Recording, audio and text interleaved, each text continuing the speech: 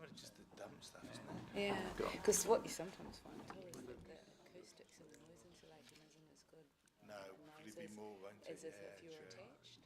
Yeah, because you've got the status, then you've got to do it. Oh, you're there. Yes. Yeah, that's what Yeah. it's like. Yeah. Urban Ridge. Yeah, interesting, isn't it? It's It's all a bit packed in.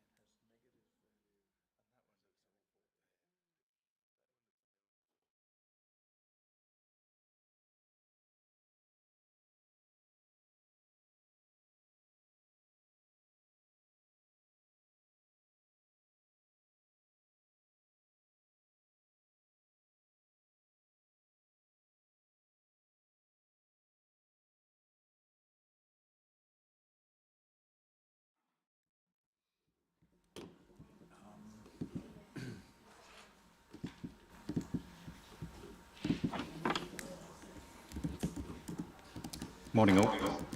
yes, morning. Right, morning everybody. Let's resume the hearing, shall we? Can I just check with you that you can hear at the back there? Yeah, right. And for Mr. Henchy, welcome, and your crew. Just for your information, I think I'm right in saying it's only staff here today, am I right in saying that? Yeah. I don't know if you can see us, but we're in a church hall, an unusual venue. An unusual venue. Very nice. Oh, well, that's yeah. Welcome to come down anytime you like, Mr. Henchy. But yes, there's no public at this point in time, so it's just the panel and staff. So no preliminaries. So over to you. Well, thank you, Sue. I'm just checking my team. I've got Mr. Collins and Ms. Williams here. I'm just trying to see if I can see Ms.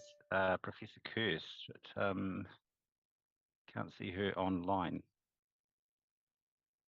Can I just?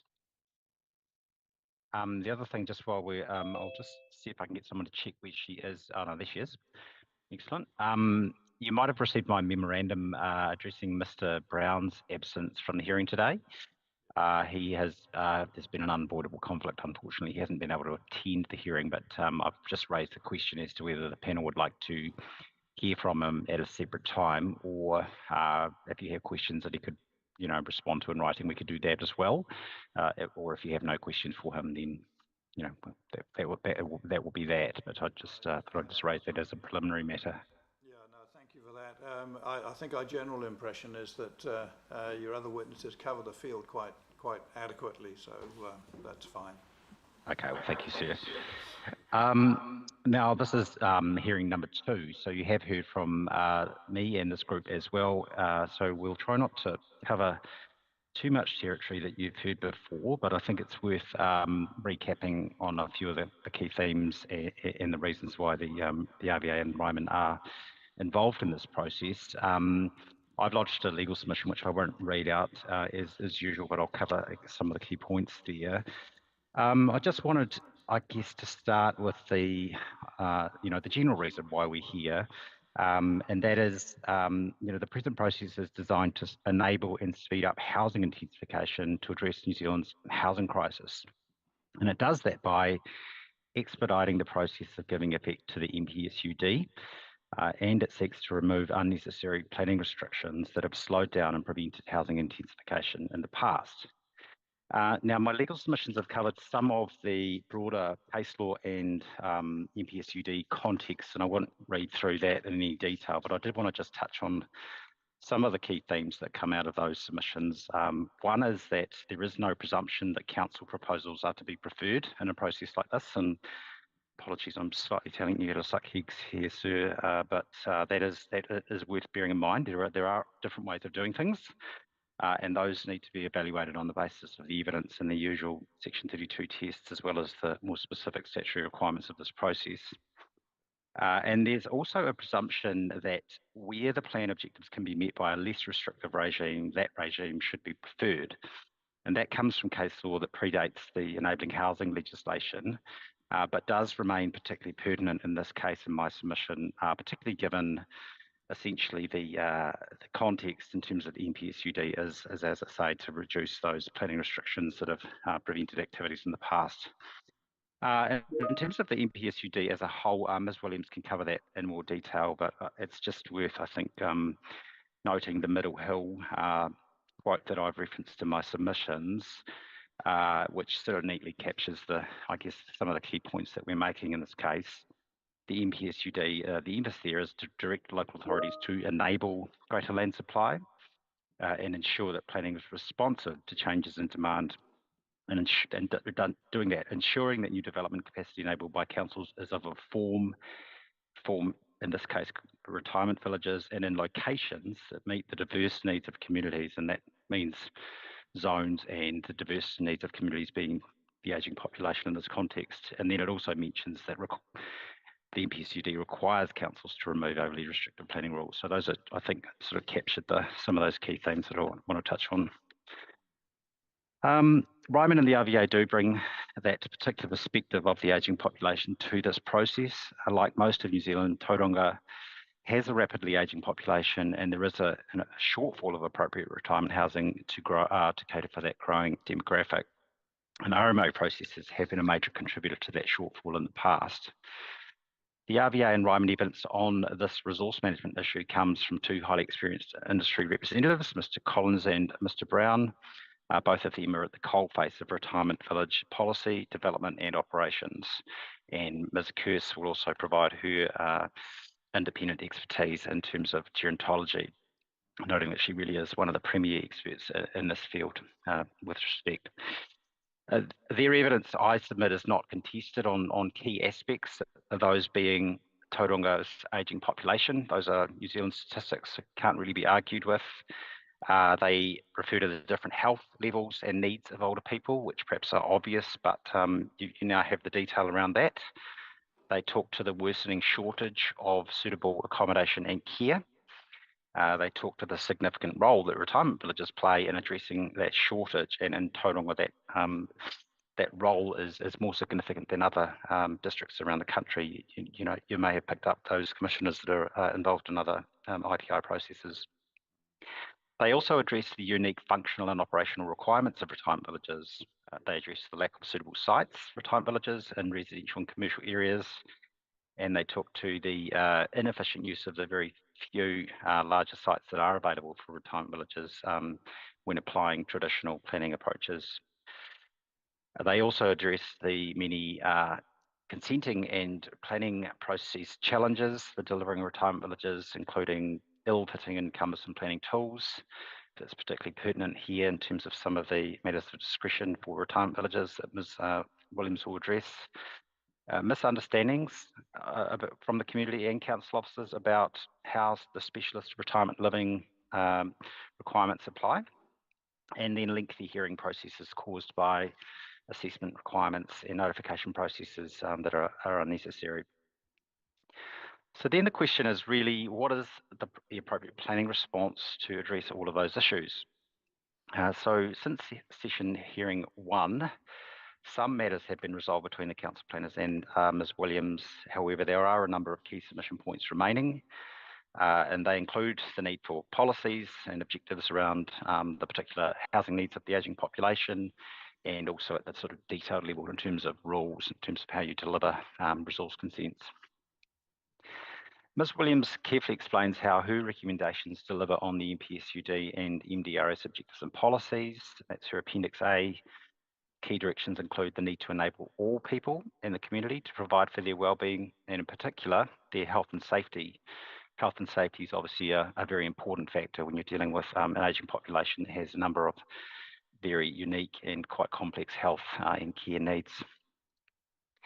The need to provide for a variety of homes that respond to demand, and then the direction in the MDRS to provide for the day-to-day needs of residents. All of those themes and policy directions particularly relevant here. The council officer says as one argument to resist some of these changes that Ms. Williams is promoting, it's inappropriate to elevate the aged population above other cohorts of the community that may also have specific accommodation needs.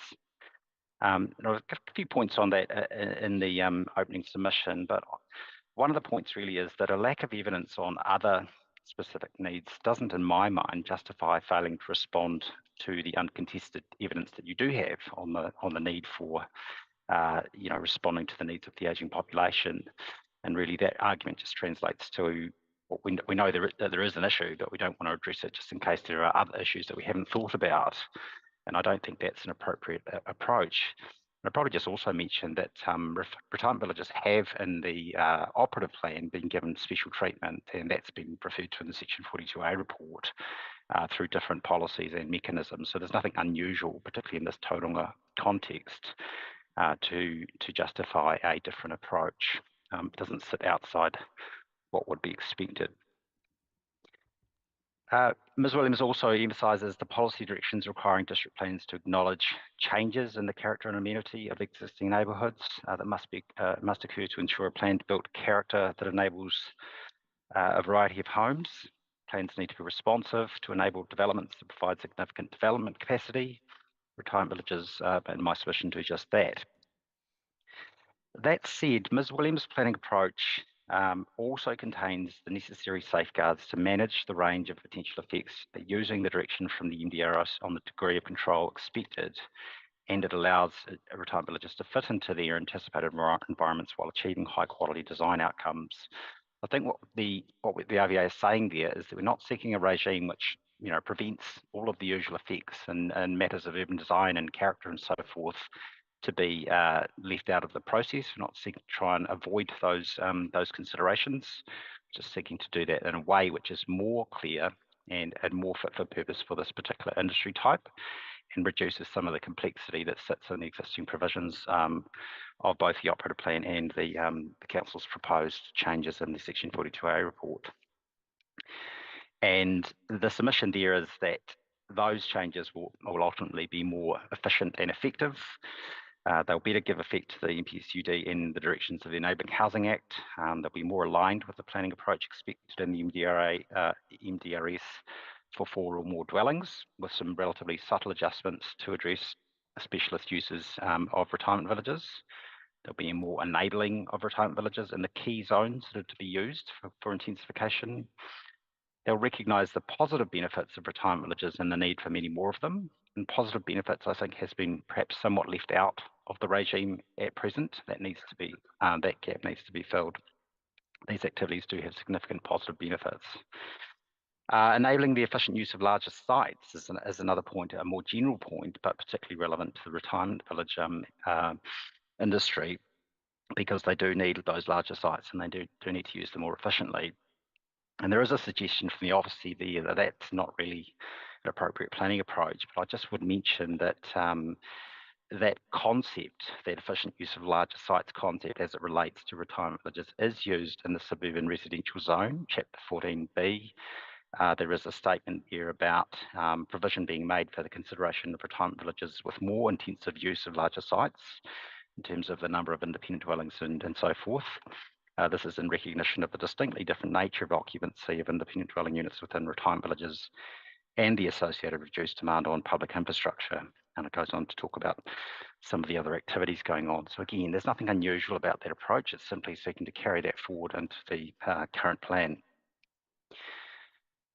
We also make the submission that retirement villages should be better provided for in the commercial zones in accordance with Policy 3 of the MPSUD, with appropriate controls reflecting the different zoning and characteristics of those commercial zones.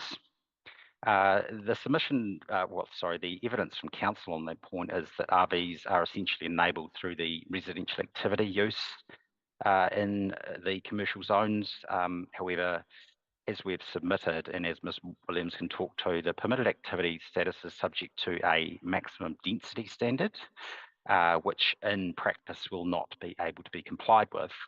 So it's something of a Clayton's permitted activity rule, because it essentially forces retirement villages into a discretionary activity process, and at that point, all considerations are on the table, including potentially public notification, which clearly is not a more permissive framework and is not enabling.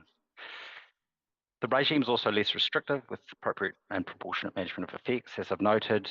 It includes objectives and policies, which then provide greater clarity as you cascade through through the rules and into the resource consent process.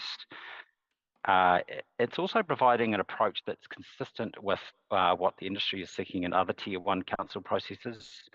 And I have mentioned in the opening submissions the outcome the industry had in the Kapiti Coast context. And I've acknowledged that that decision is clearly not binding on this panel in any way, but I think it is of some persuasive value given some very similar characteristics in terms of the two processes, your process and that the Kapiti process, particularly in terms of the underlying factual scenarios in terms of the ageing population in both of those districts, the emphasis in those districts, both districts on retirement living. Both Kapiti and Tauranga are known as retirement capitals, if you like, and all of those underlying evidential matters, such as what Professor Kirst talks to, all exist no matter where in the country you sit. And of course, they also are being governed by the same statutory framework in terms of enabling housing legislation, the same policy context, the MPSUD and the MDRS. And then, of course, at the details, then both plans have their subtleties and nuances, and that's where clearly you have discretion to do something different to that panel. But I think in that wider context, it's of persuasive value, and I think it is useful to have a look at with respect. And finally, the evidence of the RVA and Ryman better responds to the planning approach better responds to the evidence that's been lodged, which, as noted, I think is not contested on many of the fundamental levels. I just wanted to point out a couple of flaws, I think, that the council officer's recommendations are based on, which do, in my respectful submission, go to the credibility of the overall approach. The first one, and this has come up in a number of contexts in different IPIs, is that retirement villages include services and facilities that don't relate to residential activities. In my submission, and this is supported by the evidence and High Court authority that I've presented to some members of this panel in other hearings, it doesn't support that view. It actually reflects a common misconception that retirement village operators often face during consent processes, and it is actually a key reason why the policies and rules sought by the RVA and Ryman are being requested, because it takes some of that uncertainty out of the future consent processes. As it has been explained in the evidence, retirement villages are the permanent residence of the residents, and the amenities and services provided on the site of the residents and the visitors only, and they are residential in nature because they essentially support the residential use.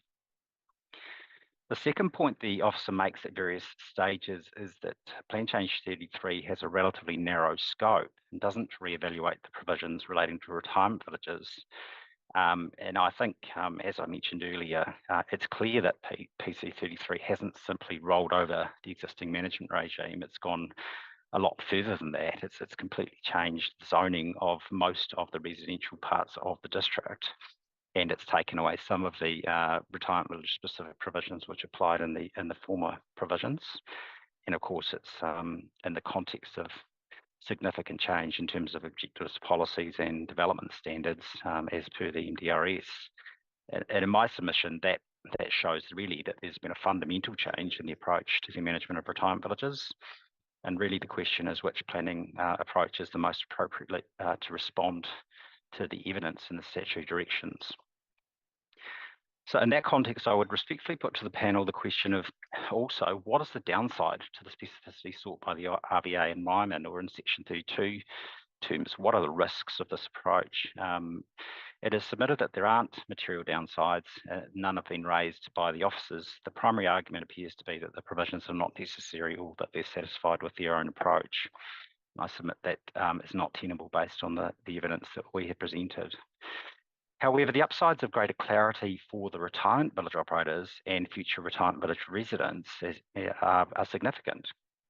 Less specificity means that a necessary housing option providing significant development capacity for Tauranga will be left to face ongoing planning capacity uncertainty and consenting delays, and ultimately the burden of those delays will be felt most by Tauranga's residents that cannot afford to wait, as the evidence highlights, these are vulnerable people in their old age with deteriorating health and wellbeing conditions. That's all I wanted to say in terms of summarising my legal submissions. I'm happy at this point to answer any questions or take you to the evidence. Thank you, Mr. Hinchy, and let me just note that at least a couple of us have looked closely at the Carpety decision, so we are aware of it. Yeah. Thank you, sir. Morena, Mr. Hinchy, can you hear me okay? I can. Right. Just picking up on the Kapiti Coast decision, I've obviously read through that, but I'm not familiar with the Kapiti Coast District Plan provisions, and I just wondered whether there was a significant difference or any material differences between what was notified as part of their plan change and what was notified as part of this plan change, whether you know? Yes, we have had a look at that. I did pick up your question from the Council's opening submissions, the presentation there. I think, there are definitely subtle differences, but I think fundamentally quite a lot of similarities as well. Probably as a general point, I would say, and Ms. Williams may want to comment on this as well, that the Kapiti plan probably started slightly further back from the Tauranga PC33 proposal, in the sense that probably had less provision for retirement villages than this particular plan has, and probably, I would say as well that the officers have probably moved further in the direction of the retirement village industry submission than the Kapiti Coast officers did overall in the Section 42A context. I think some of the similarities, which again are nuanced, but worth mentioning, that the definitions for retirement villages were not particularly good in the Kapiti Coast plan. I think they relied on a number of different definitions for retirement village, and they didn't obviously have the retirement unit definition that this industry is seeking in this process. Whereas in the PC33 context, I think the main concern is that there's an outdated retirement village definition, as well as the lack of a retirement unit definition. So there's a little bit of similarity there. I think in terms of the commercial zones, there's quite a lot of similarity there, in the sense that both plans don't, or didn't as a notified concept, really provide for retirement villages as a separate activity category. Certainly didn't offer any objective and policy support, and I think that's one area where the panel and Kapiti went quite a lot further than the notified plan. But as I say, in terms of the residential zones, the PC33 context is probably further along than Kapiti overall. But as I said earlier, those sort of broader contextual pieces around statutory policy and sort of general, technical evidence presented by the industry, essentially the same. And the regime that's been presented has been somewhat refined in each plan change that we've been to try and fit into the plan. And we've learned a little bit through the process in terms of some of the commentary we've had from officers and panels. So there's been refinements, but largely speaking, the regime is very similar to what was looked at in Kapiti. Thank you. Just in terms of your para 91 of your submissions, Sure. And you're talking about adopting the sort of the national planning standards definitions, and then you said if the panel's not minded to make consequential changes to other parts of the city plan, it's submitted a split approach and it's more appropriate.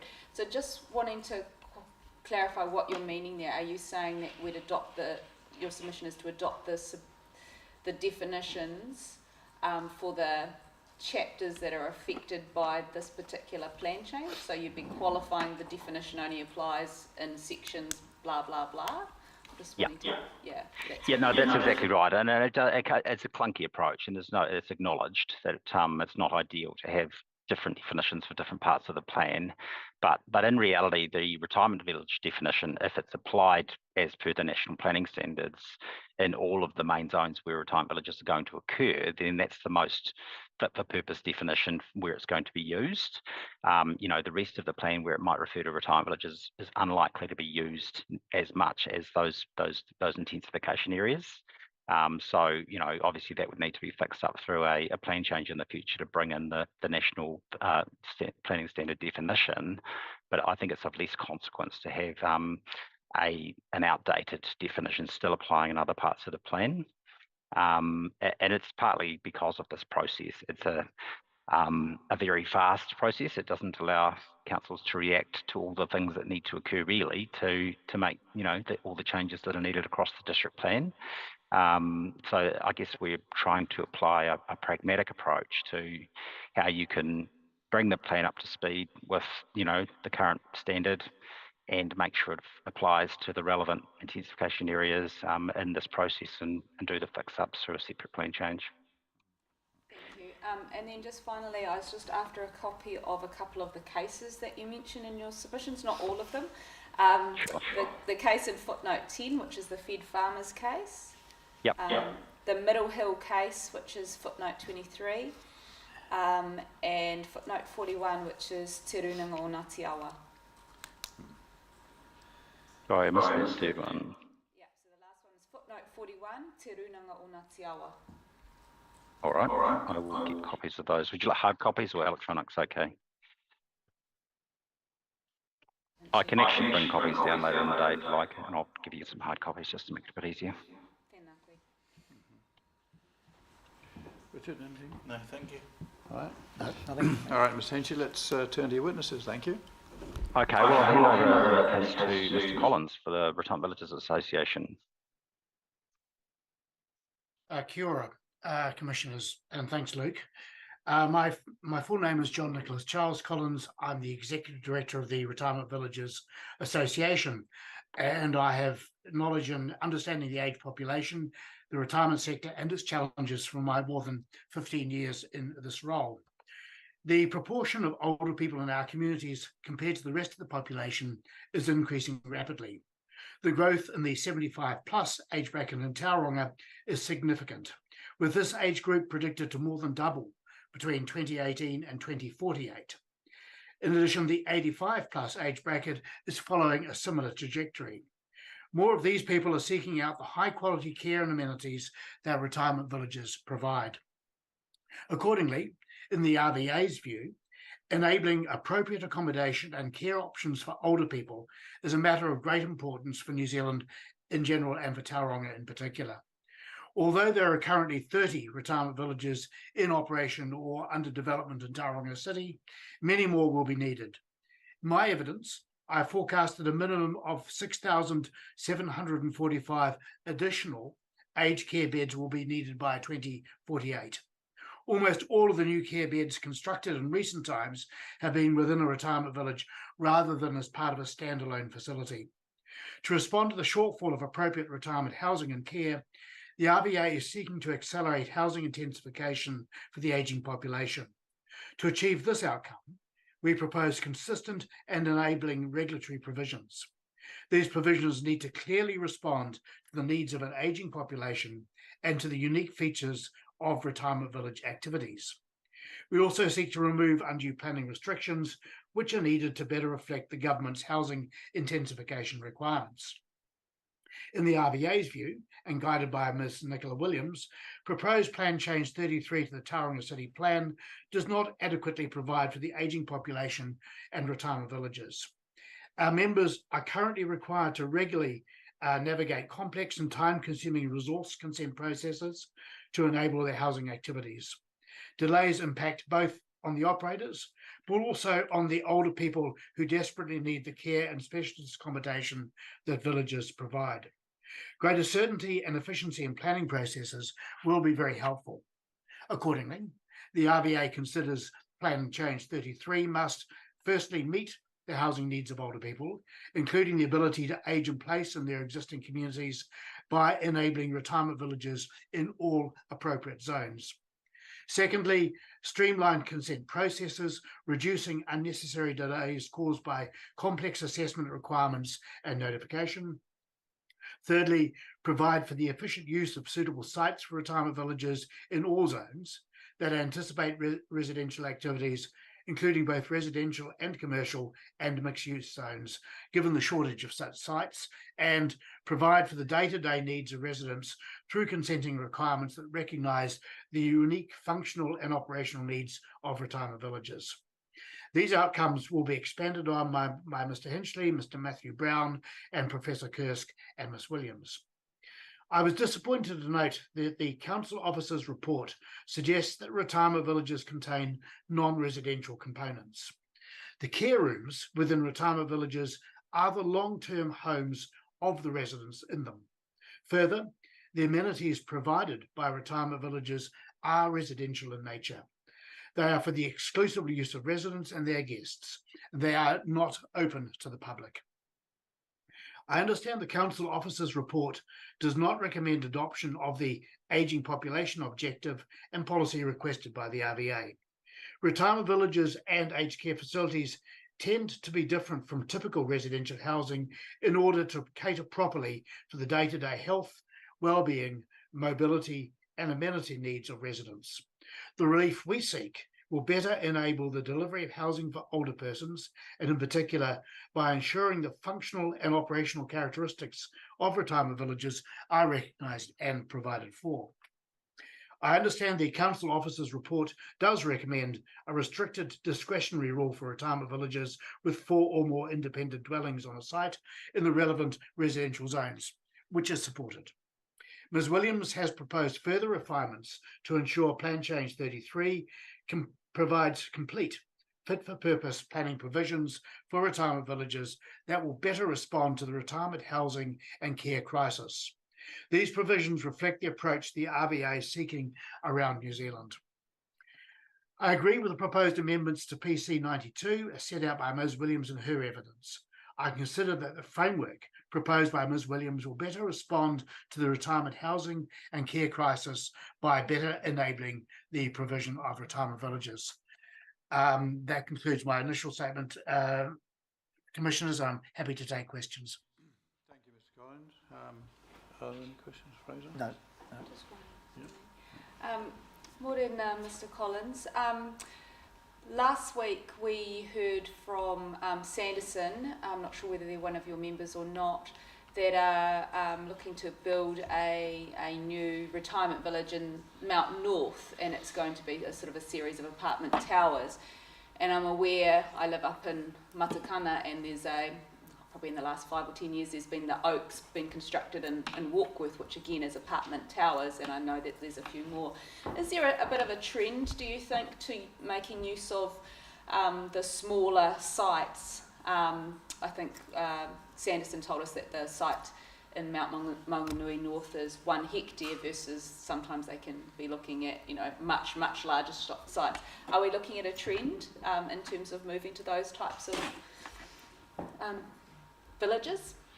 Yeah, thank you for that. Sandersons are members of ours, and we're aware that they specialise in very upmarket developments. You may be aware of Tamaheri Country Club, which is a large horizontal development, and others which they've developed and have since sold to MetLife Care.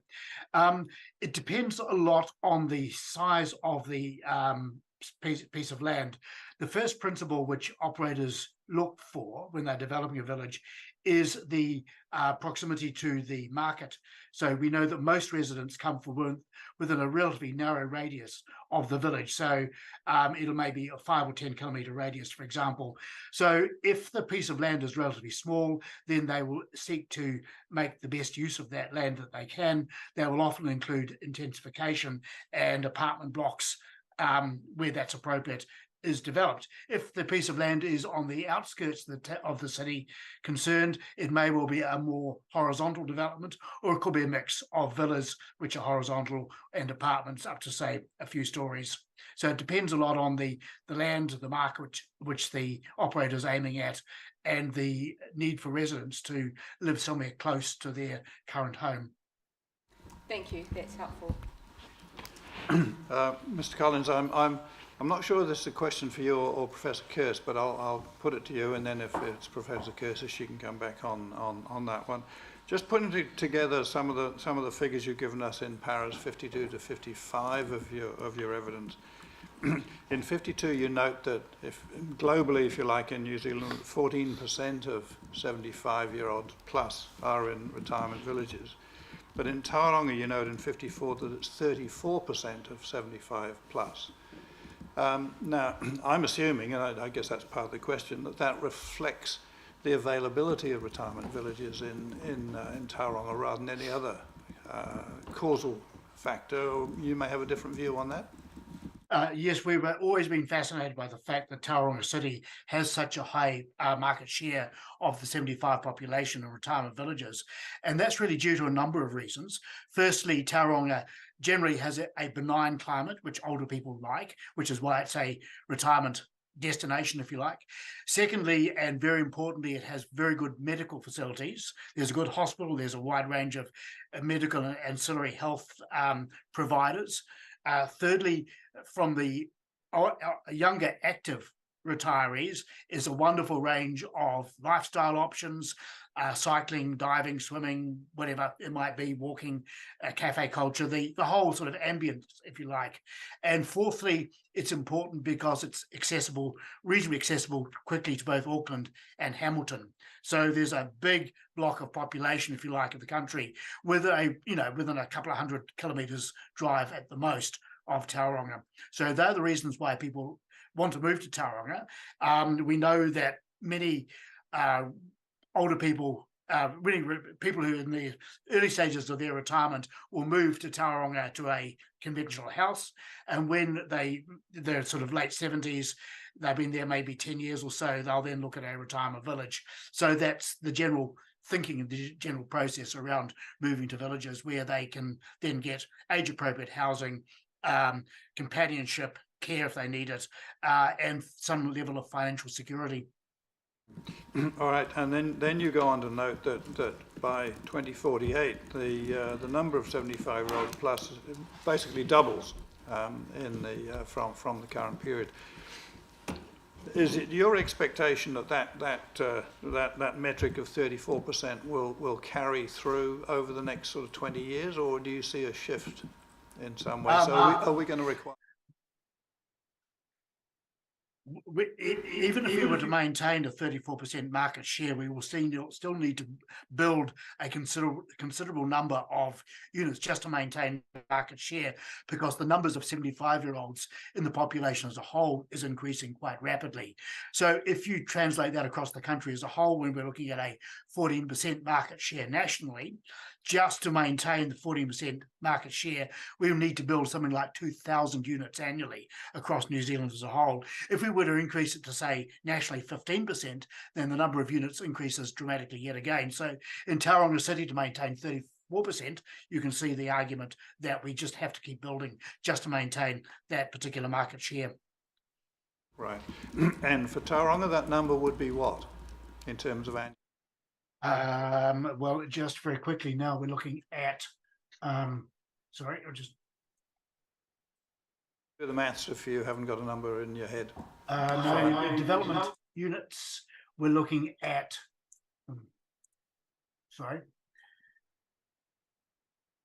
development units, we're looking at around about almost 900 units in Tauranga City itself.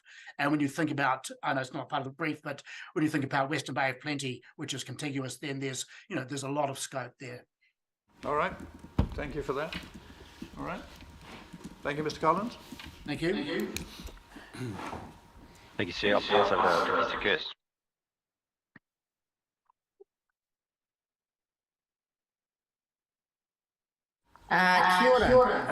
Kia ora. It's a pleasure to present to you. I've got a summary statement here, and then I'm happy to take any questions. So my full name's Nairi Margaret Kirst.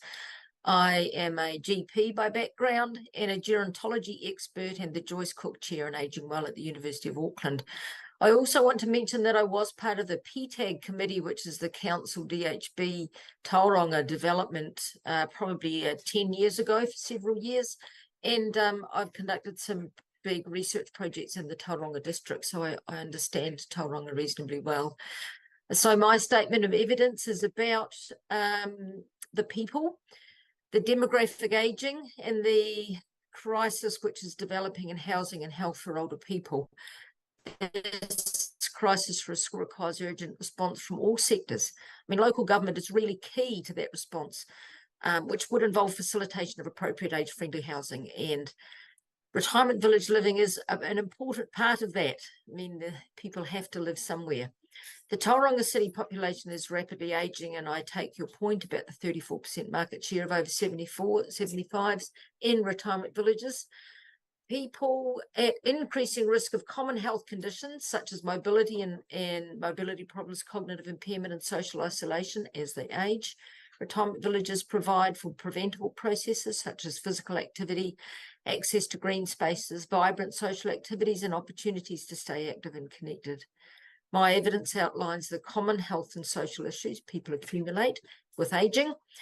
Appropriate housing can moderate the impact of those conditions on well-being, and appropriate housing can facilitate ongoing independence.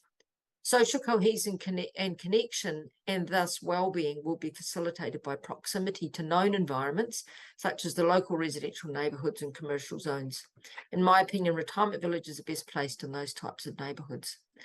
Of those with substantive disability, aged residential care is really required, and the number of available beds is already limited. The projected growth in numbers of beds, care beds, needed to serve the future older population is of a significant concern. As it stands, Tauranga City will be unable to meet the anticipated need. Aged care beds are essential for efficient health system functioning. We're already seeing that with the crisis in the hospital system, not because the aged residential care system is not functioning well. They assist in maintaining quality of life for those with disability and older age, as well as providing significant and valued support for their wider families and networks. In my view, it's imperative that national and local agencies promote, support, facilitate healthy ageing policies to enable these needs of older people to be met. Retirement villages provide a feasible and ongoing solution and need to be located in accessible locations for communities for which they serve. The care beds, the care home beds component that they contain are essential to maintaining an efficient health system. And I will note that retirement villages are the only sector who are building aged care beds at this point. I encourage easing barriers to the expansion of retirement villages and allowing flexibility in where they are placed and opportunities that they offer. Now, I'm happy to take any questions. Thank you very much. Thank you, Professor Kearse. Not for me, no. Morena, Professor Kearse. Just one or two from me. In terms of, you've talked about the importance of sort of locating them in places where there's the services that they need and the communities that they need. How important, in your view, is locating them in proximity to, for example, like a supermarket and or public transport? Are they key sort of things that... Yeah, that's a very good question. Thank you for that. So retirement villages contain independent living units where people are essentially living as they would in the regular community. So yes, location to amenities for the things that they need for that, supermarkets, the doctors, the library, all of those things they are entitled to and will continue to utilise. Public transport, I think, is really, really key, especially with our climate crisis as well. Modes of transport for older people as they lose the ability to drive are really important. And that ability, yes, while a retirement village meets many of their needs, older people still need to be able to easily go out and about and access the outside world. So in my view, it's really important that that is taken into account in the planning. Thank you. Just one from me in your paragraph 101, and it may not be an answer that you can answer, and perhaps actually thinking about it might be Mr. Collins today who can best help. You talk about life satisfaction, and you talk about it's higher when residents have the opportunity to contribute to the design of the spaces they inhabit. And I wonder whether in the circumstance of a retirement village how that really happens. And whether there is some way that may happen at all, but I'm not sure it's a question you'll be able to answer. So that's a really good question. That comes from evidence that when people have a say in where they live and how they, so the co-creation idea of being able to change things. Yes, while retirement villages are a set form, if you like, there is quite a considerable amount of impetus the resident has on the form and the look of their place, and there's quite many options within the retirement village industry for smaller, larger, freestanding, etc. So I think Mr. Brown would have been the right person to speak to that. Perhaps Mr. Collins will be able to answer some of that. There is considerable co-creation design gone into retirement village form and function that I know about. That is where residents are part of, with the design team, having some influence on what is most comfortable, what is most desirable for them. So there's some amount of activity going on with that, but I perhaps am not the best person to answer that. No, thank you. Mr. Collins, I don't know if you want to respond to that before I come back to Professor Kearse. Just very quickly, thank you, Chair. Professor Kearse is perfectly correct. There is within a general horizontal type village, there's quite a wide variety of housing typologies available, and also designs of houses. A horizontal village, for example, I'm thinking of in Nelson, will probably have about 8 or 9 different housing designs, from 1-bedroom units through to 3-bedroom units, from 55 square meters to 150 square meters. An apartment block is slightly more restrictive because obviously you have to build within a construction envelope. But again, units will range from a serviced apartment, for example, of say 30 to 40 square meters, through to a 3-bedroom unit of say 120, maybe 130 or more square meters. So it's there is a wide variety of housing options for older people, which suits their particular requirements, their pockets, how much money they've got, at which they can then move to a village with some confidence. All right. Thank you. Thank you for that. Back to you, Professor Kearse. If you just want to come back onto the screen. You're still there? Who's controlling? Yeah, I'm still here. Can you see me? Yes, Okay. thank you. Yeah, no, that's fine, Professor Kearse. Just don't tempt me. Yes, right. Yes, Yeah. Just a hypothetical question. Are there any sort of medico-psychological preferences to the location of retirement villages in a residential zone as opposed to a commercial zone, for example? So I know that people like to stay in the neighbourhood in which they have existed for a long time. So that would speak to the residential neighbourhood, which potentially has the amenities that they're used to, and they're also the relocation of their families and close friends to be close to. Commercial zones are also interesting and vibrant and can be connected to their, some people already live in commercial zones in different ways and shapes and forms.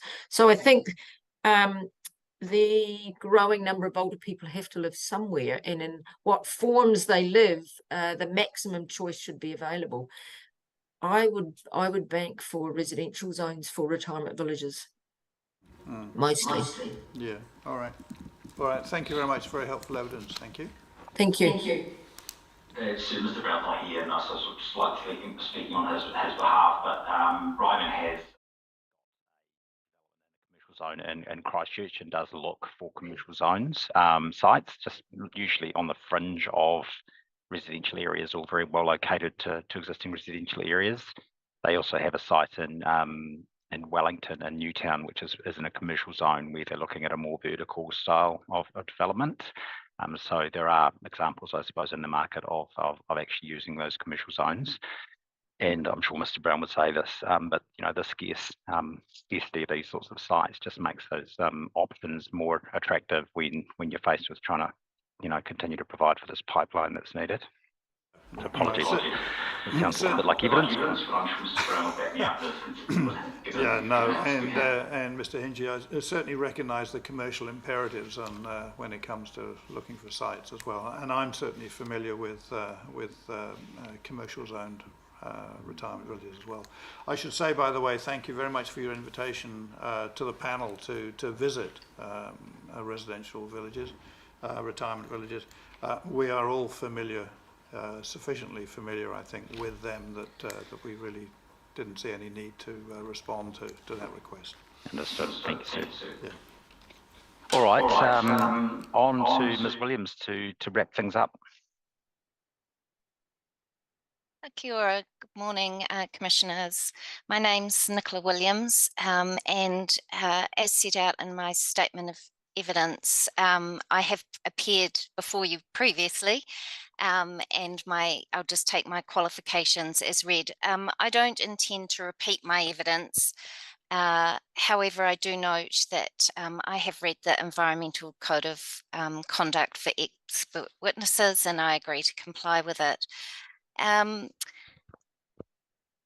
As set out in the opening statement of Ms. Steer, both myself and the council staff agree generally on the approach and a number of points raised in the RVA and Ryman submissions. In particular, there is agreement in relation to a number of the permitted activity rules now, and that retirement villages are provided for as a restricted discretionary activity in both the MD areas and high density residential zones. And as agreed in expert conferencing, the matters of discretion should generally align with those applicable to 4 or more independent dwelling units. And also that retirement villages are provided in the commercial and city centre zone as a residential activity. My summary, just raising the key points in my evidence, are really the areas of disagreement which relate to the policy framework with the objectives and policies responding to the ageing population and retirement villages in both the residential and commercial zones, the appropriate definitions for retirement villages and retirement units, which Mr. Hinchey has also touched on, the outlook space permitted standard as it applies to retirement villages, the urban design assessment requirements under the restricted discretionary activity rule, and the matters of discretion for retirement villages. Just to very briefly recap, as outlined in my evidence, the evidence of Mr. Collins and Mr. Brown clearly demonstrates this growing need and demand for retirement living accommodation in Tauranga. The evidence of Professor Kearse emphasises the particular needs of older people. Based on this evidence, it is my view that the district plan needs to provide specifically for the ageing population's housing and care needs. In my opinion, responding to this issue is critical, ensuring the well-being of people and communities in Tauranga City in accordance with Objective 1 of the NPSUD. The submissions of both Ryman and the RVA seek better provision for retirement villages as a bespoke subset of the 4 or more residential unit typology of the National Policy Statement and the medium density residential standards, which are the provisions across the country. I agree that with the approach and consider it ensures the environmental effects of villages are also appropriately managed. That said, retirement villages are not typical residential developments. The 4 or more residential unit provisions need to be adapted to account for the unique needs and features of retirement villages and their residents. Just briefly touching on the definitions and the national planning standards, as Mr. Hinchey noted, really there is the option to possibly make that just apply to the zones that are subject to PC 33. And similarly, the definition of retirement unit, well, it's not the preference, but certainly it can just apply to those PC 33 zones. Turning more to the policy framework, the policies I have recommended in my evidence have been designed to reflect the direction of the NPSUD and have been moulded to fit into PC 33 rather than provide a fully bespoke standalone planning framework for retirement villages. In summary, and as previously discussed, I recommend the new ageing population objective into both the MDREs and high density residential zone, a specific policy being the provision of housing for the ageing population, and the largest sites and changing communities policy, and also the changing communities policy. The rebuttal evidence of Ms. Steer confirms her position that the framework through Plan Change 33 supports greater density of development in all forms of residential development, and there is no need to single out one form of residential development. This is the point where we disagree. The evidence on the ageing population and housing needs and requirements of older people is clear. I consider that Plan Change 33 must respond to that evidence. Some of the objectives and policies that I have recommended would do that. The other more general ones will also assist with supporting and enabling the intent of the MDRS. Mr. Hinchy notes that and discussed this earlier with you, the similar relief that has recently been endorsed by Kapiti Coast IPI panel in their recommendation report. And I understand that the panel that you have asked the reporting officers to consider if the planning circumstances are similar in Plan Change 33, such that the Kapiti IPI recommendation may have some more weighting for your consideration in PC 33. Just briefly, in summary and just following on from Mr. Hinchy's comments, PC 2 to the Kapiti Coast District Plan, as included when notified, did include provisions for supported living and older persons accommodation, but it did not include the specific policies promoted through the RVA and Ryman submission, such as enabling the ageing population. It also did not include specific rules for retirement villages as a restricted discretionary activity. During the hearing process, the proposed policy framework and the specific restricted discretionary activity for retirement villages were not supported by the Section 42A report writer, and there was very little acknowledgement of the potential for retirement villages in commercial zones. The Kapiti IPI panel considered that there was merit in the framework proposed and recommended the adoption of those provisions. As Mr. Hinchy mentioned, I acknowledge that the planning regimes are different, and this panel needs to respond to the applicable options and relevant evidence. That said, the evidence and planning framework presented by the RVA and Ryman was very similar.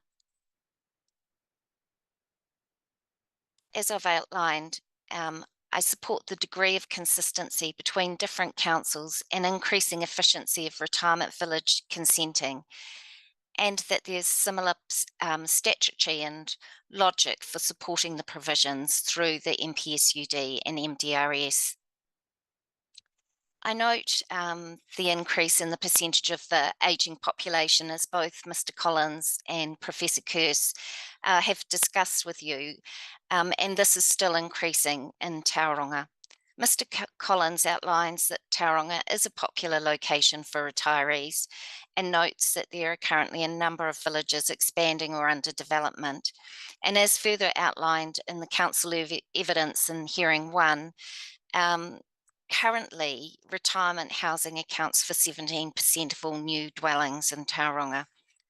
Along with Mr. Collins and Professor Kerse, they also consider that there is likely to be a significant undersupply of appropriate housing in the next 2 decades for those aged 85 plus and 75 plus, as we've discussed.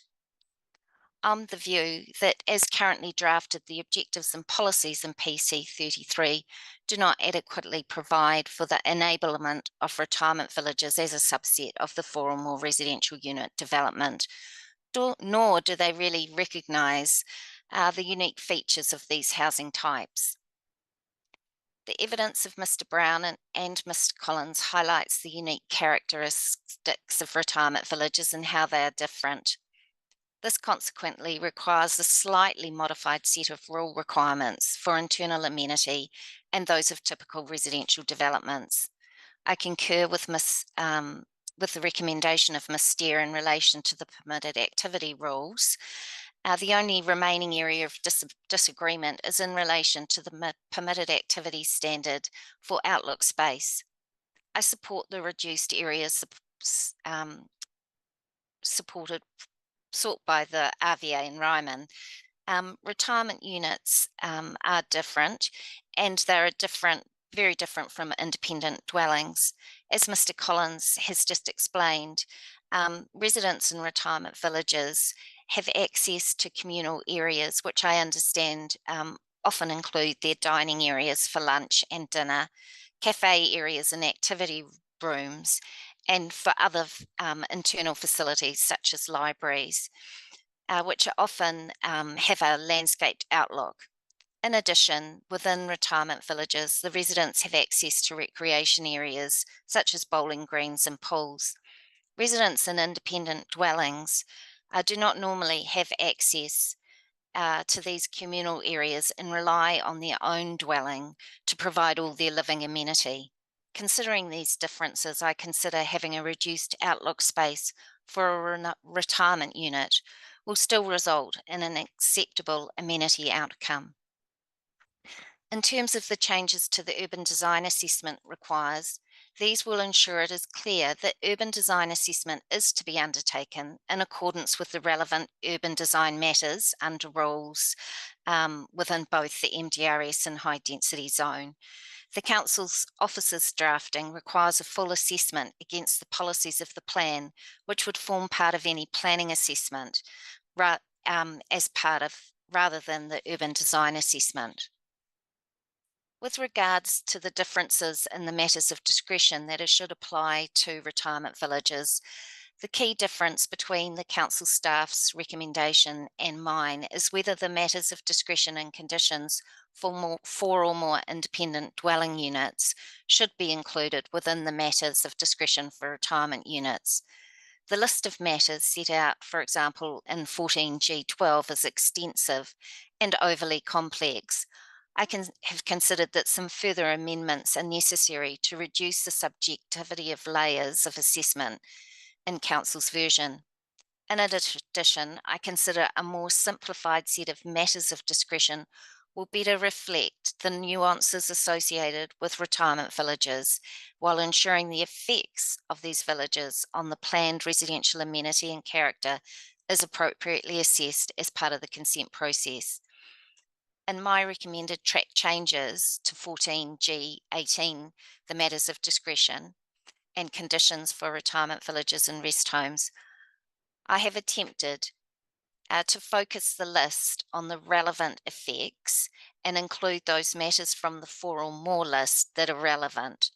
And this is also including, as Mr. Hinchy commented on, the positive effects relating to the construction, development and use of retirement villages. In terms of the notification presumptions, I'll just briefly note that while I support the recommendations of the rebuttal evidence in relation for the permitted activities for retirement villages, and where compliance with relevant density standards are achieved, I also consider that the same public notification preclusions should also apply to a development of a retirement village where the performance standard may be reached in line with the MDRS. Just turning very briefly to the commercial zones, I think there's been general discussion this morning about the role of commercial zones, and I do consider that they are part of the solution to the housing intensification objectives of the current process. I understand, as Mr. Collins has said, there are opportunities for retirement villages in and around centres, and I think you've already also mentioned a number of existing ones, such as the Oaks and Matakana. And within the commercial zones, I think including supporting the ageing population and a ability to age in place, address the shortage of sites for retirement villages, and alleviate the growing shortfall of available housing and care options. I consider the inclusion of a policy within the commercial zones would also provide stronger support and that real clear integration between the policy and rule framework for retirement villages within commercial zones. And just in conclusion, as we've discussed, Tauranga City's ageing population is increasing, and this is particularly evident in the demand being experienced by the RVA members for retirement villages. As noted in my evidence, the submissions of the RVA and Ryman are seeking to ensure that the plan change provides a consistent and enabling regulatory framework. And overall, I agree with the submissions and the amendments requested to PC 33 as set out in Appendix A of my evidence. I'm very happy to take any questions to work through any matters. Thank you, Ms Williams. Thank you for that. Rosa? Thank you. I've got a couple of questions. You've touched on in paragraph 32 concerns about applications for villages being notified. Can you, would you just outline what are the sort of issues that typically would come up when a retirement village is being notified? What sort of issues do the submitters raise on villages? Really, just talking, the most recent one I've been involved in was actually in Karori in Wellington. And I think the key issue there that it's around the bulk, you know, the height, particularly because retirement villages often will, as I think Mr. Collins talked about, they have that different typology of use. But certainly in thinking more around intensification, and they certainly do have a vertical element, often sort of more centrally within the village. So the overall development, while it is a residential activity, I guess for the adjoining residents or nearby neighbours, often it's just a change from the typical single residential development. So certainly, I think that is one of the issues that comes immediately to mind, where they're asking for notification early on in the process. And in your experience, during the hearing process, are those issues associated with bulk and height and the different typology, using your term, are they generally resolved to the submitter's satisfaction? Are those issues dealt with? Generally, the hearings that come to mind, they have been, and certainly I think it's really thinking about that the development will still be a residential development. And often one of the other issues that often come to mind is increase in traffic.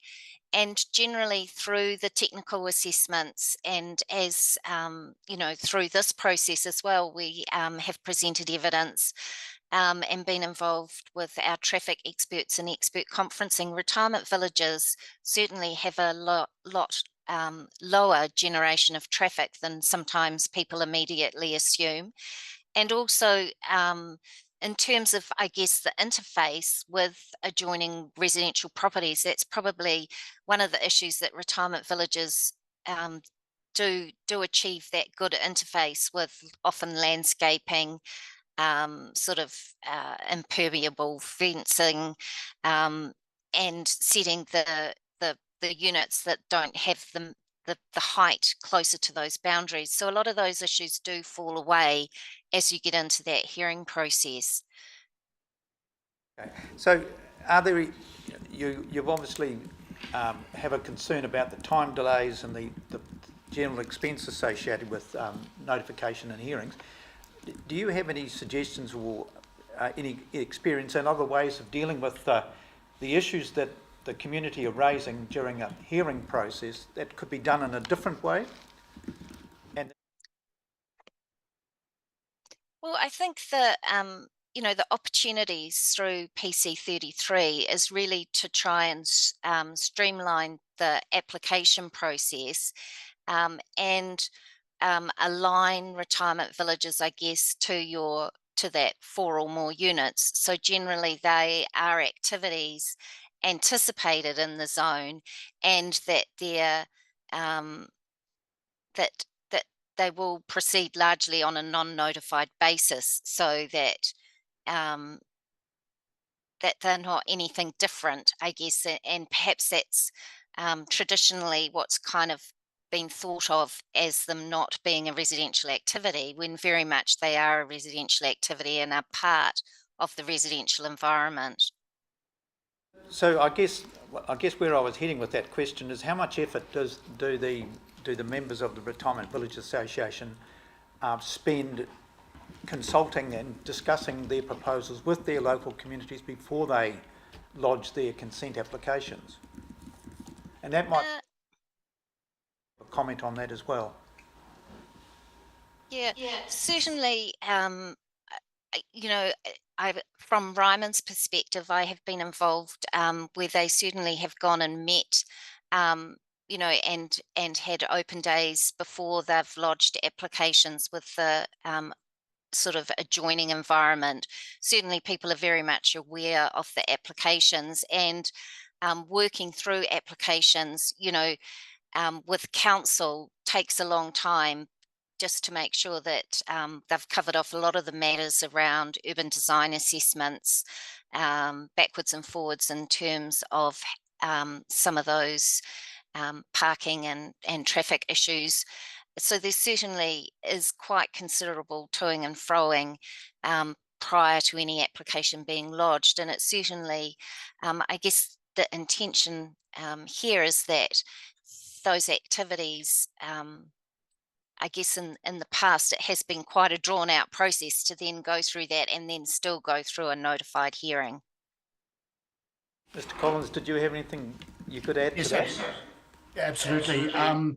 I'm aware, for example, that most operators are very cautious and careful to consult with the local community, because quite clearly, if they're building a retirement village, which is going to be a substantial development, the local community need to be aware of it and understand what's happening and the reasons why, and support it if they can.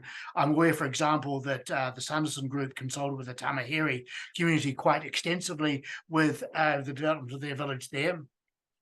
And I'm also aware of operators where the consultation hasn't been as comprehensive as the locals would like. That development has been mired often for years in consent hearings and debate. And other occasions, another one I'm thinking of, a development in Auckland, quite extensive changes were made to the design to meet local residents' expectations and requirements. So it is an important part of the whole process. Okay. I have a second question for Ms. Williams, and it relates to the concern you've raised in paragraph 38 about your concern about the lack of having bespoke objectives and policies for ageing population.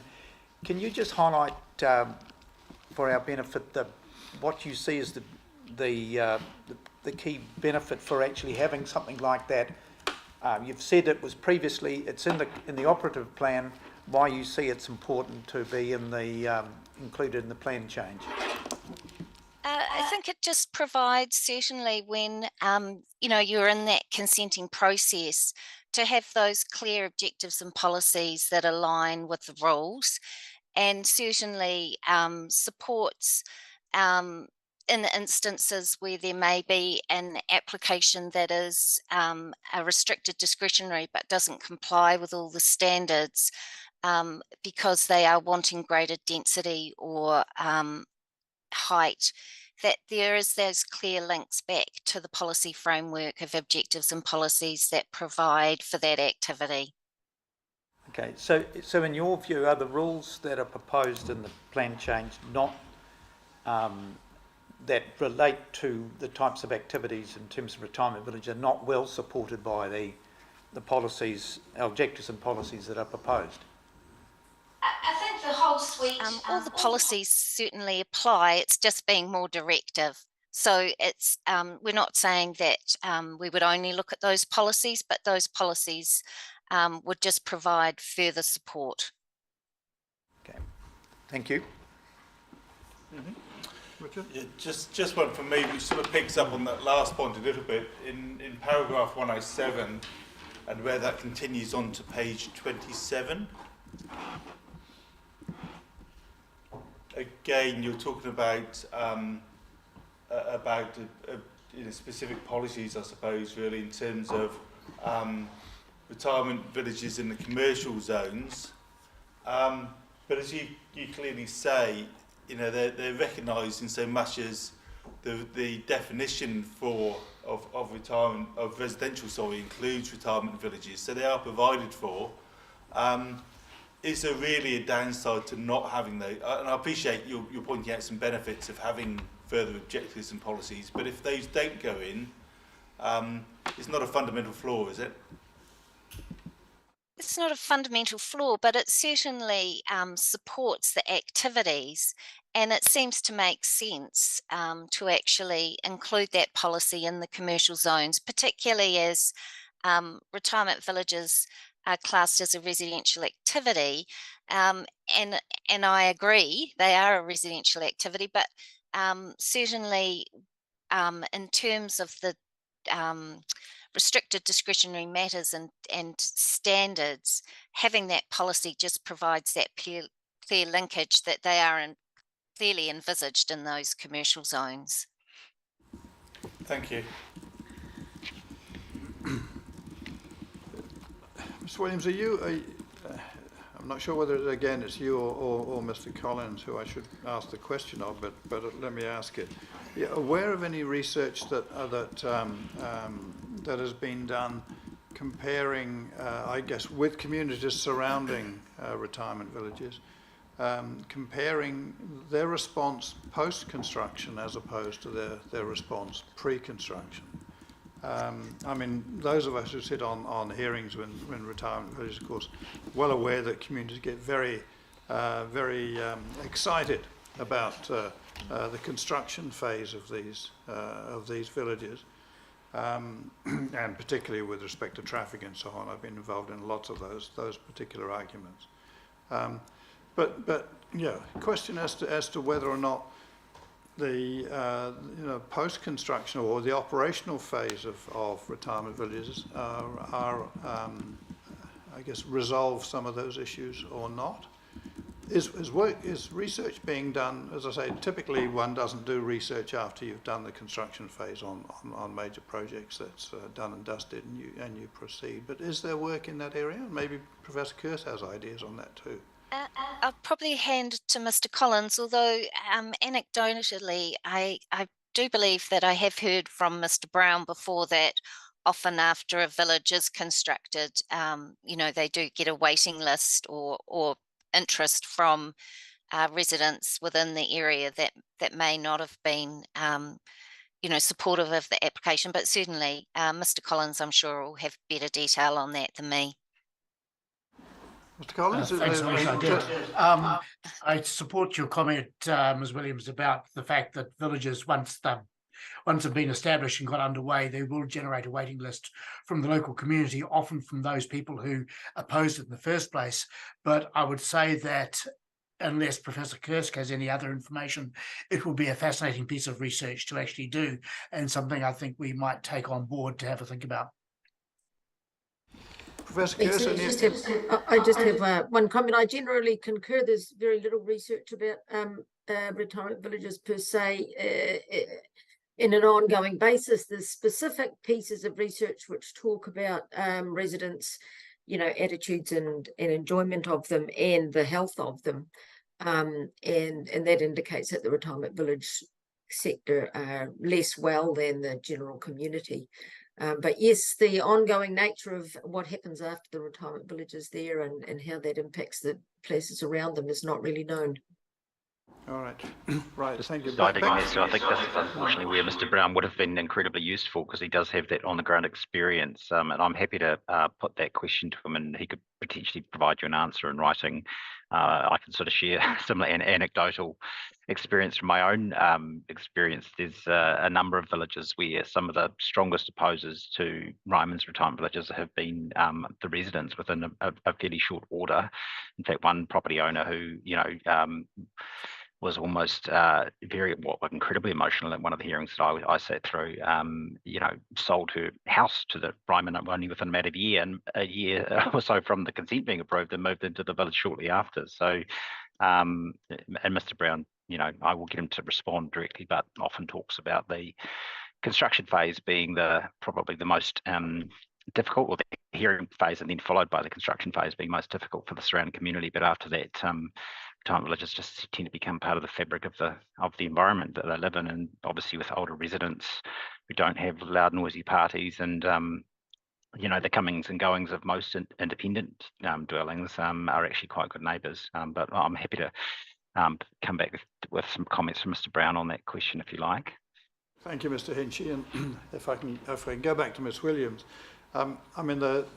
Williams, I guess that where are you? You're not on screen yet. Oh, I'm here. Yeah. Thank you.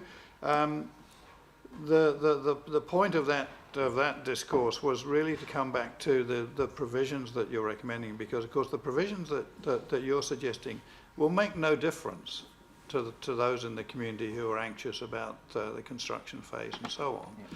So I'm just wondering whether, when you talk about further clarification and the objectives and policy structure, are you more focused on, I guess, on council's reaction to an application rather than the community's response to an application? Because in the latter, I don't see that the changes will make much difference to the sort of emotional reaction that communities typically have.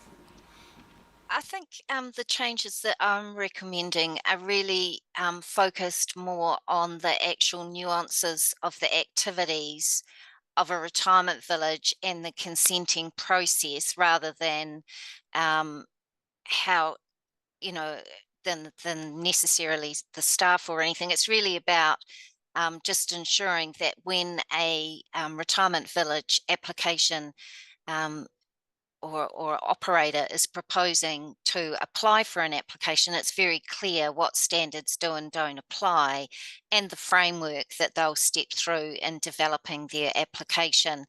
And really, it was just the RD framework that we've included is really just making that clear, rather than having to jump back across the plan to the matters of discretion for 4 or more units. So we've made it a subset with its own matters that have captured all those key, as you say, there's not a lot of difference there. It's just making it more focused in relation to a retirement village application than being a 4 or more unit development. Yeah, it was really that question of clear to whom that I was focusing in on. So it's clear to both the applicants and any processing planner. Yeah, that's where I was coming to. So it is helpful in terms of the process of the consent, Sue, as well, because to the extent the community is invited to comment through notification processes, the first thing they'll do is read the district plan and go, well, it doesn't say retirement villages anywhere. What do you mean you're putting a retirement village next to me? And then they'll say, well, we expect it to be 2-story, and separate townhouses next to us, not a large retirement village. And that, I think that again, it helps the officers and the applicants to be able to inform the community that these are expected activities, and that's and the district plan provides for them. Otherwise, we've had scenarios where retirement villages have been alleged to be commercial activities or should be in industrial zones or actually hospitals, and therefore they should have their own special zones, and that they're simply not appropriate. And it's being able to provide that clarity to plan users just as much as applicants and the council, the communities themselves that have these new villages in their environments, to know what's expected. I think that, as Ms. Williams points out, this sort of degree of nuance is going to be very helpful to the industry, so that they can get past stage one of talking to council officers and communities, which is usually, should you have a retirement village here or not? That question just should not be on the table. Yeah. Yeah. All right. Just sort of scaffolding onto your question for Mr. Brown, I just wondered when retirement villages are consented, whether there are conditions imposed requiring the recording of complaints both during construction and or in the operational phase. And even if there isn't such a requirement, is it, and this is again for Mr. Brown, do they commonly record those, undertake an investigation process? I'm just thinking in terms of that research and in terms of how the community feels, whether there is any data from that side of things. I can get Mr. Brown to have a look at that. I mean, all the Ryman consents have very comprehensive construction management conditions, which have noise limits, noise management plans, construction traffic management plans, general construction management plans, complaints processes, reporting back to the council, all of those checks and balances to make sure construction is managed, because they are large construction projects and they do need that degree of management. But those provisions or conditions are relatively standardised now, and would fall into any resource consent you'd expect in this local context as well, I would have thought. I know that, Mr. Chair, you've sat through a Ryman hearing many years ago and no doubt imposed a number of those sorts of conditions at the time as well to manage those effects. But yeah, and I'll get Mr. Brown to come back to you on, I guess, the experience of the community in terms of complaints and how that gets managed, and looking also at that longer term operational phase as to whether there's any ongoing concerns with locals in terms of of the operation of the village. One just final clarification. I think the earlier question, I think from you, Commissioner Campbell, was about that notification process and whether whether it picks up on the concerns of neighbours and how they get dealt with through the hearing process. And Ms. Williams did talk to those matters being resolved through the hearing process. I think there's some useful evidence to have a look at, and Mr. Brown's evidence on that, particularly on the Karori point. I'm looking at paragraph 52 in particular.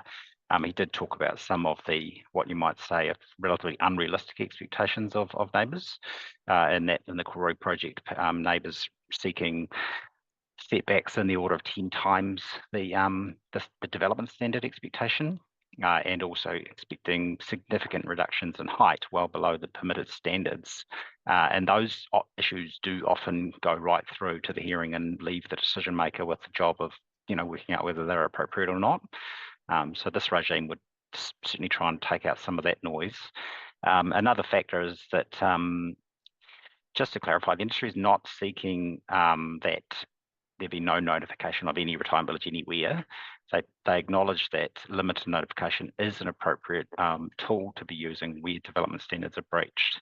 Of course, you still have to go through the normal RMA process to determine if the effects are minor or more, or more than minor on neighbours in order to go down that route. But I guess that's the incentive for retirement villages to design their villages to ensure that they fit in with their neighbours and the expectations of the development standards. And that's perfectly aligned with what's happening with all of the other 4 or more residential scenarios. So we do expect that to be treated in the same way, and that designs to be accommodating of neighbours to ensure that those development standard expectations are met. Yeah, so the most of the discussion has been about the village itself and what it's going to look like when it's in an operating situation. You've raised the point during the construction phase, which from my experience with hearings has been often where most of the concerns have been raised. Yes. How do you deal with that without having a hearing process? I'd offer my own perspective on it. I think a lot of the industry standard construction management processes are essentially where you end up with in the consent conditions. And, you know, to some extent, it's helping people understand that how they'll work in practice as you go through the consent process and the hearing process, so that they feel satisfied that their concerns are going to be met. But, you know, in reality, those conditions are very standardized, and all of the sort of management of amenity and safety and so forth that with a big construction project is you know, is signed off through the council management plan processes. You know, with respect to, you know, the scenarios I've been involved in, often those the construction management expectations of people are quite unrealistic, actually, in terms of neighbouring environments. I mean, you've probably seen and heard people saying, well, perhaps people should only be constructing 5 days a week, and, you know, you've got to do better than the council's noise permitted standards, because we, you know, have a particular use of our property which justifies a, you know, a different approach than the plan requires. You know, and it's all of those sorts of things. There's a lot of noise that goes into managing those issues, where really those things are very you know, those management techniques are very standardized. In effect, they should really just be locked in through the likes of the national planning standards, in my slightly more philosophical view. But you know, it is what it is. I was just going to throw in a personal example there, Mr. Hinchy, in that I think 2 years ago I was contracted by Somerset to actually chair a community liaison group of a particularly vociferous neighbourhood that, during a major development of their retirement village. And I think that's a mechanism that some people are picking up now. Yeah, and that's a popular condition for villages to a community liaison condition, which requires a group to be set up and ongoing dialogue with that community, which I think helps alleviate some of the, you know, the suspicions of, you know, of impacts that are going to occur. And obviously there are hotspots that pop up that need to be dealt with quickly, and that's what the complaints processes are for as well. All right, I think we're there. Thank you very much again, and I will come back to you on the questions from Ms. Brown in a written document, and if you do want to hear from them after that, feel free to make that request. Thank you, Mr. Hinchy and colleagues. So thank you for your presentations this morning. Okay, thank you, sir. Thank you.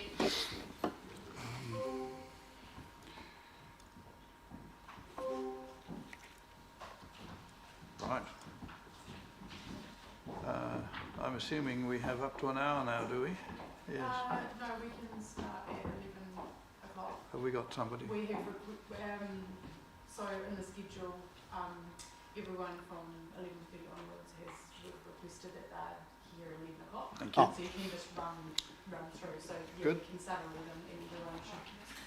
All right. Well, let's Mr. talk. Simmons is. Oh, Mr. Simmons.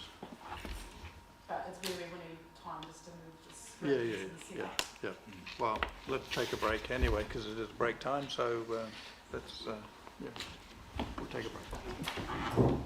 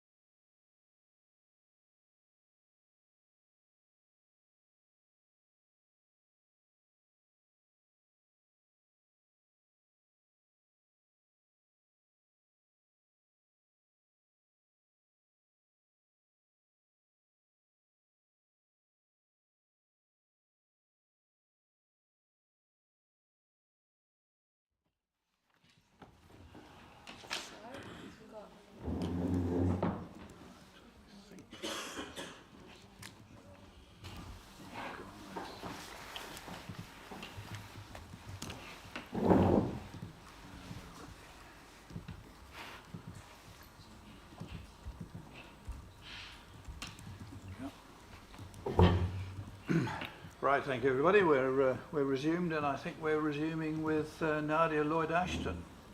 Yeah? Not arrived? All right. Elizabeth Howell. Thank you.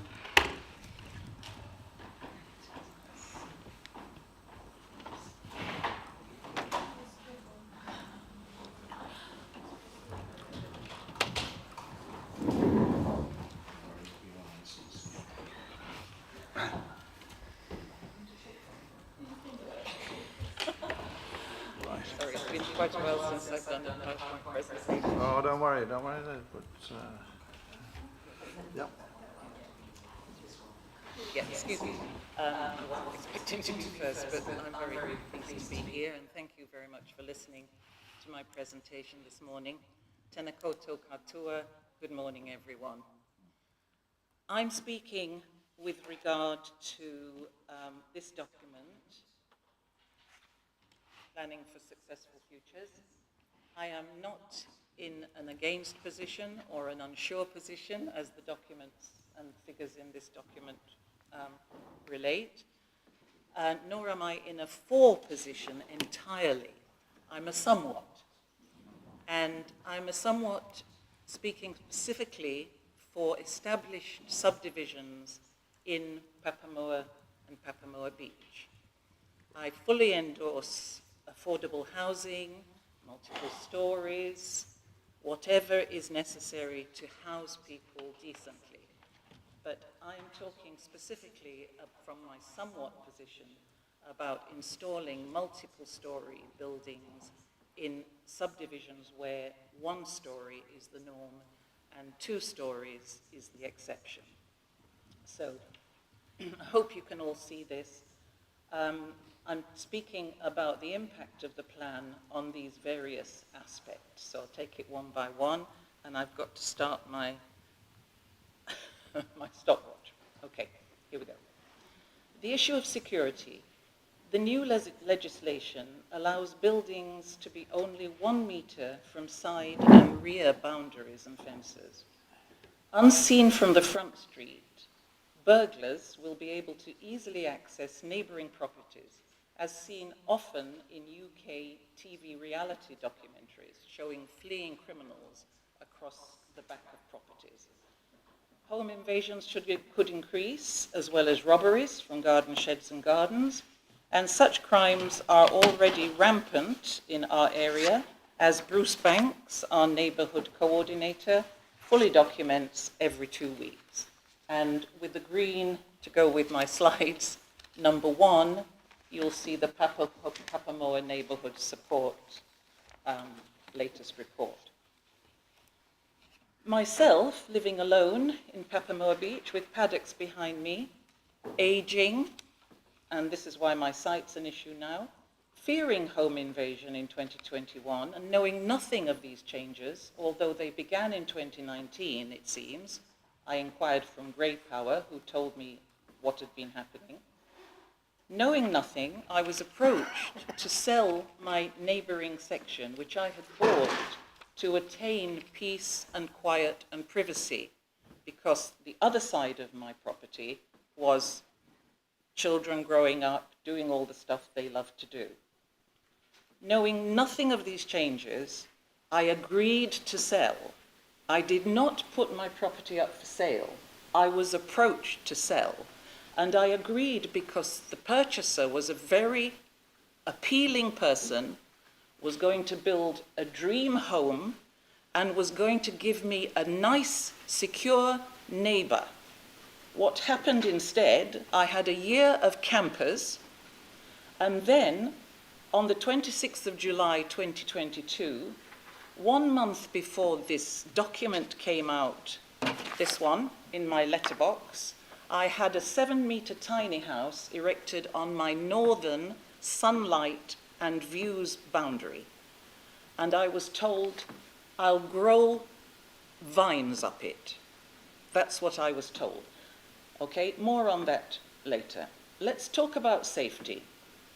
Fire breaks were barely adequate with the former legislation, and Papamoa Beach, otherwise known as Papabloa, is extremely windy. I personally have been stressed when neighbours barbecue. And I'd like to make a second point here. I'm not speaking directly to the words here, I'm just improvising because of time. The increased height allowance to 11 metres without any neighbourly approval does not stipulate that the 11-metre high building must be for more than one family. It could just be for one family building their dream home. So how does that satisfy the need for affordable homes? So I am extremely stressed and have been for 2 years. Now, I did my own analysis of the documentation here, and I put the somewhats in the negative category. The government analysts had put the somewhats in the for category, the positive. The total number of submissions to the national survey was only 256, and I applaud Tauranga Council for the way you've facilitated submissions. 80 of those submissions to the government were individuals, i.e. not developers and not architects. And they didn't do percentages, I've done them because they're easy to do, as you know. 32% of submissions were from individuals, but they put the somewhats into positive. So I have handed out another paper, which I can't lay my hands on now. Sorry about that. It's there, it's a single sheet. It's got number 3 on top of it. Here it is.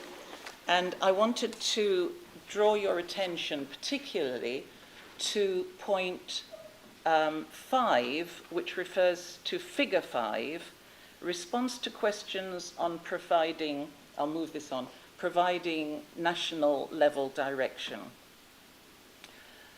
The number against, if you add up unsure, against and somewhat, was 124 of 180, gives you 69% against, with for only 31%. Point 6, which is about figure 9, responses to questions enabling intensification. If you add up the 3 groups again, you get 54%, whereas for is only 46. And I quote here, individuals raised concerns about lack of open spaces, loss of amenity, etc. And especially in my case, loss of sunlight. And then finally, my point 8, referring to figure 12 in the big document, responses to questions about more direct intervention in local authority plans. 66 responses were against.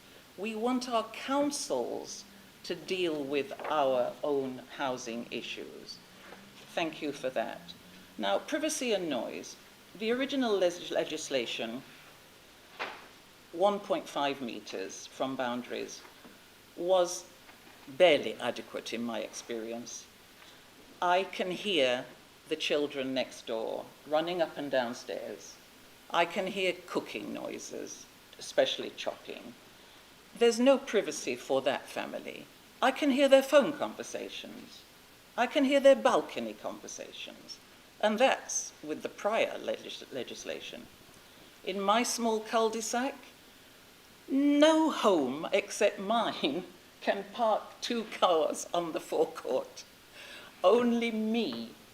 I had the forethought to build a forecourt, okay? It's going to get worse. There'll be noise, moving cars, when people are sleeping, and, people going to parties at night and coming home and parking, and there won't be enough place to park if we have multi-story in an established subdivision where there are 2 vacant lots. Well, they've been bought, but they've not been built yet. Community. I'm obviously, with my accent, from England. I worked in London for several years, and I saw what the tower blocks did to community. People felt like rats in cages, crime increased, racism increased, happiness decreased. If you have specific areas for multiple stories, you can create specific ways to solve these problems. But it's not going to come from imposing a tower block when people are on one story. Pollution of the environment. I had a little foxy. Sounds like the beginning of a nursery rhyme, doesn't it? He used to cough as soon as we left the house because people are using wood burners now, but they're burning tunnelized wood, damp wood. Get multi-stories, you're going to have more wood burners. Pollution of the environment, our bins have been great. The Tauranga new bin system is terrific. But I still get the lolly papers, I still get the spillover from the vans. Climate change and disaster prevention. Pouring more concrete onto Earth is going to increase global warming, lead to more flooding, and we are already in Papamoa in a tsunami and earthquake-prone region.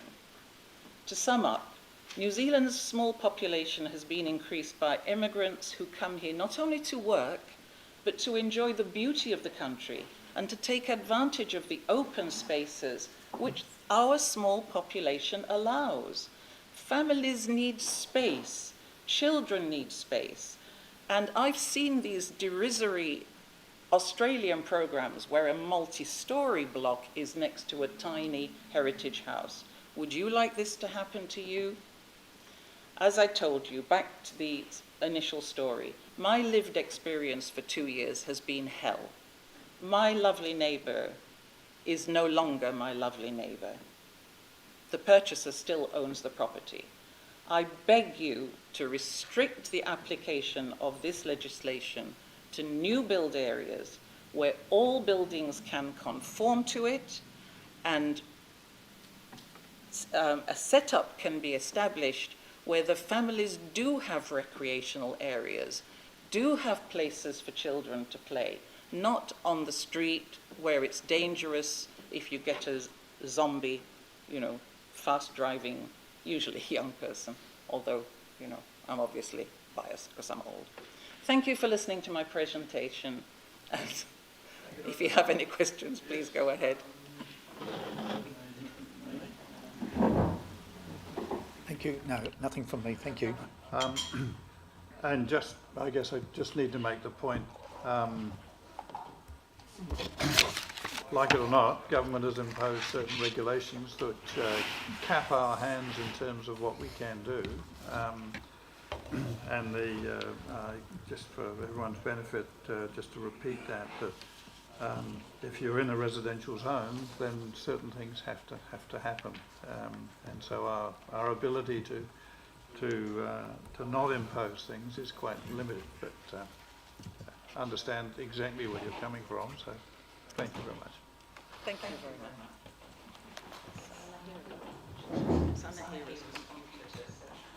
Good. I think we're going to Elms next, I think.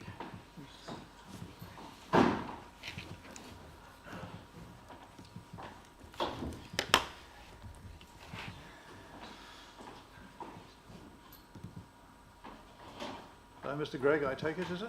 Yes. Thank you.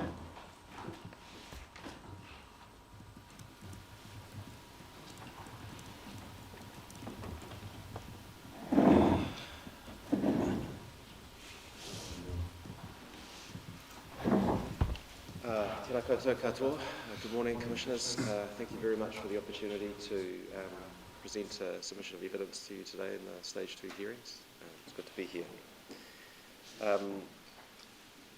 I'll just briefly walk through my brief of evidence and then happy to take any questions. So firstly, the Elms Foundation is a charitable trust established to own and operate one of the nation's oldest heritage sites for the benefit of the people of Aotearoa, New Zealand. That site, known as the Elms, Te Papa, is a key attraction within Tauranga's cultural, historic and tourism network. The Elms Foundation's role is to act as kaitiaki of the Elms, as an essential part of Aotearoa, New Zealand's cultural heritage and a home of community. It does this by providing tours, experiences, engagement activities that connect people around a shared understanding of the evolution of a bicultural nation through the lens of one unique settlement. Every year we welcome about 14,000 people through for guided tours, education services for schools, weddings, Devonshire teas, self-generated or hosted events and more. In context, the Elms Te Papa is a place of early contact between Māori and Pākehā and remains at the centre of Tauranga's history and identity. The whole 1 hectare site is designated an historic area and encompasses Category 1 and Category 2 listed heritage buildings and nationally significant collections, all set within a garden of national significance. The Elms Te Papa is a key site within a wider cultural and historic precinct of national significance. That precinct includes 2 historic pā, namely O Tamataha and Taumata Kahawai, as well as the historic Mission Cemetery and Monmouth Redoubt. And collectively, these sites connect to the main threads of our nation's history, specifically 800 years of Māori migration and settlement, the Musket Wars, missionary encounters, the signing of Te Tiriti, military conflict and colonisation. The Cultural and Historic Precinct is the northernmost of 8 precincts identified by Tauranga City Council in the central city. Council's aspiration for the Cultural and Historic Precinct, as set out in their City Centre Action Investment Plan, is for this area to be a place for people to explore the places and facilities that embody the history and cultural heritage of Te Papa and the wider Tauranga community. Council envisages that the precinct's quiet streets and parks will attract medium to high density terraced houses and apartments, providing residential options for those who want to be close to but separated from the hustle and bustle of the central city.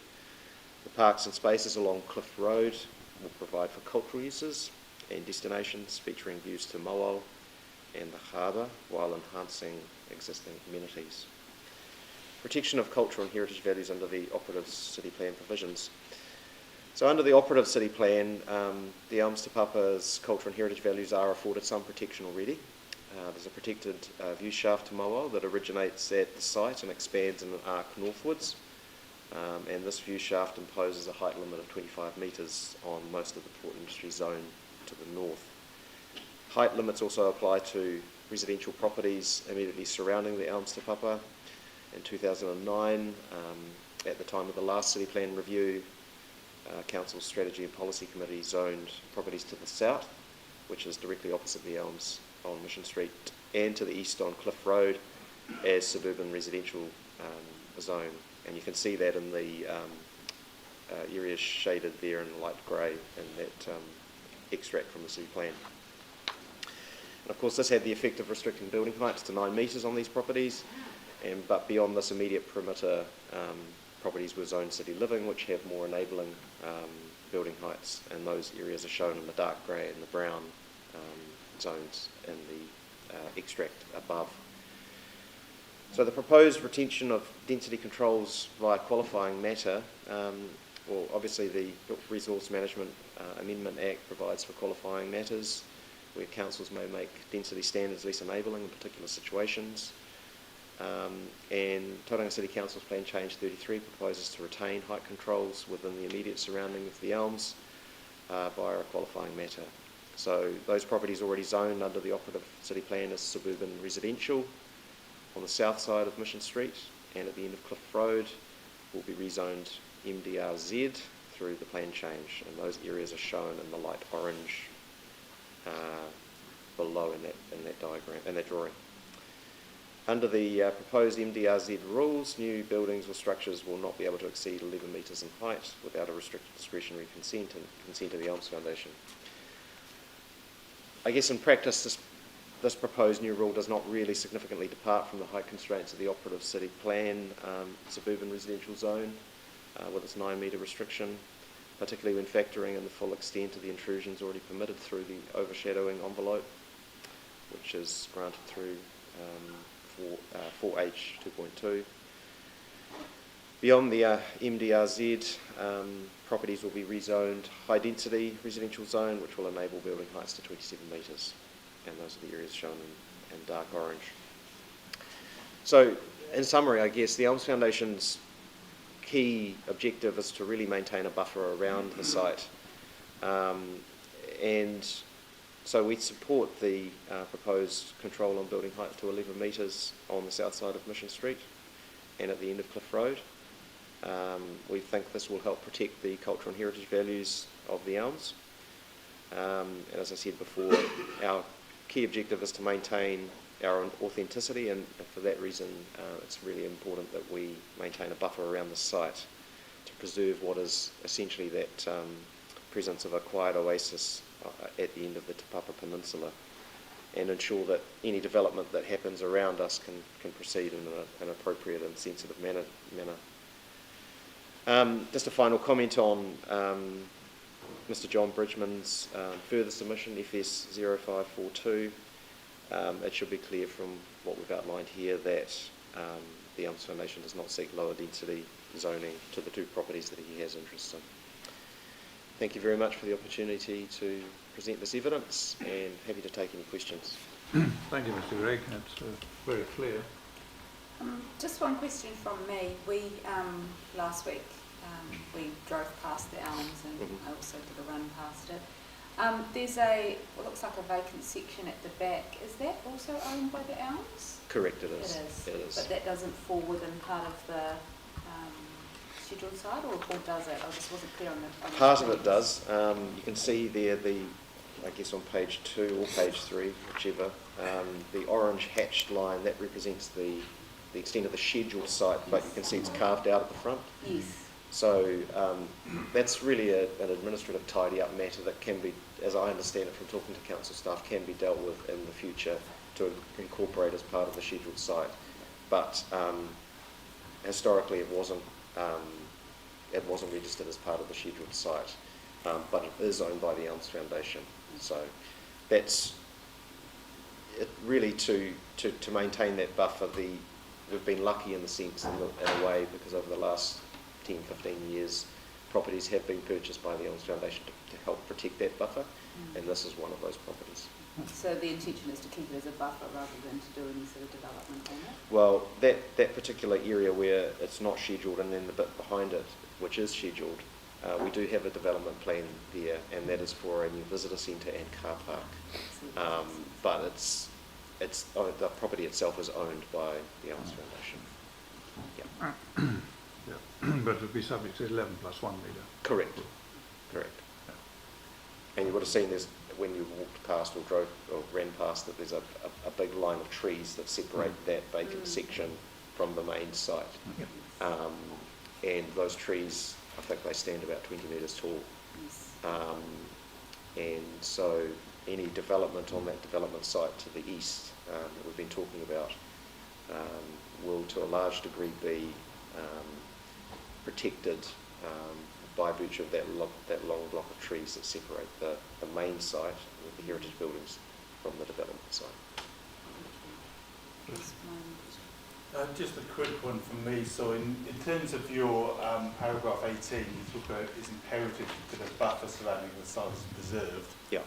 Are you saying that the rules that are proposed with the 11 metre height provides that buffer? Yes. Yes. Yeah. Thank you. No, nothing from me, thank you. I just wonder how you got such a fantastic job. Lots of people ask me that. Look, it's a wonderful organisation to work for and a fantastic site. So, yeah. Thanks. Well, keep your job. Thank you. Right, thanks, Mr. Gregg. Just a final shout out to the Tauranga City Council staff who've done a really excellent job in running a difficult process throughout this and have kept us very well informed. So thanks to Janine and Muncie in particular. Thank you. Right. Diane Hose.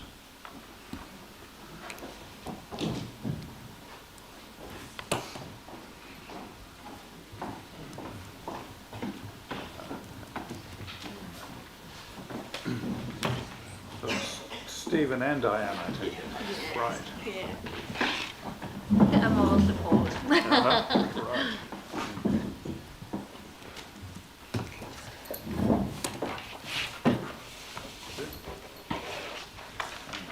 Oh, thank you. So good morning, it's really good to be here.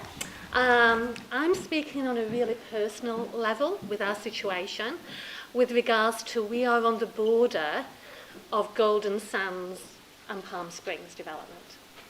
Okay, so basically what we want is for the council to take into account land that has already been raised due to the developer's earthworks, okay, such as the Palm Springs development, which adjoins my rear fence. Here, in 2016, the developer raised the land by well over 1.2 metres. Actually, as you can see from the photos, it is closer to 1.4. So if you look at photos 4, 5, 6, you can actually see, I put a tape across there, yeah, and the land was actually raised by 1.4 metres. Okay. So anything that's actually built on there already has that head start. Okay.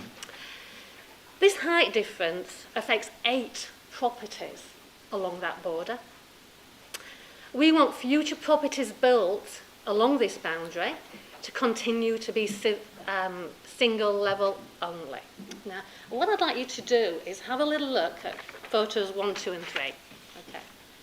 Photo 2 actually shows the land that is going to be developed shortly, and there's probably going to be sections on there. That's photo 2.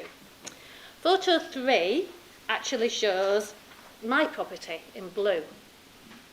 Yeah, Kokiki Close. And the photo 1 actually shows a wider area so you can get a view. Okay. Now, if you look at photo 3 and you look at Estello Lane, yeah, to the left of that photo at the bottom, yeah.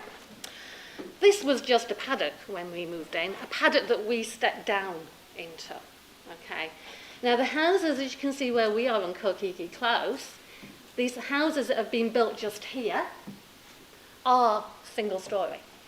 So they have built single story on the other side of the fence. And I'm wanting that to continue, because of the difference in height level, along there, which affects 8 properties, which I think is quite reasonable. Okay. So as you can see from the other photos, with the ground level being so high, even a single story property will overlook properties on the other side. A 2 or 3 story property would be disastrous, leaving existing established properties on my side in the dark and with little to no privacy. Back in 2016, I got an email from Stephen Hurley, team leader, development engineer at Tauranga Council, the 31st of August, because I was really concerned when this occurred. Okay. He said to me, quote, "This is not expected to impact on any daylighting concerns resulting from future dwellings, as the ground levels used to determine the building overshadow envelope will need to be taken from pre-development levels on the boundary, as no dispensation for the increase in the ground level has been sought or approved. And where daylighting the breaches occur, these will need neighbour approvals as affected parties as normal, or a resource consent will be required." So basically, you know, what I'm asking for is a little bit of common sense, I suppose, that they've already got this 1.4 head start and that only single stories should be built. So from our point of view, where a subdivision borders an existing residential, so if you get a new subdivision and it borders an existing residential subdivision and you get a border like this, we would expect at the very least that homes built along this boundary will comply with original planning procedures as applied to the existing homes, which I think is reasonably fair when you've got such a big increase. So any subdivisions that happen to occur and they raise the land, you know, if there's a subdivision next door, that has to account for something if it is much lower. So The proposal I am putting to the council is to restrict the heights of any new builds along, just along, that affects say 8 houses, this existing boundary to be single level developments. Then any properties built further in, where the land has been raised and it doesn't overshadow us, then that is fine, okay? Any properties built the other side of the new developments can be agreed upon by the council developers provided proposal 33 becomes law. So that's what I believe should happen on a personal level. And I have to, in part, I'm just going to add to that, something that I didn't put down, but I would like to add with regards to the first speaker. I believe that the proposed Plan 33 should not go ahead where it has a negative impact on established properties, like our unique situation that we have. I believe a better idea would be allow this policy to go ahead in new subdivisions, such as the proposed future urban development at Titumu. Okay, here they're going to build another 7,000 properties. Okay, if people are going to buy into that, and it can be made so if you're going to go higher, and it's going to, people are aware that what they're buying into and what their expectations are going to be. And it would become their choice. It wouldn't be forced on, excuse me, existing established properties such as ours, with the unique situation of the difference in the land height. Okay. So basically that's what I'm trying to say.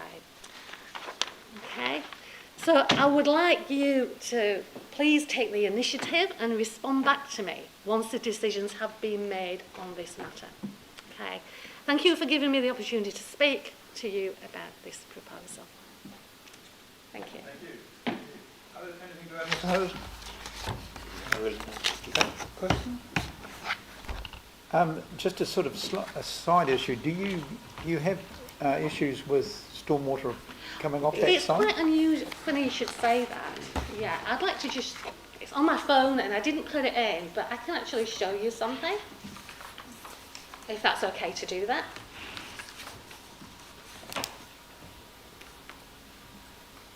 Basically in 2016, they raised the land and had some big rains just after that. And it flooded and it brought a huge amount of silt through into our property and it washed in, and we had like beds of white stones into the little gardeny thing, and it flooded all that and made a huge mess of it. And so even today I dug up some and replaced it just recently, and it's all thick with sludge and mud from that last event. But they did fix it. Sorry, so Show Fraser. Yeah. So they built the land up, and I have a couple of letters actually. And these were the tiles that we had in the garden that all the silt came through. And here they were tiles around, not very good actually, but you can see how it opens. Here it all washed through under the fence line. Yes. Yeah. And yeah, into everything. Okay. So it created, and that has always been my concern, and this is why I raised all this with the council back then. Right. And it was S&L Consultants.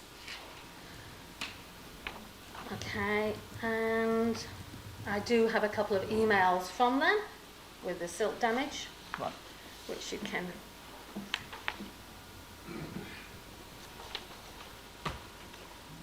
If you want to read that. Oh, no. No, you don't. Just Yeah. what I wanted to get a feel for was Yeah. you're getting an adverse effect from. Yes. So that was my concern when they actually raised the land, you know, what was going to happen. And obviously it did, we had heavy rain and it did flood through. Right. And I kept the photos, but that was in 2016. 2016, okay. Thank you. Yeah, well, thank you. Thank you for providing the photos and things. Can you just advise me when the photos that you took, these ones were taken? Were they this year, recently? Yeah, they were all taken recently. The one you see here, that's from the neighbours' perspective, because they still have the original fence line joined onto us. So that's the original fence line. As you can see, the land is above what the original fence line was. And then this, you might not know the answer, but if you don't, then council may do. Do you know whether the person or the company that owns the land that you're concerned about, whether they hold a consent to develop that site into housing?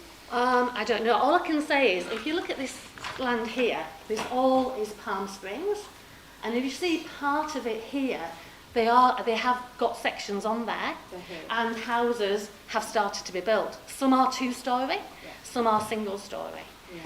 Here, they haven't actually mapped out the sections as yet. And last time I spoke to the development at Palm Springs, they said they're holding on to these because the longer they hold on to them, the more value they will be worth, because they're nearer the beach. So that sounds like and nearer the waterways. Rolling it out. Yeah, so some have already been built on there. Yeah. But that was always my concern. Yeah. So. Nothing there. No. Thank you very much. Lovely, thank you. Thank you.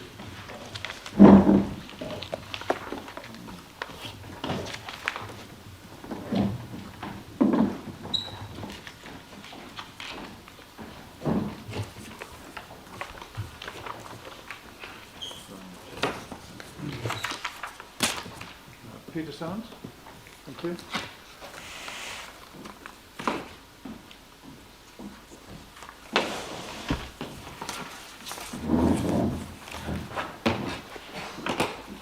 And you're taking us through Urban Ridge, I gather. Right.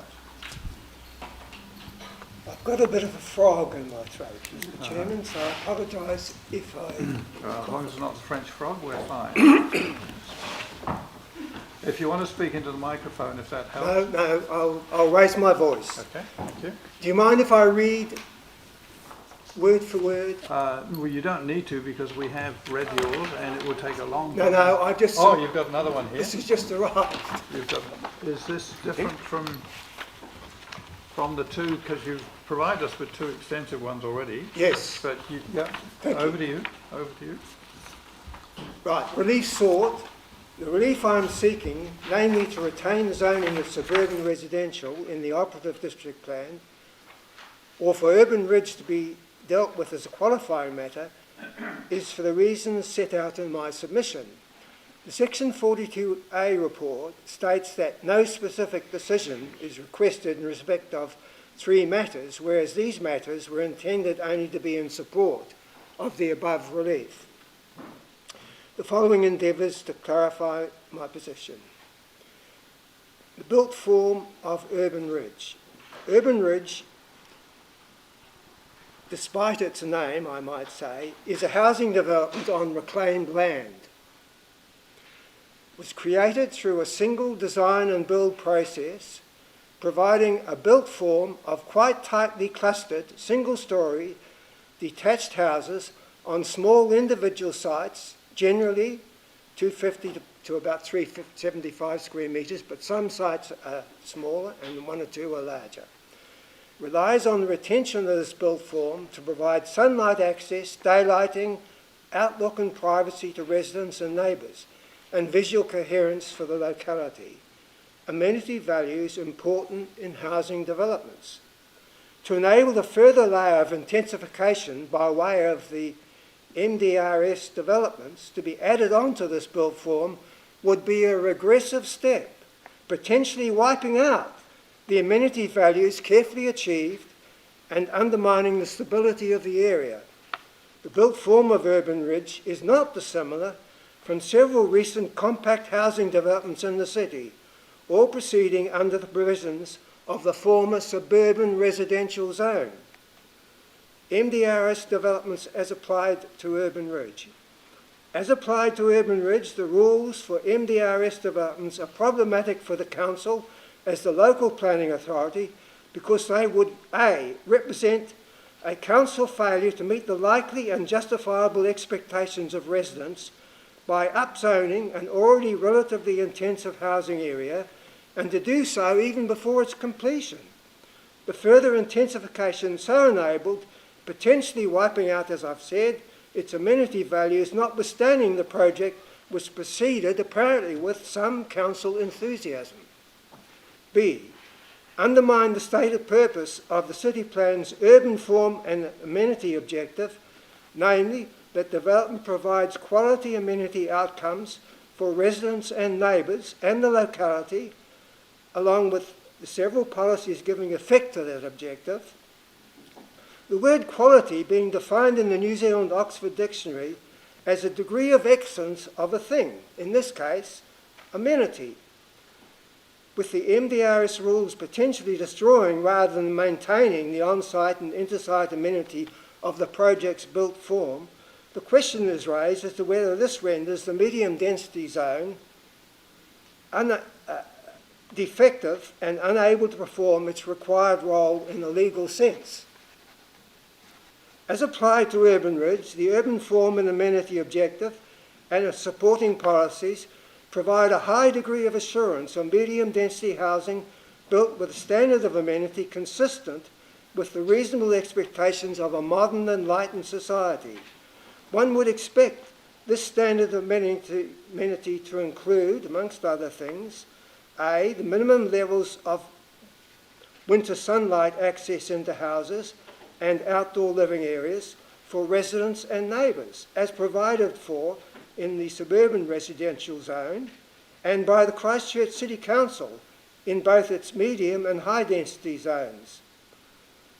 Whereas the MDRS do not enable such sunlight access at ground level, the Council therefore failing to provide for important matters of public health and well-being and of energy conservation for residents and neighbours.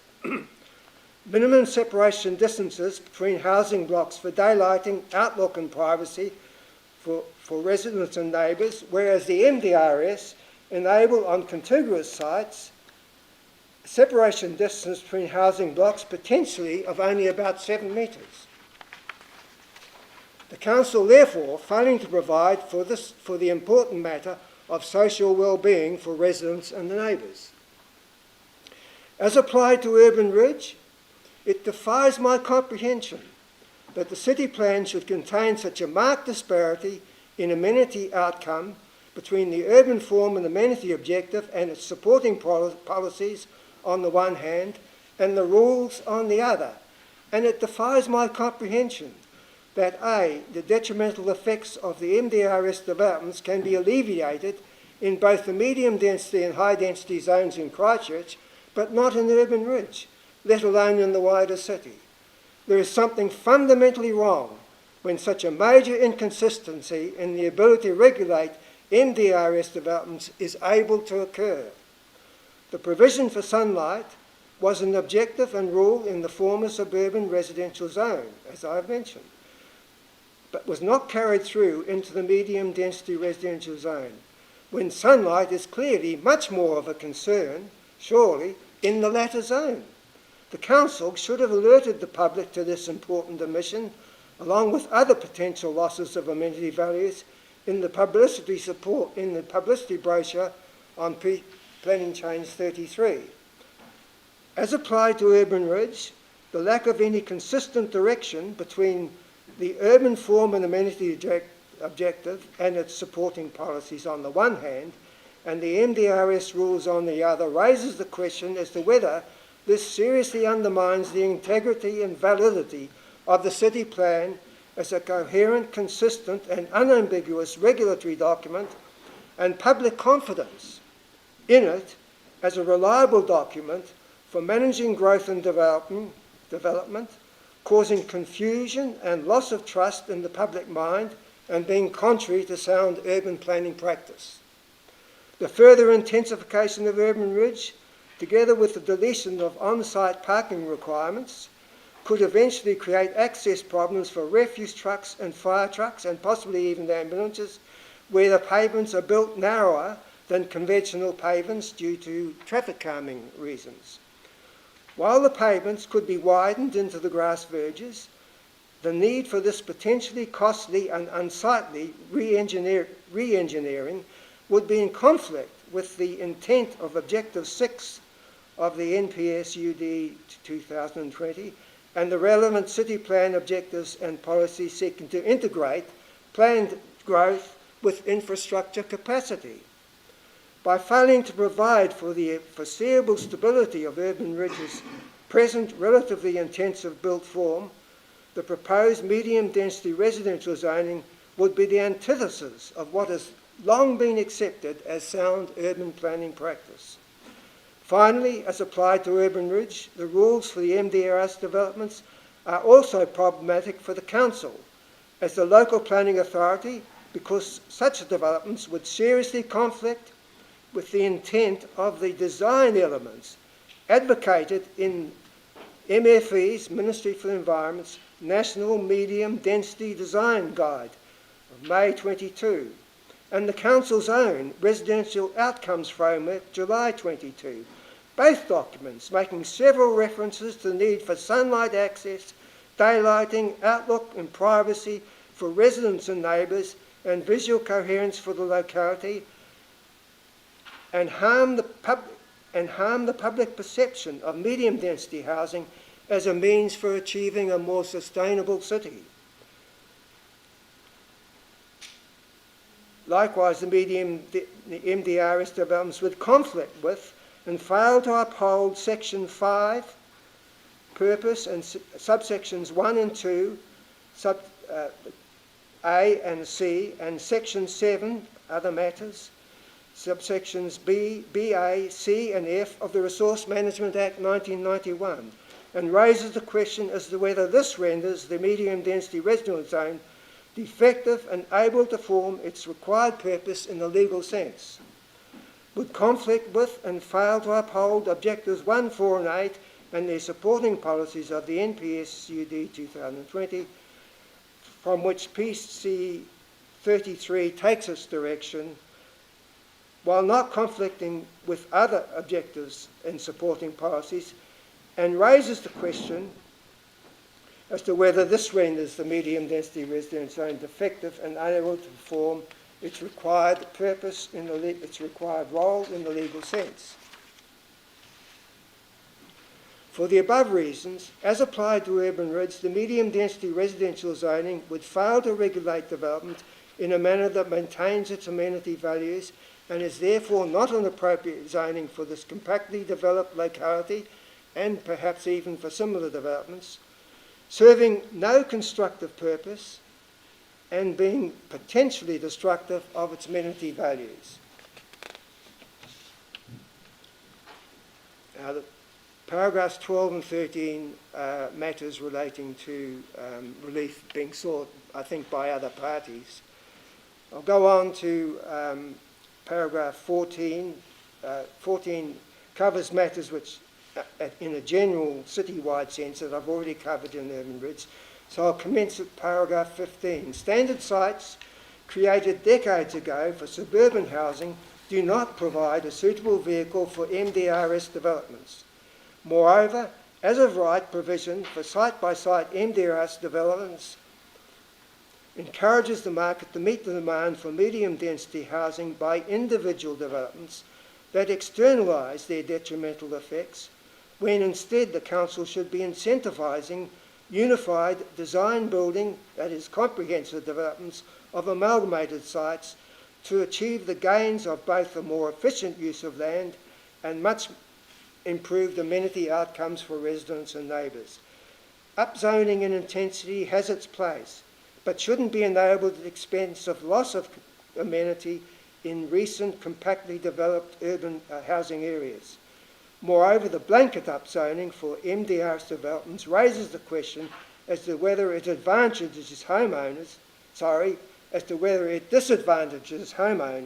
looking for stability in the built environment, for example, to bring up a family, and advantages property developers prepared to intensify sites and move on, leaving existing homeowners with the cost in detrimental effects.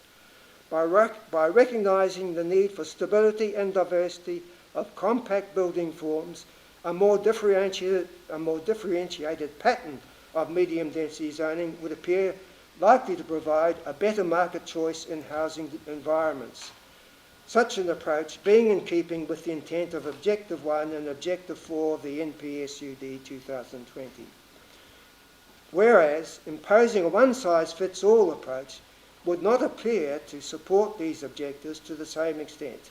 Such an approach would also better inform future urban planning for intensification through residential satisfaction surveys, in keeping with the intent of Objection 7 of the NPSUD. And that's my lot. Thank you. Thank you, Mr. Simmons. It's pretty clear. Fraser, any questions? So, thank you. Thank you, Mr. Simmons. So just having a look at, when you refer to Urban Ridge, and I looked at your submission, you live in Jacob Street, is that correct? So just looking at it, how old would that development be? Our house is about, it was built in 2014, but we didn't build it. It was we purchased it. You purchased it. So it looks, as you've said in your statement here, fairly compact and quite tightly developed. Yes. Is there, so your concern, you've primarily focused on Urban Ridge, is there opportunity within Urban Ridge for any further building? Are there any vacant lots there? There are a few vacant for about 3 or 4 sites. That's the finish of the development when those sites are built. And do any of those sites have covenants against them? Or our property and the adjacent sites have covenants, right, which expire in 2030. The other sites... 30. 2030. Thank you. Yep. The other sites, I don't know. I imagine there are covenants, but covenants are not my point. The council has a responsibility to plan for the area, whether there are covenants or not. It is their responsibility to apply the provisions of the Resource Management Act or its Replacement Act and whatever else, the NPSUD.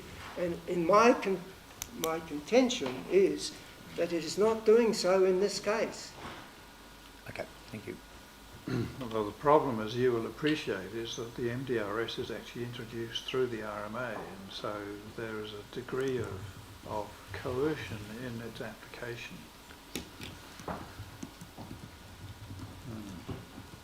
How come Christchurch got a dispensation from the requirements of? And I don't mean to be disrespectful, Mr. Chairman, but the fact is that Christchurch negotiated an alleviation of the effects of MDRS on their area. And I guess we're still waiting to see the outcome of that particular initiative. But yes, I mean, council here, and of course we're not council, we're independent commissioners. Council here has accepted that it's a tier 1 and has proceeded. So the council could have objected to its own plan. If it was forced to produce this plan, it could still have objected and brought in the Ministry of the Environment officials to get them to account for their thinking. Yes, I understand what you're saying there. Richard? No, nothing for me. It's a clear point. I dread to ask it, but the covenants, you said that they expire into 2030. Do they restrict further subdivision and development? Yes. Yes. The covenant that I belong to, it prevents second-storey development, let alone third-storey development. Except in 1 or 2 properties, it happens to be one of mine, where we're on the south side of the road and adjacent to existing development. There's some relaxation of the covenants in respect to those, but for the other ones, there's about 30 or 40 properties in the same covenants that we were in, and those covenants prevent subdivision and prevent a second-storey house, except for 1 or 2 or 3 properties. But you indicated that they have a limited life. They do, but if proposals like MDRS are hanging around in the future, we will seek to extend those covenants and sideline the council from control of our area. That's what's going to happen. You'd be surprised the number of new developments in this city that already have covenants to stop excessive development. Now, I don't want to see this. I would much rather see a collective approach by the city to future intensification. But MDRS is forcing people to take an insular view, their own particular view. It's working against public cooperation and participation. And it defeats me. I just cannot get to the grips with it. It is, it beats me. It's tyrannical. It is not. Sorry, you've had yourself. I'm sorry to be so, but we have 10 minutes to explain our position. Your position is absolutely crystal clear. Thank you. Crystal clear. So, thank you for that, and we'll do what we can. Thank you. Thank you for your time.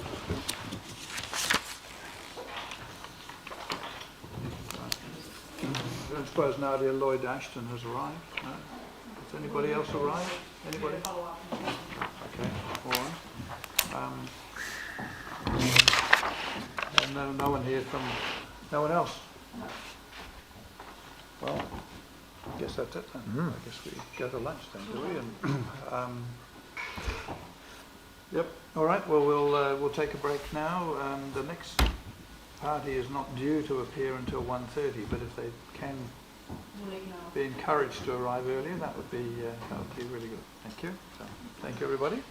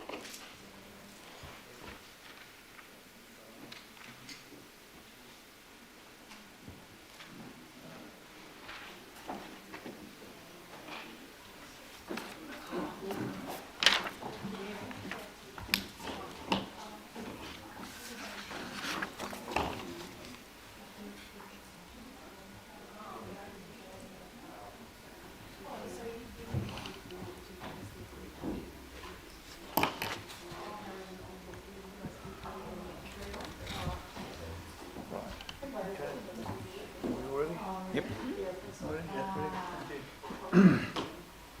All right, thank you everybody. I think we'll resume for the afternoon session, and first up is Colin Jenkins and Harbour Drive Trust. And we have a serious wad of material, I think, that you've got. A lot of it is for future reference. So if you'd like to come.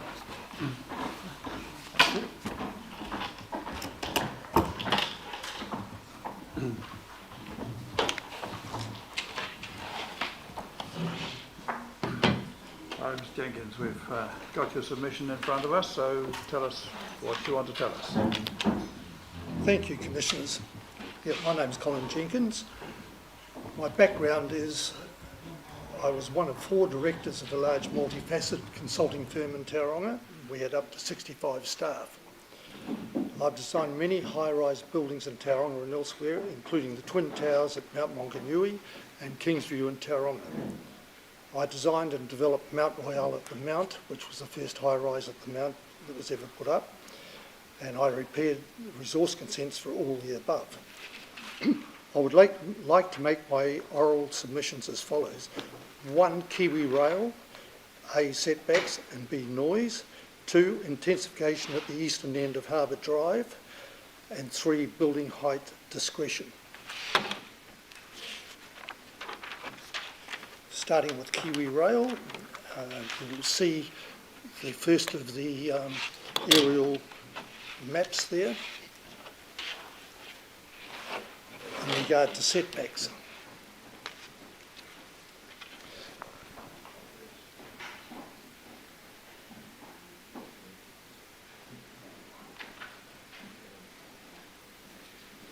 Just the first map for this one. You can see the rail corridor marked in with the purple line, and you can see the distances across that from the various parts of the rail line, which are up to 33.93 metres from one side to the other. Sorry, just to clarify, is the purple line the designation boundary line for Kiwi Rail? That is the Kiwi Rail designation line.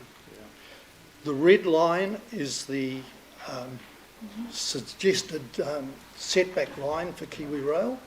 You can see on both sides. The interesting part is that in yellow, just below the purple line on the upper side of the railway line, the northern side of the railway line, is land leased or available to lease from Kiwi Rail. The people next door to 2A number 4, or number 6, sorry, they actually have a perpetual lease over that land, which is at the moment shown with trees which have since been chopped down. You can see that a setback of 5 metres or 2.5 metres, whatever is decided, impacts greatly on those properties along Harbour Drive for no good reason. The land is leased, that's available, is leased. We were offered some more land ourselves, and originally we were at number 14, and the railways put huge pressure on us to lease that land, and when we had surveyors look at it, it went up to within 2 metres of the actual rail track. So we've got a situation where the railways say they don't want anyone dropping anything on their railway corridor, but they're happy to lease it and take money for it. So in terms of looking at that property, say that's the one, I guess it's number 6, the one you referred to with the trees. Yes. Where is the boundary, the actual legal boundary? The boundary is the purple line. Yeah. The boundary is the purple line. Just for general information, we've issued a direction today to Kiwi Rail to provide this, effectively this, for the entire city. So we're looking right across the city. Thank you. It's just, I mean, I own, or my trust owns 2 and 2A, which are shown at the right-hand side there. Kiwi Rail sold the area from the blue line back to the railway line, 630 odd square metres of land to the former owners of 2 and 2A. Now they come back and say, well, we'd like you to build away from the boundary. They could have given us less land, and they charged a heap for it. Yep. And I might add that Kiwi Rail have no help at all in stopping the ballast go over onto our properties. They just keep pouring metal on and it just piles back. We spend hours shoveling it back on their side of the fence. Are they fenced? Are most of the properties fenced adjoining No, the railway? no. If they're There's fenced, restrictions it's on- only because the neighbours, the residents have got fed up with Kiwi Rail. Whether it's bamboo or if they come and spray once every couple of years, they usually kill all the fences, all the hedges as well. Do you happen to know, is this, would you say this is an aberration in terms of Tauranga? No. If you've ever dealt with Kiwi Rail, you'll know what I'm talking about. I also note that if you can look on the southern side of the railway tracks, the building line goes, or the building line goes right through the middle of a huge number of buildings. And if any building goes over the purple lines, as you see here, of the railway corridor, then Kiwi Rail insist on you taking a lease. Otherwise, you have to demolish. There's no give, no take. So in terms of a lease, that what does that entitle a property owner? Entitled to do whatever you like on it, apart from put buildings up on it. So you could put scaffolding and Yes, all sorts anything of you other like. building maintenance. Yeah. Look, Kiwi Rail do absolutely nothing with the land they've got along there. So just checking then on what I guess is number 6, is it the one with the red arrow? Yes. Or the short red arrows on it? Oh, 8, that's not actually number 8 on there. Oh, okay. It goes 2, 2A, 4 and 6, and then the next building's 8. The site next door to 2A has two numbers because it's so wide. Oh, I see, yeah. Okay, thank you. So the buildings are well, there are buildings that extend in beyond the purple line. So I'm a bit confused about it. So that their lease must allow them to put buildings on the land as well then? No, they've allowed them to leave the buildings there. Okay. Not put them up, they've allowed them to leave the buildings there. The buildings have been there for probably since the 1950s. There's not a house along here that has been built after 1970 in these four blocks or 5 blocks that we're talking about. So have the boundaries changed, or they've always been like it? Just Always been like that. Push their luck and build over the boundary. Yes. Although the railways did, as I say, did put pressure on people to buy land, which 2 and 2A bought the land. But you can see the differentiation between the building lines between 2 and 2A and the adjacent sites. It's a huge amount. It's about, from memory, about 15 or 16 metres. It's also worth noting that the rail corridor runs right across the harbour. Also goes through the sewerage station on Chapel Street, right through the middle of some of the operating facilities. And they are built right up to the railway boundary. So the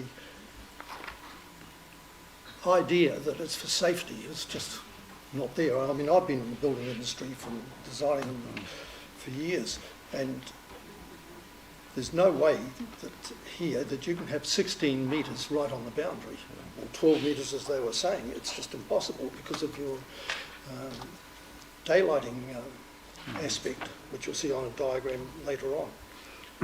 So if I can be clear, so the yellow line on your, that's what you're referring to as the corridor? The yellow line is the land that was offered to the residents along here to lease. Yes, but what are you referring to? The boundary of the yellow line, is that what you're referring to as the corridor? Or is No, the corridor the purple line is the corridor. The reason I'm The asking, yellow line is the line that the railways offered to the residents along there. but it has no other appellation, basically. No. So it's not. But you can as of 4 months ago, we were offered land along there. Yeah. So it's not new and it's not old. So if just for the sake of argument, if we were prepared to accept that there is merit in a setback of whatever dimensions, And sensibly, it would seem it would be from that yellow line, not from the purple line. Yes. That would make sense to you? Well, what would make more sense to me is probably what I think the city planners had in mind to start with, was measuring it from the centre line of the rail track. From the rail, yeah. Okay. Yes. Because if you look, I mean, in my former years, we did a lot of work with the railways before they became Kiwi Rail, mainly for dairy factories. And they couldn't bend over backwards enough. You would end up having a railway line on the carriages would be that close to buildings, and they didn't worry. And some of these buildings were 60 and 80 feet high. And they were dryer factories. And no one was worried about anything then. No, we've got the money, we're fine. Things change. Yeah.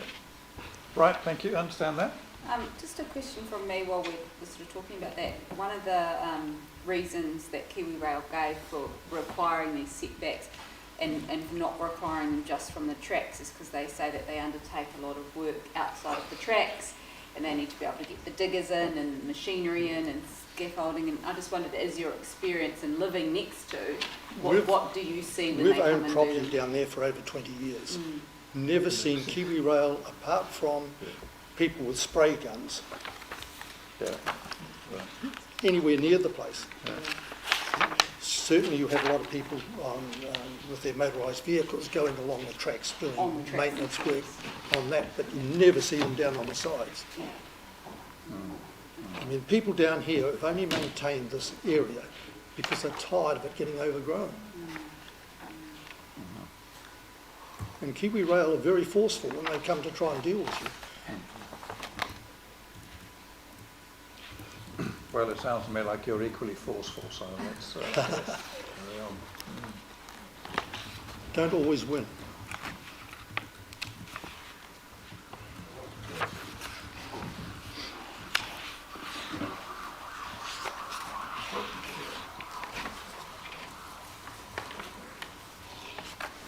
Are there any other questions on respect to that? No, let's move on to your second issue. Okay, thank you. The noise. Experience in dealing with Kiwi Rail over the years, the main problem is the poor maintenance of rolling stock. In recent times, noise measurements at 2 Harbour Drive showed the level to be above the jet engine at Auckland Airport. Kiwi Rail told me at meetings when they had 3 of their individual managers there, identify the individual wagons and we will look at it. And that was their attitude. Give me the numbers of the wagon. When they talk about noise, it travels far more over the water than it does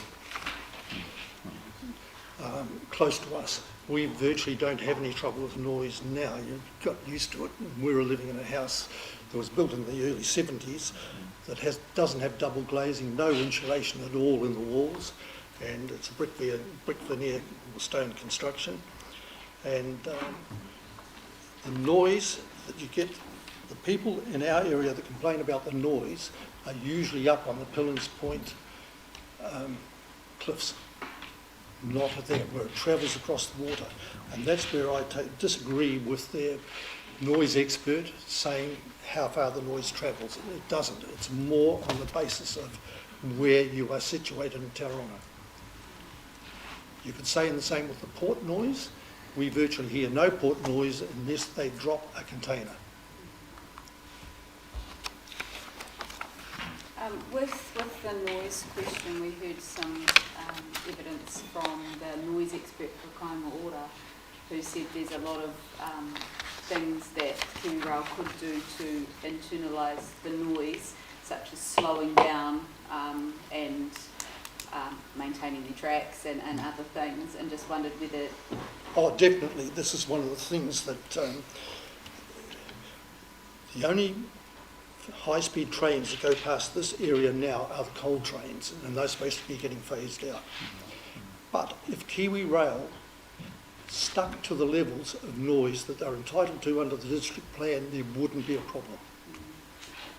Vibration's a slightly different thing, but again, it comes down to maintenance. And as I say, Kiwi Rail were just blunt with me. Identify the wagons and we will do something about it.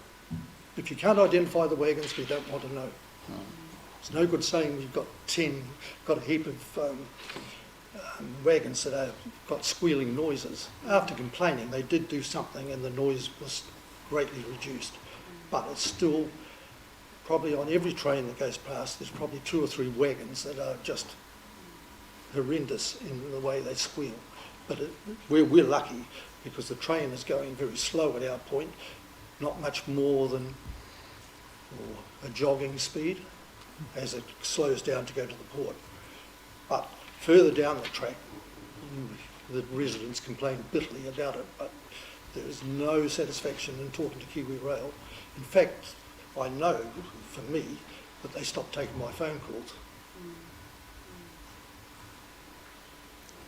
So my suggestion is that Kiwi Rail's noise levels be monitored. The port company are monitored at the present time. I know that because they used our balcony as a station for their monitoring equipment, which they leave there for 24 hours every few months. Now, Kiwi Rail, if that was put on and they were monitored, they would soon come to heel because all they need to do, if they get generating too much noise or too much vibration, is slow the speed of the trains down. Kiwi Rail told me that they're not subject to any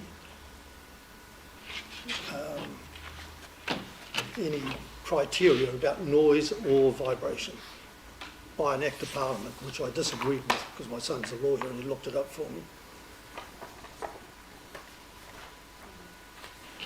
So my suggestion is that they be monitored and put under the same regulations, the same criteria as the port company. It would certainly go a long way to solving the future problems.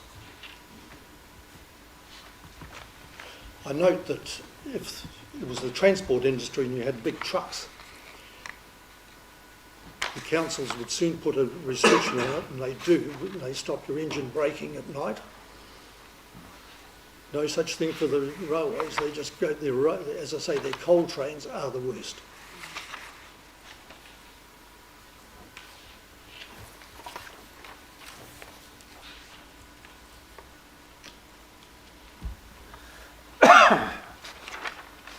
And I think that Kiwi Rail's suggestions that it's all to do with safety is just a load of hogwash.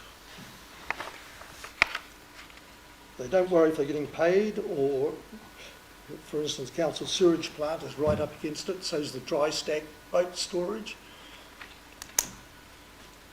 And I've never seen a 16-storey building or 16-metre high building that hasn't had the scaffolding fixed to the structure. So there's no chance of it falling over.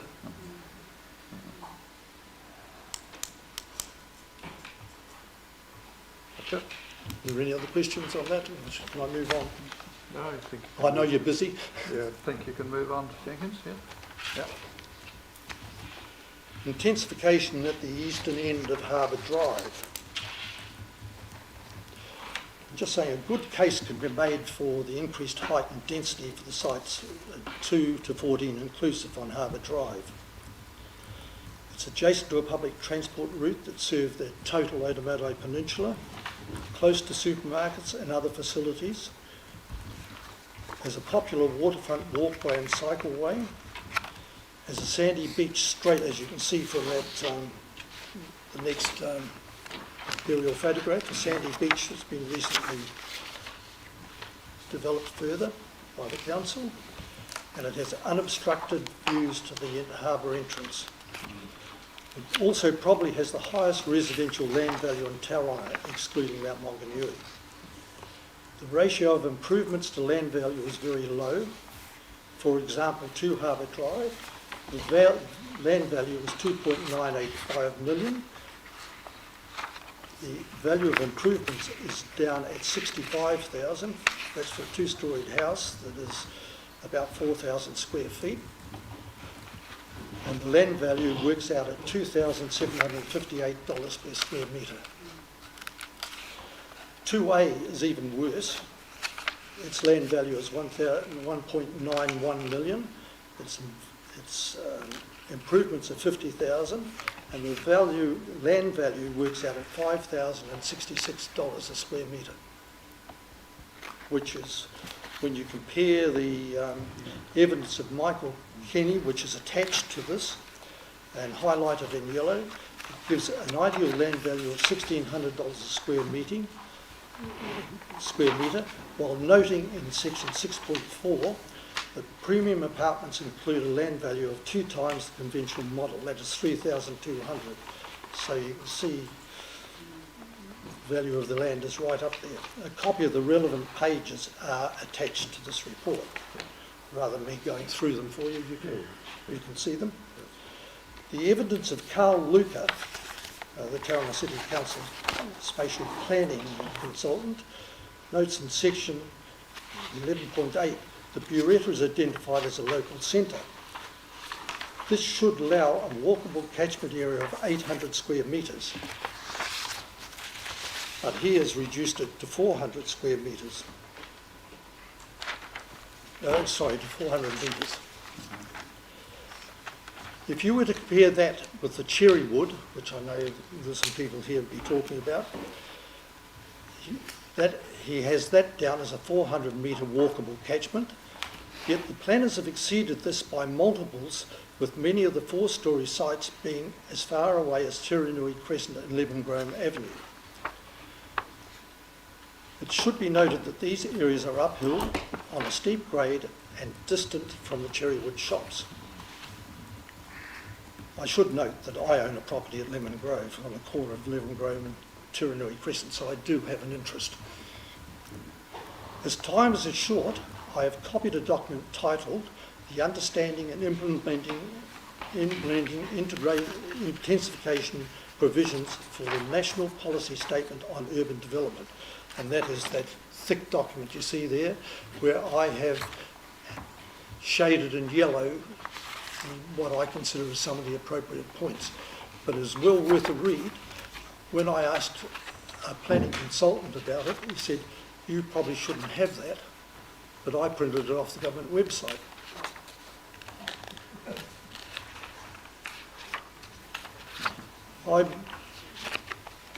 As I say, I've highlighted the various sections in this in yellow and trust the Commissioners will digest the data and advice contained in that document. It certainly helps with an interpretation of what the planners should do. I believe the planners have paid little, at the best, or scant attention to the advice contained in this document prepared by the relevant government departments. Contained in this document is guidelines directing planners to consider various matters, and I particularly refer the Commissioners to section 6.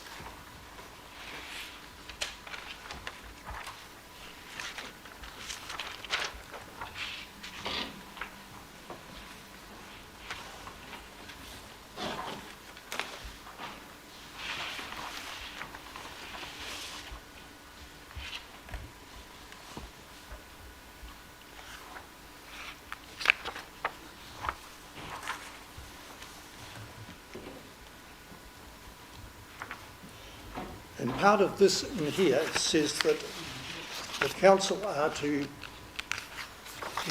use intensification to its maximum ability, and if there are sites that they don't consider should be intensifying, they need to do a proper assessment of it and tell you why.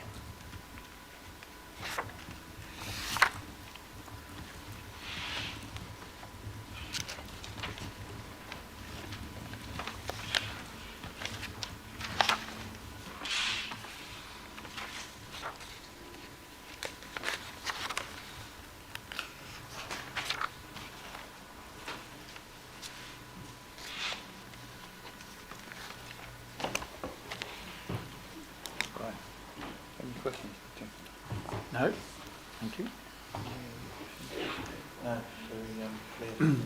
The only question I have, Mr. Jenkins, is what do you actually want from that last discussion? Well, it comes down to two things. The only reason that the council haven't had a higher height in that what they term the northern Buretta area is because of what they term liquefaction. Yeah. Now, from the engineering point of view, liquefaction, I won't say is easily overcome, but it's a matter of spending some money. And it's certainly should not be used as a planning tool. If it was, there'd be no high-rise buildings in downtown Tauranga or at Mount Maunganui. We've designed buildings in both places, high-rise buildings, and we've spent the money, or my clients have spent the money to overcome the liquefaction. We did high-rise buildings at the Mount, and the liquefaction there would probably be the worst of anything around here. It's worse than the downtown Tauranga area. But there are a lot of multi-storey buildings in the western end of the Mount Maunganui Peninsula. As a matter of interest, in the borings of the logs that went through, the original harbour entrance is where the Twin Towers is now. And the mountain was connected to Matakana Island. So liquefaction should not be a problem, but should affect the council in doing some intensification and some high-rise work there. It's just purely a matter of doing the geotech borings and deciding what can go there. All right. Understood. Thank you. Thank you very much. Oh, I've got one more thing. Oh, one more thing. Oh, It's yes, the discretion of building heights. Yeah, building heights. Right. I've taken the liberty of including in the back two sheets taken from the government, the Act for the building heights, and marking it up. Because if you look at the second,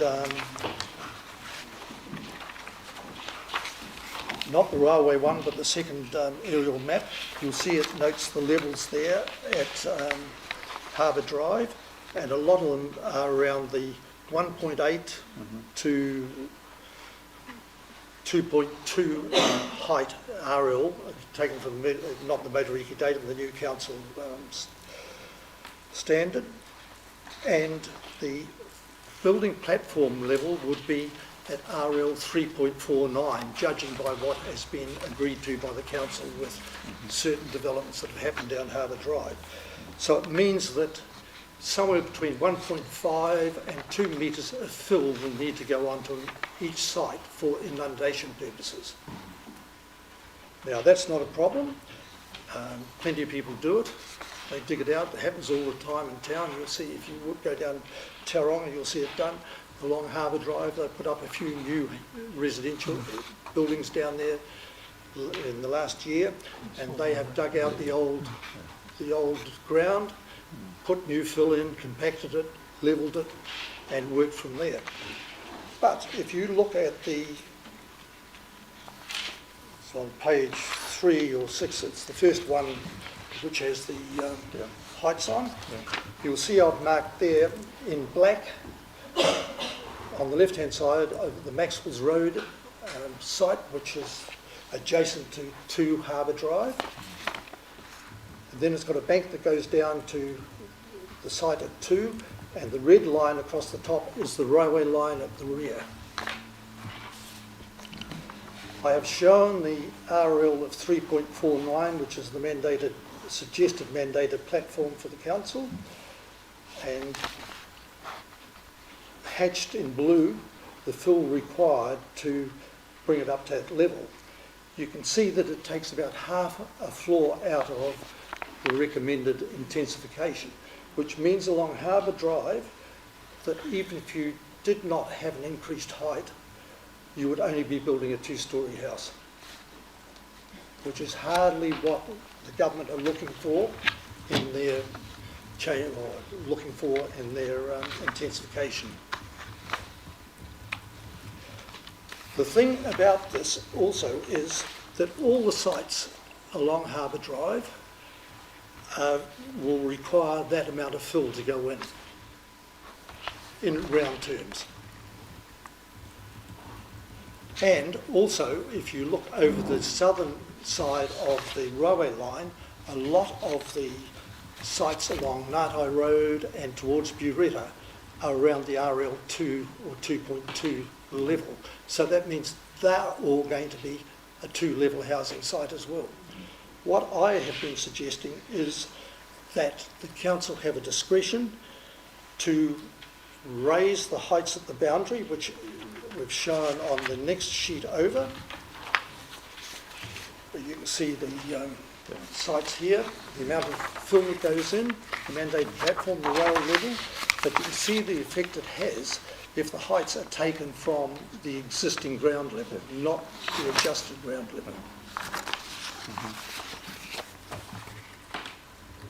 But I think the council are playing funny buggers because as part of the Resource Management Act, if you subdivide a site and create an extra site, then you're entitled to raise the ground levels up to a level to supply a building platform, which means that if anyone decided to redevelop, create an extra lot in their existing site, fill it, then come back, put your development, amalgamate the sites back again, put a development up, and you're home. Yeah. It seems stupid to have to go to a resource consent, because when you do a resource consent, they ask for all sorts of different things, from landscaping to whatever, traffic, all sorts of things. And you are in for between 10 and 20,000 to do a resource consent to raise your boundary heights down in this area of Tauranga, which seems an unnecessary expense when it's so easy for the council to have the ability to look at it and say, no, this is reasonable.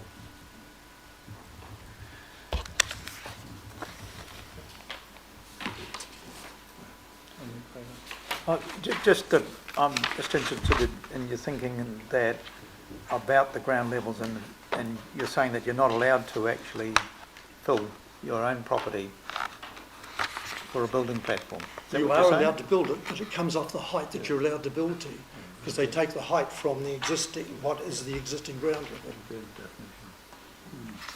Okay. So that's why you would only ever be able to build 2 stories down Harbour Drive. Unless you did a subdivision unless you did along subdivision. that process you described. Yes, which is going to cost you at least $20,000 per site.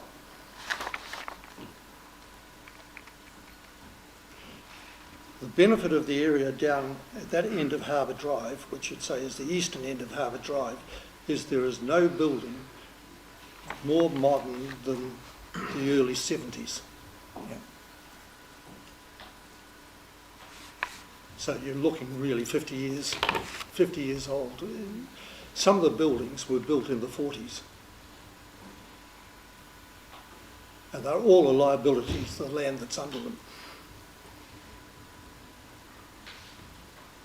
So just to be clear, you're wanting the NDRS to apply from the top of that filled site? Sorry? You're wanting NDRS to Yes. apply, but Yes. that for the measurements to be taken Because from there. all the neighbouring sites are going to go up to that level. Otherwise, you're not going to get a building consent.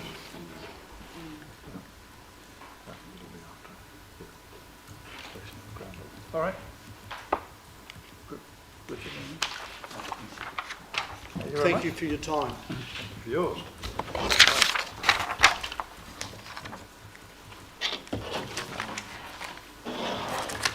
I hope you enjoy reading the wad of paper I gave you. If yours was the only, then we might, but it's not. Yes, right. Thank you. Right. Dr. Blue and residents, thank you.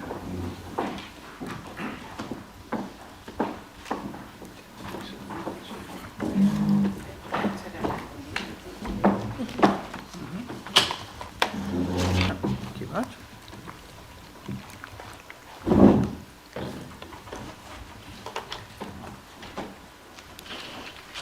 Could afternoon. Thank you for seeing us. I'd like to introduce Eric Tate, who is just going to briefly introduce himself and his background, and then I'll carry on. Yeah, thank you. I did a submission and asked to speak, but it got lost in the way. I spent 9 years as Mayor of Tauranga District Council and chaired the original district plan. And as you all know, it's a district plan. It's not something produced by Wellington, and it's not something done by a city council with a big fat felt pen. It's quite able for the commissioners or this plan to actually be localised by area, by whatever. But we believe that it's a implication on our rights to actually change such a drastic change of being able to go to a multi-storey building compared to what we have, and the implication it has on all the neighbours. Okay, and before I get started, I'd like to acknowledge Sam Uppendale, our local MP, who's here today and is supportive of the submission, and other residents who are in the audience who are also supportive. My name is Jackie Blue, and as background, I'm a former medical practitioner, Member of Parliament and Human Rights Commissioner. I'm a resident of North Otamotai, which is a suburb that has been proposed for high density intensification. Over 100 residents signed the original submission. We are strongly opposed to high density intensification. I will speak briefly on some of the issues that have been raised previously, but wish to elaborate on 4 areas that are new or have only been touched on in the original submission. They include physical and mental well-being, climate change, the current political climate, and a request that the commissioners, because they are approaching the end of their tenure in July next year, defer major decisions to a democratically elected council. Cherrywood Shopping Centre. The closest shopping centre for North Otamotai residents is Cherrywood Shopping Centre. This shopping centre has been around for over 40 years, and after talking to long-term residents who have been there at the same time, they tell me that that shopping centre has not changed in size or the number of shops that were there in the 1980s. The council has classed Cherrywood as a neighbourhood town centre and stated quite clearly that they propose only medium density intensification in those areas that are serviced by a neighbourhood town centre. In contrast, high density intensification will require a local town centre. Cherrywood is not a local town centre, and it is ridiculous to consider that Cherrywood will transform into a local town centre when it has not changed in any way for 40 years. In addition, high density growth areas, local centres should be 400 metres walking distance or 4 minutes. This is not the situation for us. The walking distance to the Cherrywood shops is over 1 kilometre and is not necessarily an easy walk for elderly residents or those with health conditions due to the hilly nature of the area. The Cherrywood Shopping Centre does not meet the needs of high density growth, nor is it likely to, and we wonder why the council has disregarded their own requirement and still slapped North Otamotai with a proposed high density intensification. North Otamotai has already undergone significant intensification. I would like you to refer you to page 2 of the submission, where there is a map and a table. Tauranga City Statistical Report 2023 shows that North Otamotai is a similar size to surrounding suburbs such as South Otamotai, Bellevue and Matua South. North Otamotai already has the highest population and the highest number of dwellings. The report has projected that in the next 20 years, I've just used 20 years at this stage, that the North Otamotai population will increase 15.3% and the dwelling numbers will increase to over 18%. The percentage increase in population and dwelling numbers for North Otamotai tops the surrounding suburbs and is taking on a disproportionate burden compared with those surrounding suburbs. The council wants to jam in more people and houses into an area which is established and already reasonably intensified. That is irresponsible when you take into consideration we have uncertain infrastructure capacity that is fit for purpose for climate change, and that our nearest shopping centre does not cater for high density intensification, nor is it likely to morph into a larger centre when it hasn't changed for 40 years. Infrastructure. The council will talk about taking a staged approach with various departments talking to each other and are quick to tell us that level 4 builds will need an infrastructure report, and that's all good. No, it's not. The council does not know what they don't know and have admitted as much. Through an official information response, which I have made available, the council has admitted that the current pipes and soakage networks in place for medium density intensification were never designed to cope with all potential flows, and I have interpreted this to include extreme weather events. With this in mind, the council has said that new developments are planned. I want to emphasise they are planned, they haven't happened, and all this is in the future. There's been no evidence of any new infrastructure developments in our area apart from routine scheduled maintenance in the last 2 or 3 years that gives us any confidence that the council can implement these new developments. If level 4 builds go ahead, it will be North Otamoto residents that will have to cope with the fallout of flooding, burst sewage and water pipes, with workmen digging up their properties to rectify the situation. The consultation for the draft Otamoto spatial plan was inadequate. Most residents were completely unaware of the Resource Management Enabling Housing Supply and Other Matters Amendment Act that passed in December 2021. The letter we received in August 2022 announcing that our area had been proposed for high density builds was a complete shock. Everyone I spoke to had been completely oblivious to the far-reaching implications of the Act and the Council's consultation process.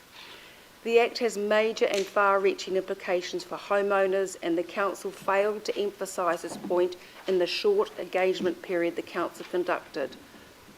From an Official Information Act request I have made available, it is clear that the consultation process wasn't adequate. The actual number of residents who attended webinars, drop-in sessions or provided feedback through post or email was pathetic. 3 webinars hosted in March, April and June 2022 were attended by a total of 23 individuals. A recording of the April webinar that was put on the website was viewed 51 times, and the June webinar attracted 65 views. A total of 80 individuals attended the 4 drop-in sessions. Only 22 individuals provided feedback via post or mail. The Council did utilise an online tool called Social Pinpoint in March, April and June 2022 to obtain feedback, but this tool disadvantaged residents who did not have computer skills. The June Social Pinpoint survey proposed 60 projects on which the Council reports they received 400 pieces of feedback. Presumably this means if all individuals commented on all 60 projects, only 7 people responded to the online survey. Of course, not all responders would have wanted to comment on all 60 projects. What is clear from the engagement summary is that the highest response on one of the proposed projects was from 51 individuals. The inference is that the actual number of individuals that responded to that June Social Pinpoint survey was more around 50 to 60 individuals. The livable neighbourhood section of the report states that only 43 individuals responded to the project Greater Heights and Housing Choice in Cherrywood, and only a mere 24 individuals responded to Greater Heights and Housing Choice among Otamoto Road. Despite the paltry number of individuals who took part in the online consultation, concerns regarding loss of sunlight, privacy, views, the lack of infrastructure, lack of car parks, traffic congestion were made by those individuals. Were they listened to? Absolutely not. I've been provided with examples of advertising material that was used to encourage residents to participate through media, newspaper and so forth. Nowhere in the material does it make it clear that one of the purposes of the engagement was to get views on what residents thought of high density intensification of the North Otamoto area, and that if this went ahead we could expect dwellings of up to 16 metres high and within 1 metre of our property's boundaries. The advertising was deceptive, the consultation reached pitiful numbers of residents, and it was just a tick box exercise only. Climate change. Since the submission was lodged a year ago, New Zealand has experienced 2 severe weather events in early 2023. There were several days of record rainfall at the end of January, only to be followed by Cyclone Gabrielle, the worst storm to hit New Zealand this century. There was widespread flooding and landslides. Scientists globally agree that climate change is increasing that frequency and intensity of extreme weather events, and those impacts will continue to worsen in the future, and that the warming world is having an impact on the extreme weather we are experiencing here in New Zealand. Tauranga managed to escape the worst of the 2023 serious adverse weather events, but it would be naive to think that will be the case going forward. It will be a case of when, not if. Housing intensification in simple terms means there will be more concrete, a reduction of permeable surfaces and reduced green space. With the expected rainfall deluges, water needs to go somewhere and flooding and slips occur. As a result of the unprecedented rainfall in 2005, no more than 200 metres from where I live, there was a catastrophic slip in Lemon Grove Avenue. 16 houses had to be removed.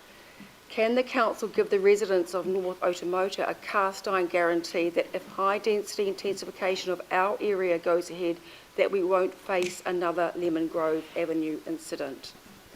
Physical and mental well-being. The physical and mental well-being of impacted residents faced with the loss of sun, privacy, overshadowing and physical domination of 16-metre builds within 1 metre of their boundaries cannot be underestimated. Our homes are our sanctuary, a place where we should be able to relax. When our homes are under siege or threat, mental and physical health is negatively impacted. We have seen this many times over the decades. There was the leaky homes crisis of the mid-1990s. Years of uncertainty, legal battles and crippling repair costs resulted in significant psychological distress. In addition, there was evidence of links between damp and mouldy homes and the development of respiratory symptoms, even among otherwise healthy people. At the other extreme, there were homes destroyed or irreparably damaged by the Christchurch earthquakes. Many homeowners had to battle EQC, their insurance company and even their council over zoning status. Long-term studies have confirmed beyond doubt that there were long-term mental health impacts following this disaster. Our area has been proposed for high-density building, up to 4 levels or 4 dwellings on a site. Some may argue that the high-density builds in a residential area is nothing like leaky homes or the Canterbury earthquakes, but I disagree. In our area, we have residents who feel deeply threatened by the reality of waking up to 16-metre high buildings built within 1 metre of their 3 or more boundaries that will tower over their property. The impact of 16-metre builds would be very significant. The loss of solar access, particularly in colder months, can exacerbate any issues of dampness, mould and moisture in homes that will have a negative health effect on occupants. Lower temperatures due to shading will also require greater heating demand and therefore additional electrical or gas demand on the national grid or additional smoke in the atmosphere from fireplaces. Solar panels installed on rooftops would be significantly less effective as a sustainable energy source. There is no doubt that the resulting loss of sun and privacy along with the physical domination of the 16-metre builds would be very harmful to mental and physical well-being of residents. For those residents who are fortunate to own their own home, home ownership is hard fought for and a fulfilment of a long-term dream. The family home is generally their single biggest asset and one which they will want to pass on to their children in some form. High-density intensification can obliterate views, privacy, sun and severely devalue homes. Any dreams of helping their children are dashed, and instead they may find that they are trapped in a property whose value has diminished significantly and often is dwarfed by its towering neighbours. If high-density intensification goes ahead, physical and mental well-being of residents will be adversely impacted. There is no doubt about that. Traffic congestion and lack of parking. If high-density builds go ahead in this area and there's no requirement for on-site parking spaces, traffic flow and on-street parking will become a major issue. A high majority of our roads are narrow, and when the cars are parked on both curbsides, only one car at a time can pass through. Mobile homes parked on the curbsides only aggravates the issue. With the increase of the number of residents and cars that will result from high density, traffic flow would be seriously hampered and parking spaces at a premium. This is a major inconvenience for delivery trucks, refuge and recycling trucks, and most importantly a serious health and safety issue if a fire truck or ambulance needs access to these properties. This is a particular issue on the corners of the tight and winding streets surrounding Cherrywood shops. For example, Cherrywood Drive measures 7.5 metres curb to curb. With vehicles parked both sides, the effective clearway can be reduced to as narrow as 2.7 metres wide, which is far below the minimum, as I understand it, required by the New Zealand Fire Service. One of the main routes out of our area is Otomoto Road via Mātua. Otomoto is further constrained by having only one entry or exit point. Further intensification of Otomoto will exacerbate the issues associated with this choke point. Ngātai Road is already a bottleneck at peak times, and this is exacerbated by sunstrike in both directions. According to the Tauranga Statistical Information Report, May 2021, over 75% of those employed use private transport or company transport to get to work. Almost 40% of households owned 2 vehicles and 33% owned 1 vehicle. There needs to be significant improvements in public transport for walkers to opt out of car use. Cars are here to stay for a long time to come. While parking and traffic flow issues are not the same category as flooding and slips, they represent constant frustrations and irritations experienced on a daily basis that over time quickly impacts on quality of life. Toxic soils. In the 1900s, land in the Otomoto area was extensively used for orchards. For decades, the standard practice was to use toxic pesticides. However, those were eventually banned. As such, the soil in our area has a high probability of being contaminated with carcinogenic substances such as arsenic. We have seen an environmental report where there was an elevated level of arsenic in a property in the Otomoto area. We are concerned that the extensive bulk earthworks needed for high-density intensification could expose carcinogenic substances to residents via airborne dust particles and or runoff. We demand that the Council investigate our area for toxic soils and, if widespread, designate Otomoto area as a qualified matter and exempt from intensification. To summarise, we strongly object to our area being proposed for high-density intensification on the basis that the consultation and engagement period was totally inadequate, advertising was deceptive and reached pathetic numbers of residents. We are not serviced by a local town centre, and this is not likely to occur in the very long term. This by itself should be sufficient grounds for the panel to reject the Council's proposal for high intensification development. We have grave concerns about existing infrastructure that is fit for purpose for climate change, even for medium density intensification, let alone high density. We have serious concerns about the Council's ability to plan new developments and to mitigate the effects of climate change. The physical and mental well-being of residents will be seriously impacted if high-density intensification goes ahead. We are worried about traffic congestion and the lack of parking spaces. We are extremely concerned about the possibility of toxic soils in our area and the significant earthworks required for high-density developments. We demand the Council investigates this immediately, and if it's proven to be an issue, could make it a qualifying matter and exempt us from high-density intensification.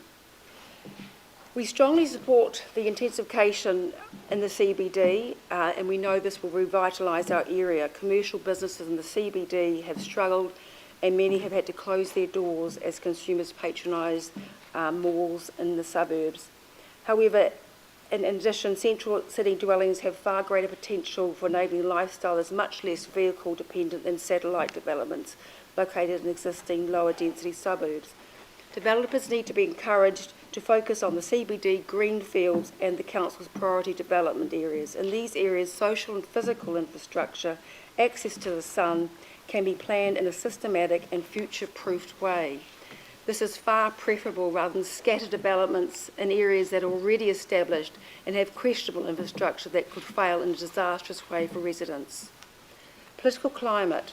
To conclude, in just 4 days you will have a general election. It is likely there will be a centre-right government of 2, possibly 3 parties. The most moderate position of these 3 centre-right parties has stated that they will allow councils to make a decision of whether they opt in or opt out of medium density intensification, and presumably this also covers high density intensification. One of the other three parties in a public meeting has stated they will repeal the legislation entirely. If the polls prove to be correct, we are looking at political change. Medium density intensification, let alone high density intensification in the 5 affected cities, has been extraordinarily divisive, with communities and councils up in arms with a heavy-handed one-size-fits-all edict from the current government. In Tauranga, we have not had the accountability for almost 3 years. The commissioners will end their term in July next year, and it's our very strong request that they defer any major decisions of opting in or opting out to a democratically elected council. There are 4 commissioners, but we have 160,000 people who live in Tauranga. It is time the people had a voice. Thank you.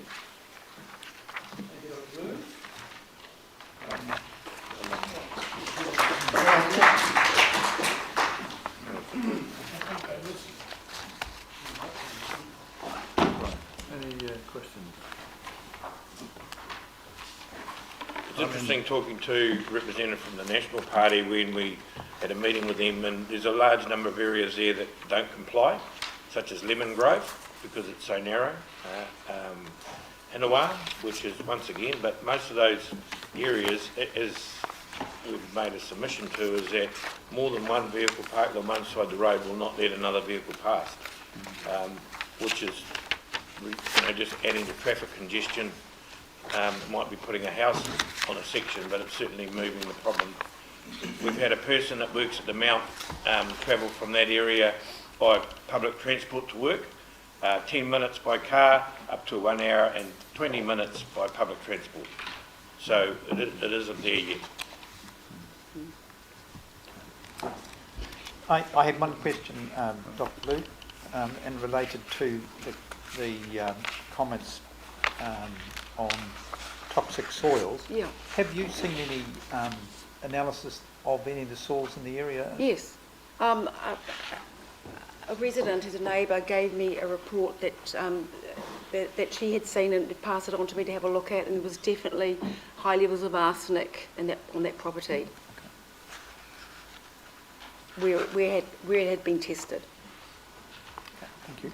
I mean, it's a very serious concern. It's just, yes. It's serious, and the council needs to tell us what they are going to do to investigate this, and if there are issues, what steps they are taking, and certainly intensification must go on hold so this is sorted. Yeah. So you're suggesting this be a qualifying measure? Oh, no doubt about it. Okay, thank you. Just double checking, so in terms of all the consultation that you were speaking about on page 3, and then I think it goes over the page, that's headed consultation on the draft spatial plan. Yes. All that consultation was under the spatial plan, was it not to do with plan change 33? No, well, I think after the Act went through, the government told the council, this is what you've got to do. Yeah. You've got to consult, blah, blah, and then we, in August we're going to do, it's all going to happen. So I know the council were told what to do, and they had to do it pretty damn quickly. And I don't understand that they had pressure of time, but the consultations were about what do we want in Otamoto in the next 50 years? That's how they sort of framed it. And it was all like, do you want more green spaces? Sure. Do you want better? Yeah, sure. Do you want whatever, more, But no one did they say, well, okay, this is all we're asking this because actually in August we're going to let you know that, because of this act, which no one had heard about because it had gone under the radar, Christmas 2021. And that in itself was a very undemocratic way how it got passed, but no, that aside. So it was all seemed very under the radar. Yeah, I'm just trying to understand that. So those questions that you speak of sound like questions associated with the spatial plan rather than PC 33. These are the types of questions being asked. It was about the spatial plan, but on the back of the spatial plan, clearly someone in the council went around and thought, well, yeah, this is an area we should intensify more because, Cherrywood hopefully will become a town centre. Rubbish, not likely to, not in 40 years it hasn't. So someone has made that decision that we're proposing level 4 for our area on the back of the the consultation with the spatial plan. That's my understanding of it. I bet 90% of the residents wouldn't know either. And it wasn't until we got a mailer that came through and put a drawing on a property that said this is what we plan to do in the green, the brown, the purple and the white. I know. Until that happened, most residents, to be honest, get on with life. Yeah, and don't forget, this is all happening, we're all trying to get out of COVID, when all this consultation was happening, for the spatial plan, which, you know, was leading into this, the intensification. I'll tell you something else really shocking, but by the time the Act passed in December 2021, by the time we got our letters in the letterbox in August 2022, and I spoke to a number of real estate agents, they had not known about the Act and the implications. Therefore, they had sold properties to say, you know, and they had assured people, as is whereas, they didn't know about the Act and the implications, and could warn people that, you know, in August maybe you need to be aware that this, you know, we're going to have intensification and this area could go up 3 levels or 4 levels and you might not get your view and all the rest of it. So I'm thinking at some point there'll be a disgruntled owner of a house who bought a property in that timeline between December 2021 and August 2022, and they'll come about and say, and suddenly a building goes in front of them and they've lost their $1 million view, and they'll say, why? Why didn't you tell me? Well, we didn't know. And I think that's shocking that the real estate agents did not know the implications of this Act. They did not see it coming down the pipeline.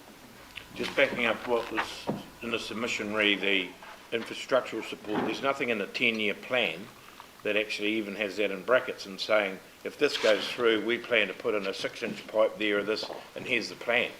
So all of a sudden we've got people, and to be honest, they're staff saying this is what we plan to do. Well, most of those staff, if they don't like it, they pack up and move somewhere else.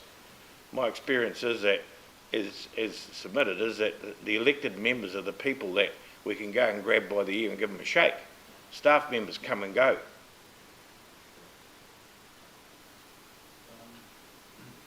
What's your expectation of the spatial plan as to when that will become operative? I don't know. I can't answer that. You have to ask council. Okay, all right. And interesting in that is recently there was one regarding cycleways.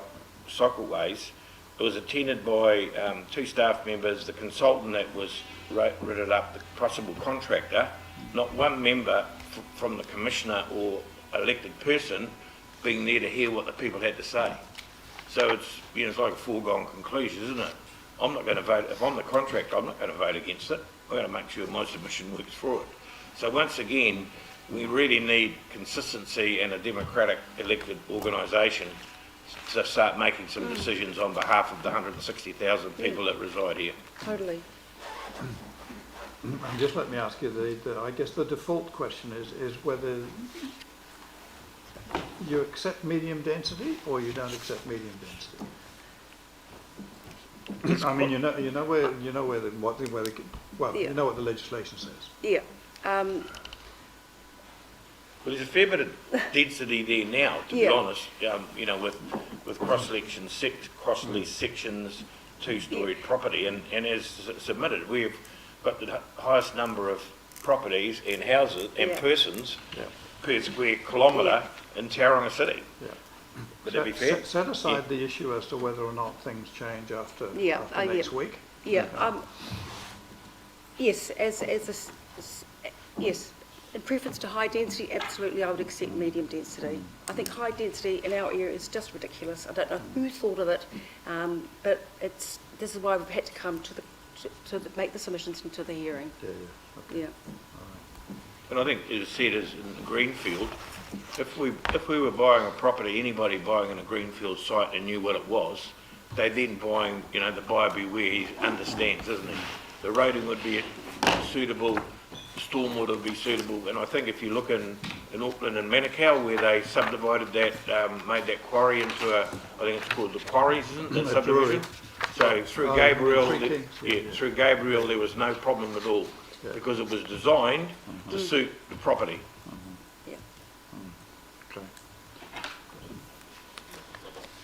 Okay. I understand your rage. Thank you very much. Thanks for your opportunity. Thank you for listening. Appreciate it.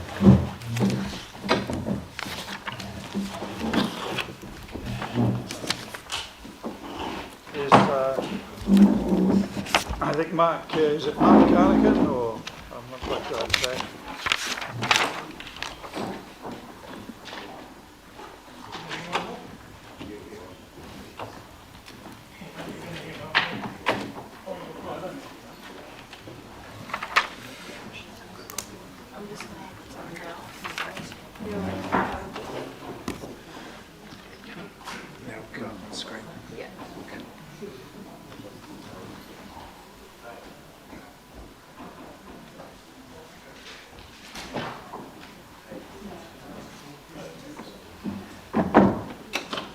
Right, Mr.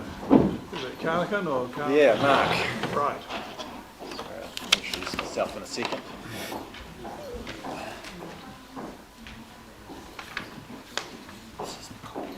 Oh, thank you. Yep. Oh, yes. Okay, right. Right, So, where you go? right.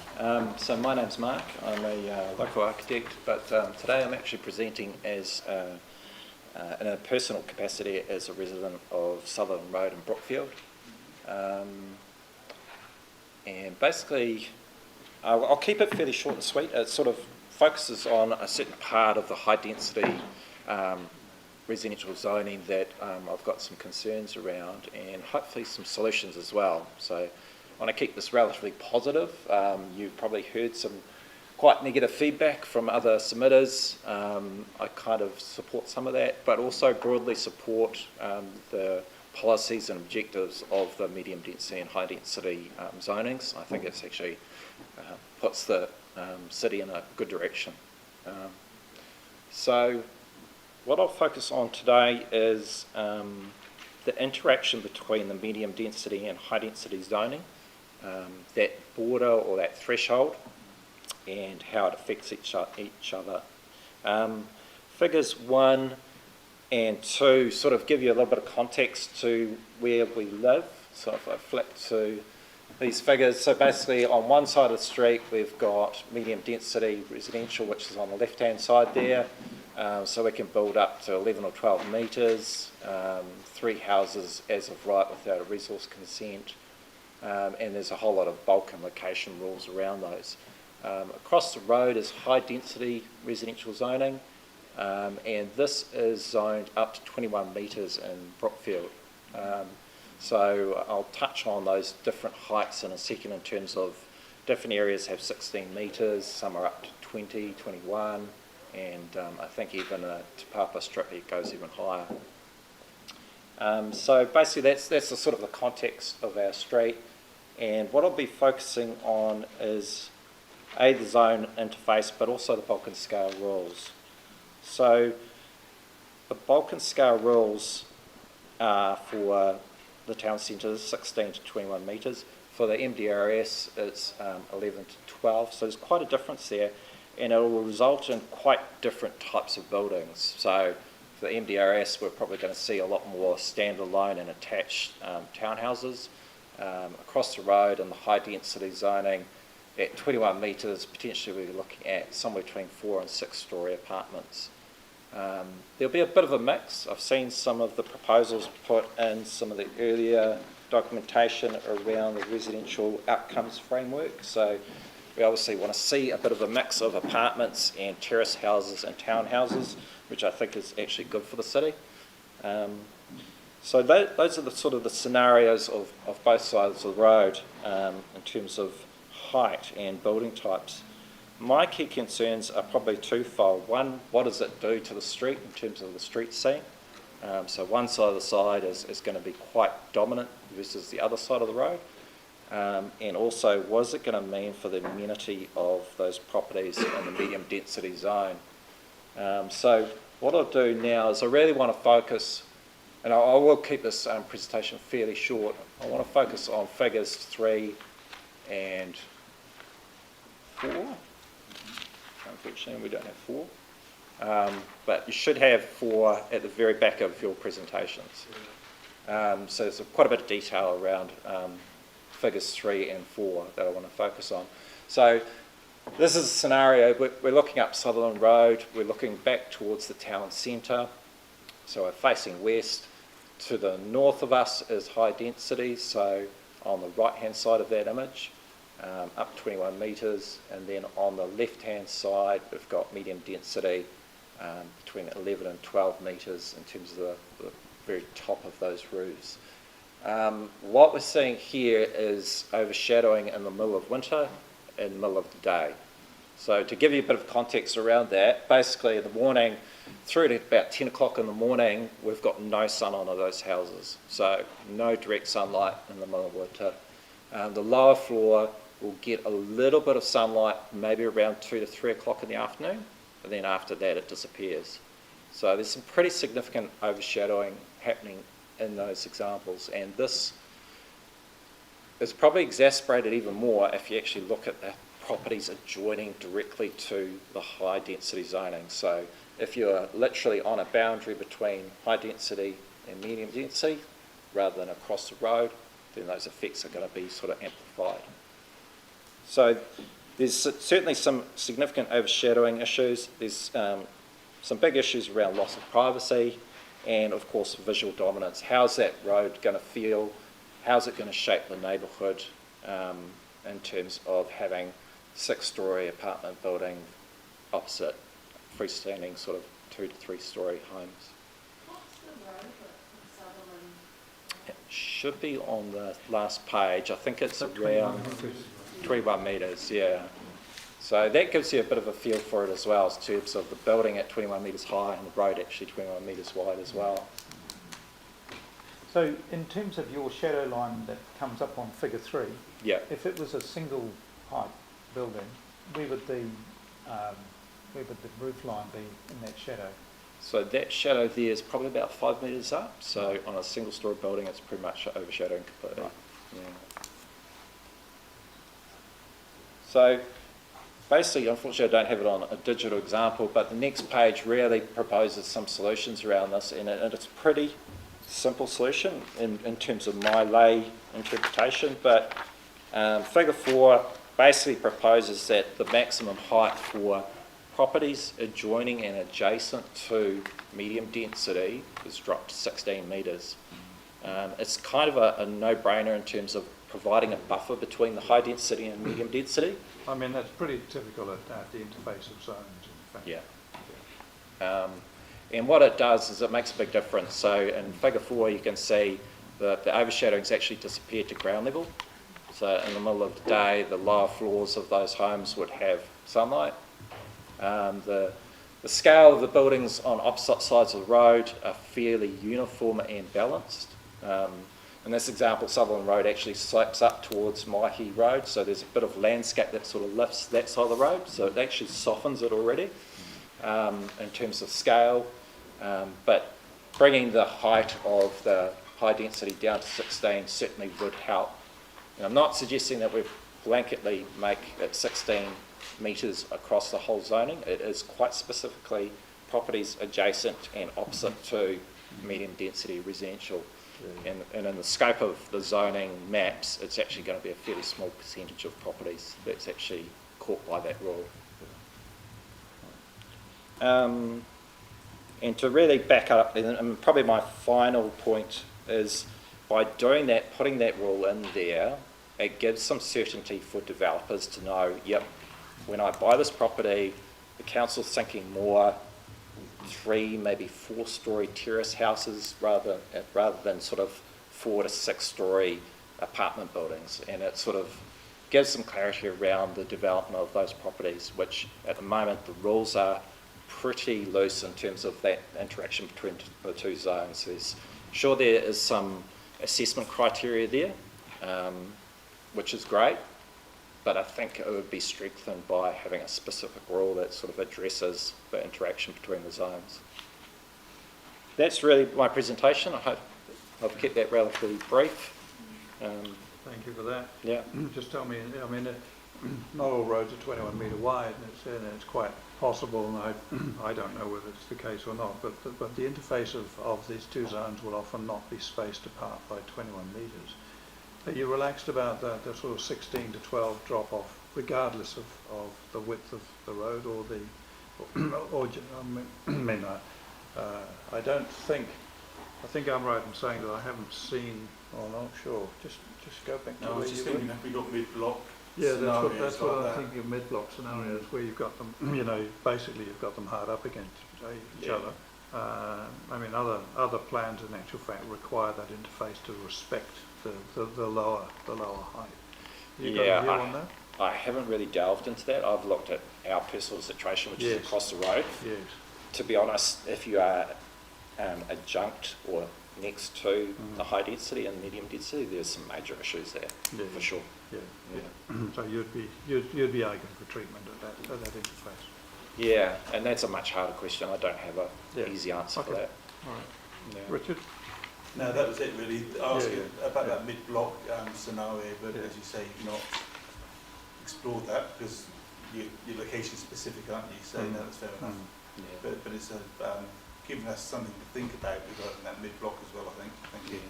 I think high density on the main corridors where you are opposite each other totally makes sense. Yes. But when you get into the side roads, Southern Road and cul-de-sacs and that sort of thing, and you're moving further out from that town centre, then it becomes a little bit more marginal, and you want to probably encourage smaller development, and that's effectively what this is sort of arguing. That's very helpful. Yep, no, I'm just looking at an example here on the transition off Bellevue Road, just down from Sutherland Avenue. It's a mid-block. Sure. Okay, cool. Thanks so much. Thanks for your time. Thank you.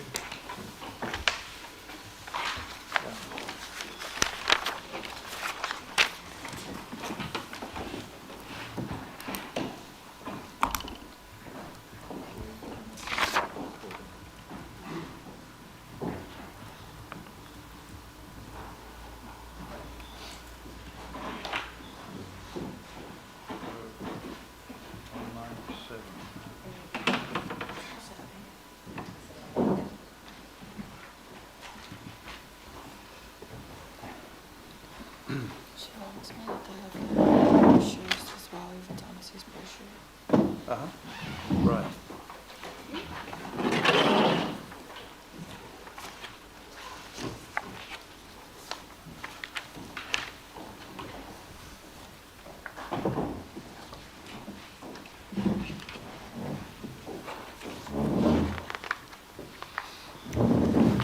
Good afternoon. Right, welcome. My submission to you today, after sitting here listening, is incredibly simple. That's what everybody says about to people. us, yes. About people who live in these residences. So I am here, my submission regards negative effects of intense density housing.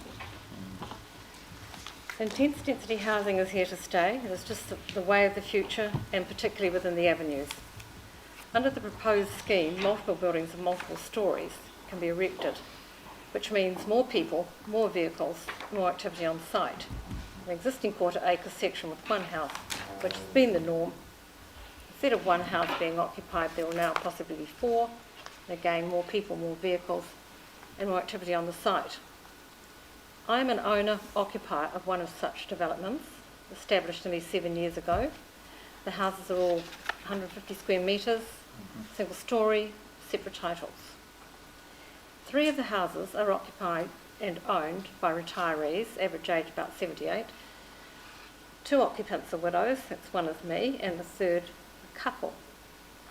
My comments to you today are about 2 particular negative effects associated with intense density housing that seriously affect well-being, mental and physical health. I'm asking you today to take on board my comments because in many of these enclaves there is actually no body corp. And it was interesting just watching that presentation. There would be a body corp within that development. Therefore, there are no set rules, so no body corp, no set rules, and unless the occupants understand that to live in harmony, cooperation and respect of the others is essential. So my submission is asking the council to look at 2 specific issues, and one is noise. Can we put that out? Yeah. And one is CCTV cameras. First of all, noise, and I've got a brochure here for you, which is actually off the council's website, and I've highlighted some of it. You may not even have ever even seen this. The brochure states, it is your responsibility not to make noise which disturbs or annoys other people. If noise being generated from your property is clearly audible at your neighbour's boundary, it may be considered excessive. Now, in my case, the front of the house opposite and my home are 5.5 metres apart, which would make the boundary less than 3 metres. This is the fourth house that I didn't mention prior. About 2 years ago, a family of four, a family of two 40-something parents, two teenage boys, one who seems now to come and go, a younger boy, 2 vehicles and 1 motorbike, purchased House C. This is the house directly opposite me. To date, they now have 5 vehicles, 2 sizable utes, 1 smaller ute, which is a work vehicle, 2 cars, and the motorbike seems to have disappeared. Someone in this house is very keen on rock music, with the bass on full. And if you have a look in that brochure that you've just got, the council states, there is, in the noise brochure, there is comment regarding the bass and a subwoofer. I don't even know what a subwoofer is. And it's stating there, turn them down. This music literally reverberates through my home. I cannot actually hear my television set. I can hear the music clearly around the back of my home at the clothesline. And I have to say that noise control have been incredibly supportive. But when I asked the occupant directly if he could please turn his music down, I am told to off. He is charming. This is certainly not good for a 76-year-old widow to have to live with. To see CCTV cameras. A surveillance camera has now been installed. It's on House C's underneath the spouting. It is directly filming into my garage. Can you get the map? And my home. It is a total invasion of my privacy. I actually don't know of anyone who wants to be filmed by their neighbour 24/7.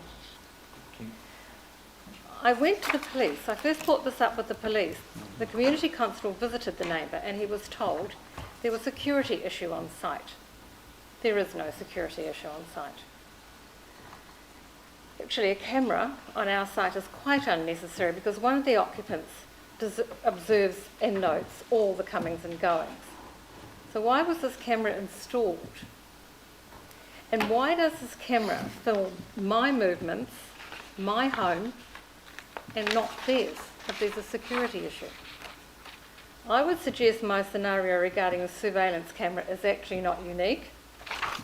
Many people seem to be concerned today about their own safety and the security of their property, hence the instalment of quite a number of residential security cameras. Only last week, I took to the police station documentation for the community constable to peruse from the Privacy Commission, who I have to say have been very, very helpful, which, as the information, they emailed me, and you have one of the documents. You have a brochure now from the Privacy Commission, and it is regarding the rules applying to drones and CCTV, and the brochure states you cannot film your neighbour's home. I am asking you today to consider these matters very, very seriously. I'm actually asking you, because of the lack of body corps in a number of these enclaves, to incorporate some rules regarding noise and CCTV cameras relevant to intense density housing in the city plan. Now, just before leaving home, and I didn't have time to actually copy it off, I checked my emails. And I have an email from the community constable regarding the comments, the documents actually that I left his perusal. He completely refutes the information in the drone/CCTV brochure, which I've given you, which clearly states you cannot film your neighbour's home. So, I'm putting to you, if the police will not support the advice from the Privacy Council, will the council? And there's a very interesting little number about that brochure from the Privacy Council, and if you have a look at the bottom of page 2, you will see that the brochure is sponsored by the Aviation Authority, the Privacy Commission and New Zealand Police.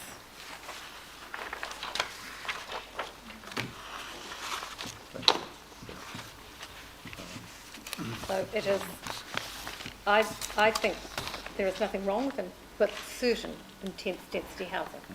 It is perfect. 150 square metre home, for me, living on my own, is fine.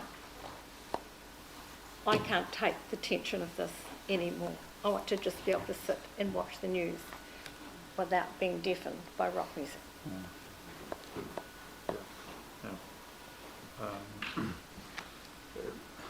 That's it's a well understood issue. It's a very hard one to actually put any rules in that make any difference. Somebody's got to do something because you're going to have intense density housing. Yep. And these houses are occupied by people. And it's people's lives that are being affected. And it appears to me that the only organisation who can do anything is actually the council.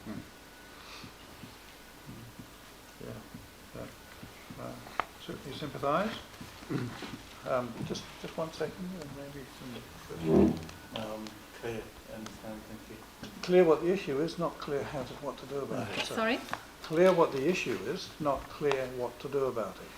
That's the challenge that you've given us. That's what I'm asking you. Yes. I'm just asking for, it would only require some simple rules.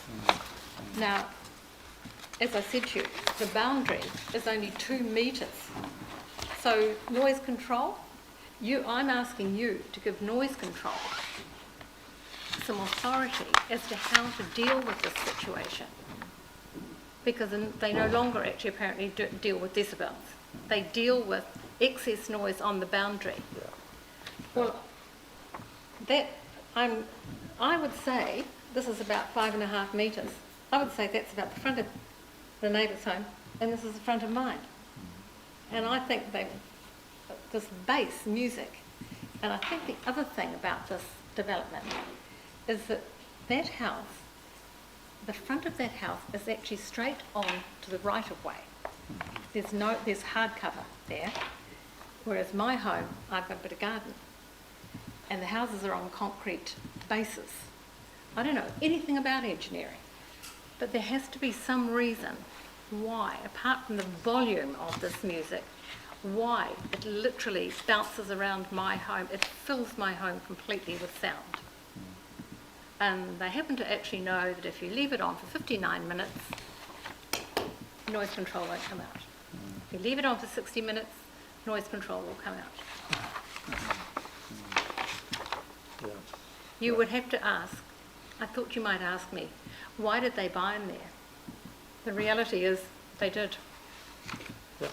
And they won't be unique. No, they certainly are. I mean, I'm an apartment dweller in Auckland, and so these issues are very familiar to me. Yeah.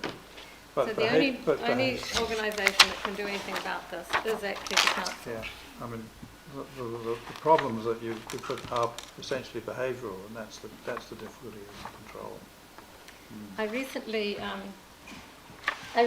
asked the wife. You know, I asked her, you know, could they cooperate? And she looked at me and said no. Yeah. So I said to her, you're entitled. She actually didn't know what entitled meant, so I suggested she went and looked up in the dictionary. Thank you. Thank you. Thanks very much.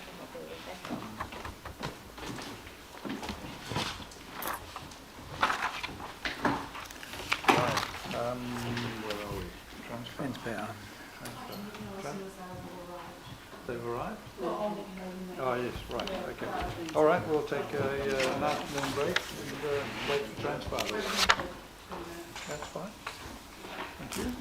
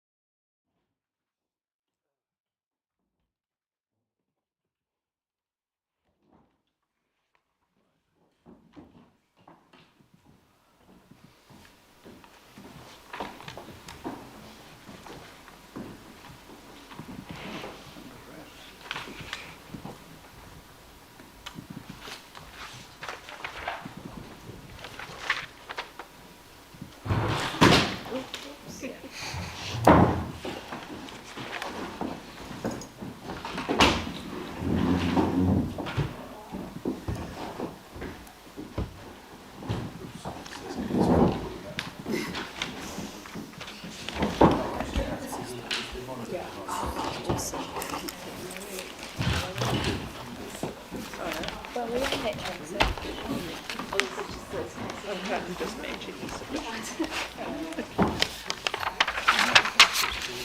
I didn't realise we had these council decisions, Right. Right, everybody, let's resume, and we're with Transpower. So, Benji, nice to see you. Thank you, sir. You've noticed I've got a tie on for you as well. I did notice. This time in you were undressed earlier. Yes. So, thank you for hearing us, and thank you for accommodating us on. I think this is your last day and waiting for us to get here. Very much appreciated by the team. You know Transpower reasonably well. I'll introduce myself. I'm the Chief Counsel for Transpower today.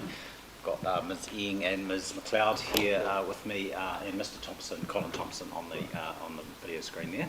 Just tightening his tie. Well, Mr. Thompson is actually unwell today, so he's, really? He's got a beard for you and put a tie on. So he's done well.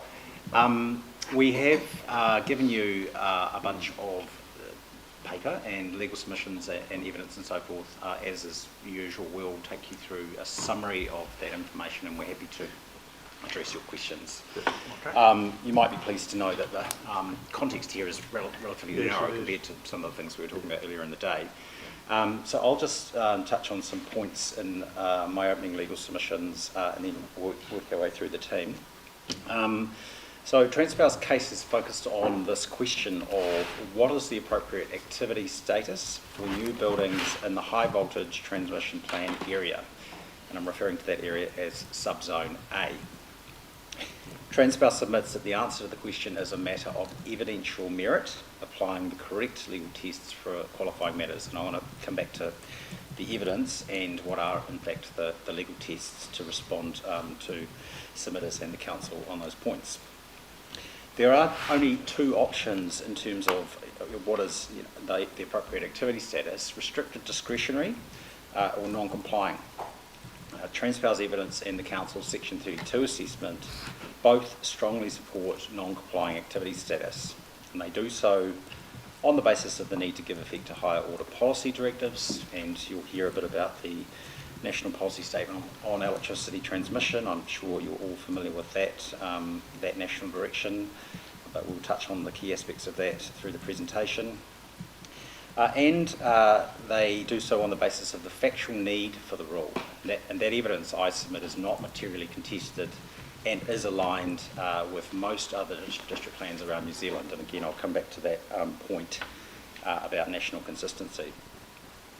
Transpower submits that legal scope doesn't stand in the way of this panel choosing either option, restricted discretionary or non-complying.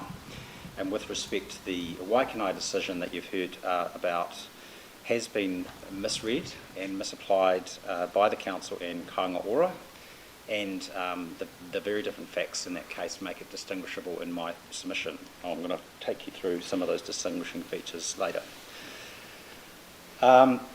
I point out in the opening, the witnesses make similar comments. The national grid is a physical resource of national significance and a critical piece of infrastructure. The grid connects electricity generation to distribution lines and major industrial users. It supplies electricity to millions of homes and businesses across New Zealand's cities and towns. And as with all other New Zealand communities, Tauranga itself relies on the grid for the health and well-being of its residents and its ongoing growth and prosperity. Approximately 3 kilometres of national grid lines intersect with the Plan Change 33 areas, and therefore Transpower has a significant interest in how new intensification enabled by that plan change is managed in close proximity to the national grid and indeed under it. The need to operate, maintain, develop and upgrade the national grid is a matter of national significance, as set out in the National Policy Statement, Electricity Transmission. Policies 10 and 11 of the NPSET are of key importance to PC33. They require PC33 to the extent reasonably possible, and I'm using the words in the policies themselves, to manage activities to avoid reverse sensitivity effects on the grid, and they require PC33 to ensure that the operation, maintenance, upgrading and development of the electricity transmission network is not compromised. And that word, not compromised, is particularly important here, as well as avoiding reverse sensitivity effects. So PC33 must also identify appropriate buffer corridors within which it can be expected that sensitive activities will generally not be provided for in plans and or given resource consent. And that language, generally not be provided for, is very germane to the question of which activity status you recommend be accepted. It is noted that PC33 responds to the directions in the EPSUD and the Enabling Housing Act, but in my submission, and I don't think this is contested, neither of those seek to dilute or diminish the strength of other national policy directions. Rather, they anticipate PC33 containing provisions that are less enabling of the full extent of intensification of the MDRS where a qualifying matter arises. And there is no dispute with Council or other submitters that the National Grid is a qualifying matter, the two reasons being, one, to give effect to the MPSET, and secondly, and somewhat similarly in some respects, to ensure the safe or efficient operation of nationally significant infrastructure. And I submit there is no dispute that MDRS need to be less enabling to accommodate the national grid, but for the subzone A rule, the MDRS would enable significantly greater intensification than under the operative plan, and that intensification would be highly incompatible with the safe and efficient operation of the national grid and the policy direction in the MPSET. This concept of significantly greater intensification, that is supported by the Council's Section 32 assessment. I understand it's not in dispute, but I think that is a key factor in terms of what options you've got available to you here, in the sense that the operative plan enabled a certain amount of activity. We'll talk about what that meant in terms of subzone A, and then there's this much greater intensification now enabled, both in terms of density, but also height, bulk, scale, and so forth.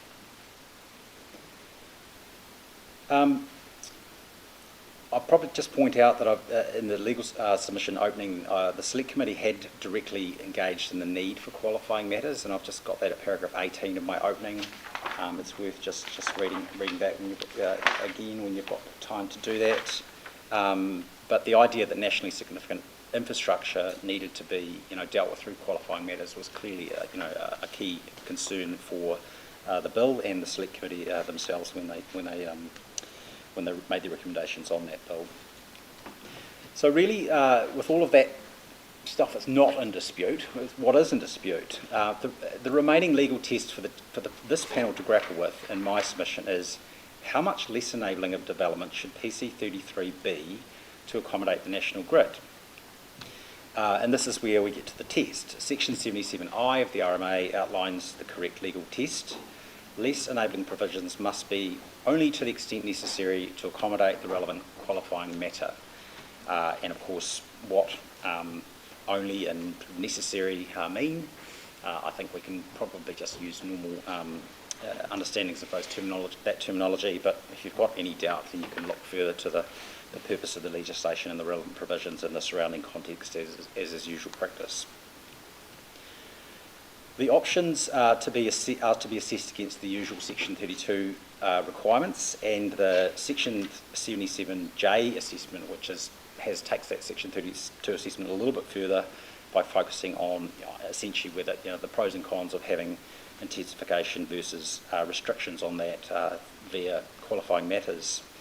And then many of the usual RMA tests continue to apply, including, importantly, the need to give effect to national policy statements. Notably, the tests do not specify anywhere that operative plan provisions provide a baseline and that no additional restrictions can apply beyond those. To the extent that that is a principle of law, it has been interpreted by the Council and Kāinga Ora, but it is not in the legislation itself. And I'll come back to where I think the law actually stands on that shortly.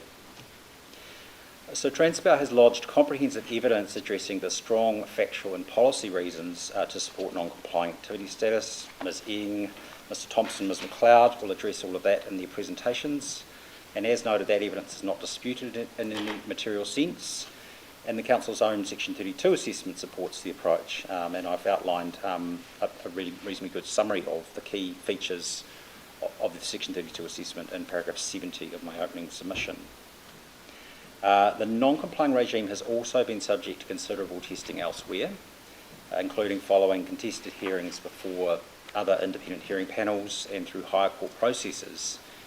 And with respect, although that background context is not binding, and I made that acknowledgement in opening submissions, the background should give the panel significant confidence in the appropriateness of non-complying status in this process.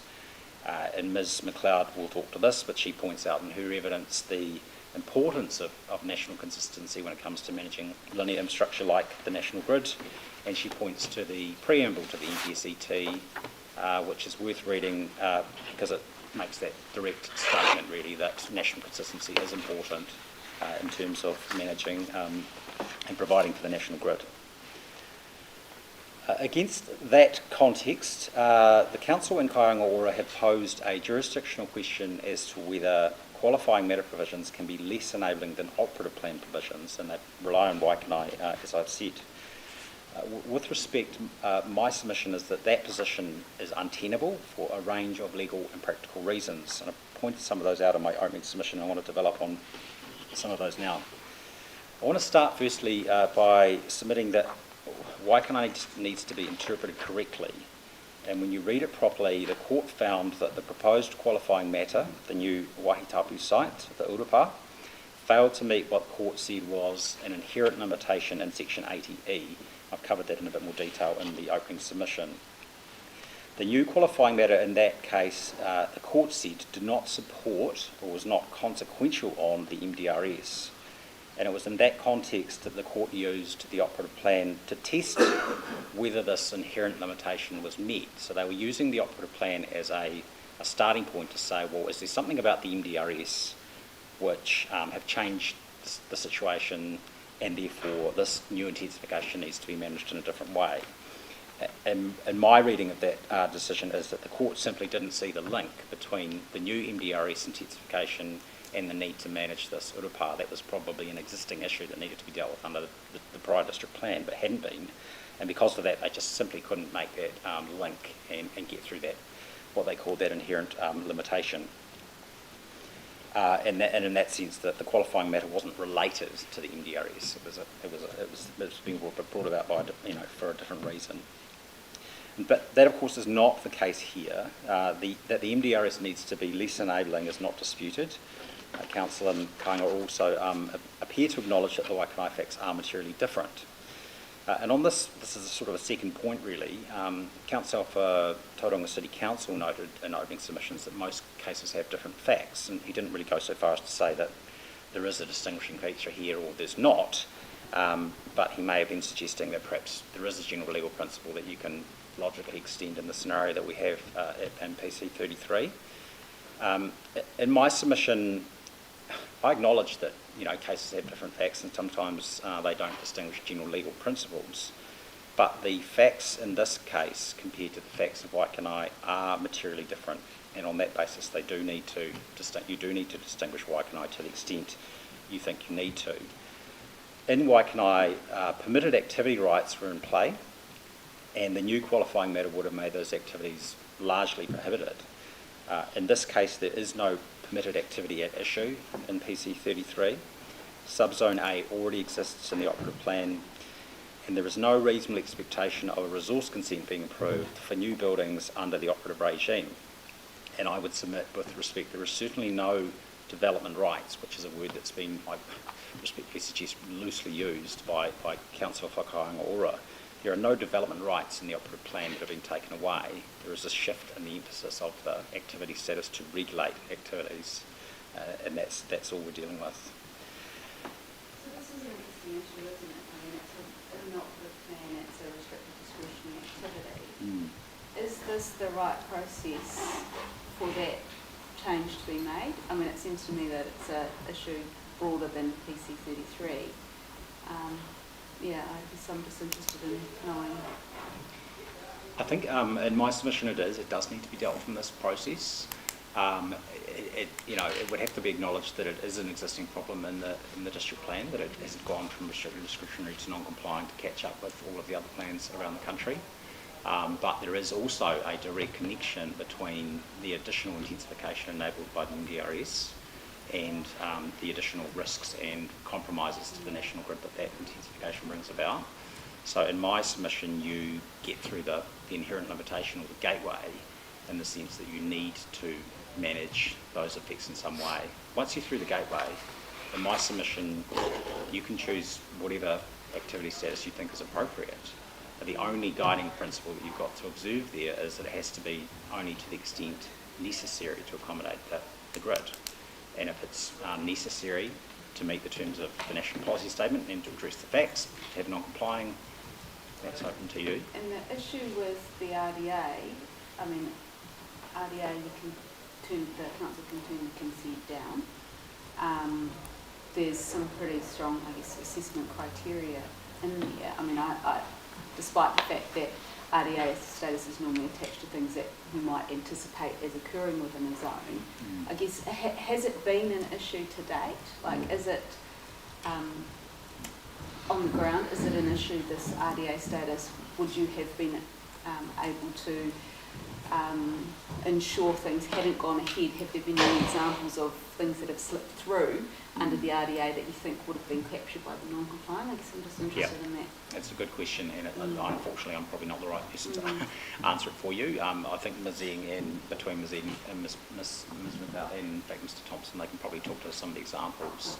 I think in terms of one of the key benefits of having non-complying is it takes away this sort of assumption that people are going to get a consent approved, which RDA, as Kaingaora points out, people think that's an enabling type provision. And the Council Section 32 assessment says, well, if it's RDA, people are going to expect resource consents to be approved. But on the facts that you'll hear from in terms of the witnesses, the chances are there'll be very little activity that's actually approved in that area. So you don't sort of set yourself up to fail by having a restricted discretionary activity, which is going to go to Transfer, it's going to go to the council, it's probably going to go to a contested resource consent hearing of some form because Transfer will have to be notified of any application, and then you'll end up with either environment court proceedings or it's extensive litigation and people suffering a lot of impact in terms of cost and effort going into these processes where the plan should have said right from the outset, this is not an activity that is generally anticipated in this area. And that's what non-compliant activity status does. It says this is not generally anticipated in this area. Don't bother applying for a consent unless you're one of those rare outliers that Ms. Eng talks to. So just so I understand exactly what Transpower is seeking, I think in your para 69 you talk about the Select Committee and things being development being completely barred in some circumstances. My reading of that footnote in that paragraph is that it's the additional rather than completely. So I'm just wanting to be clear: is Transpower seeking to have the non-complying activity status applied just to MDRS, or just to 2 or more, or just to 3 or more, or to any dwelling? Even if there's just one dwelling. I think once you get through that gateway, as I say, if it supports or it's consequential on the NDRS, then you've got to decide what the appropriate activity status is. There's no assumption that you should keep something from the operative plan and have something new. And as I think Mr. Matheson pointed out yesterday, there's a I think he used the word lunacy of having dual regimes where one sort of keeps what you had under the old plan and the other one manages the extra intensification. I mean, that's not a sensible planning approach, and would it be incredibly complicated to work through a consent process. We had sort of two systems. I think it'd be interesting to talk to Ms. McLeod about what degree of expectation you could have had with the RD regime anyway, because that may help you with not being so concerned about shifting. Because my understanding is certainly that the RDA regime at the moment doesn't really enable activities. If you go through the criteria that you mentioned, chances are you're not going to get a consent, particularly when you talk to Transpower and they say... Circles me back to my first question about what is the scope of the problem then if you're actually not really going to get a consent. Is it really a signal to manage expectations more than anything, rather than a practically going to control things more strictly? I mean, I know with the non-compliant we've got that extra gateway test, but from a practical perspective, is that it? I think that's the starting point, because it signals, gives people the expectation of what they can and can't do. I mentioned the Port of Otago case in my opening submission as a sort of a recent statement from the Supreme Court about giving the world a clear understanding of the expectations of consent processes. Although it was a different policy context, I think some of the comments made by the Supreme Court are relevant. You need to clearly outline what the plan expects so that people then know how to respond to it. Similar comments could have been made in the earlier hearing today, but I think the second part of it is that if people are in these consent processes, then you've got that inefficiency around litigation and so forth that shouldn't be coming forth. But you've got a third problem, is that sometimes because of this sort of confusion about whether you can or can't get activities in these areas, you might well get activities actually being approved in that location where Transpower's evidence and their experience around the country is you just simply should not be allowing this stuff. So it's sort of multifaceted. It starts at the start, plan expectations, then moving into efficiency around process, and then preventing consents from being approved that shouldn't really be on the table.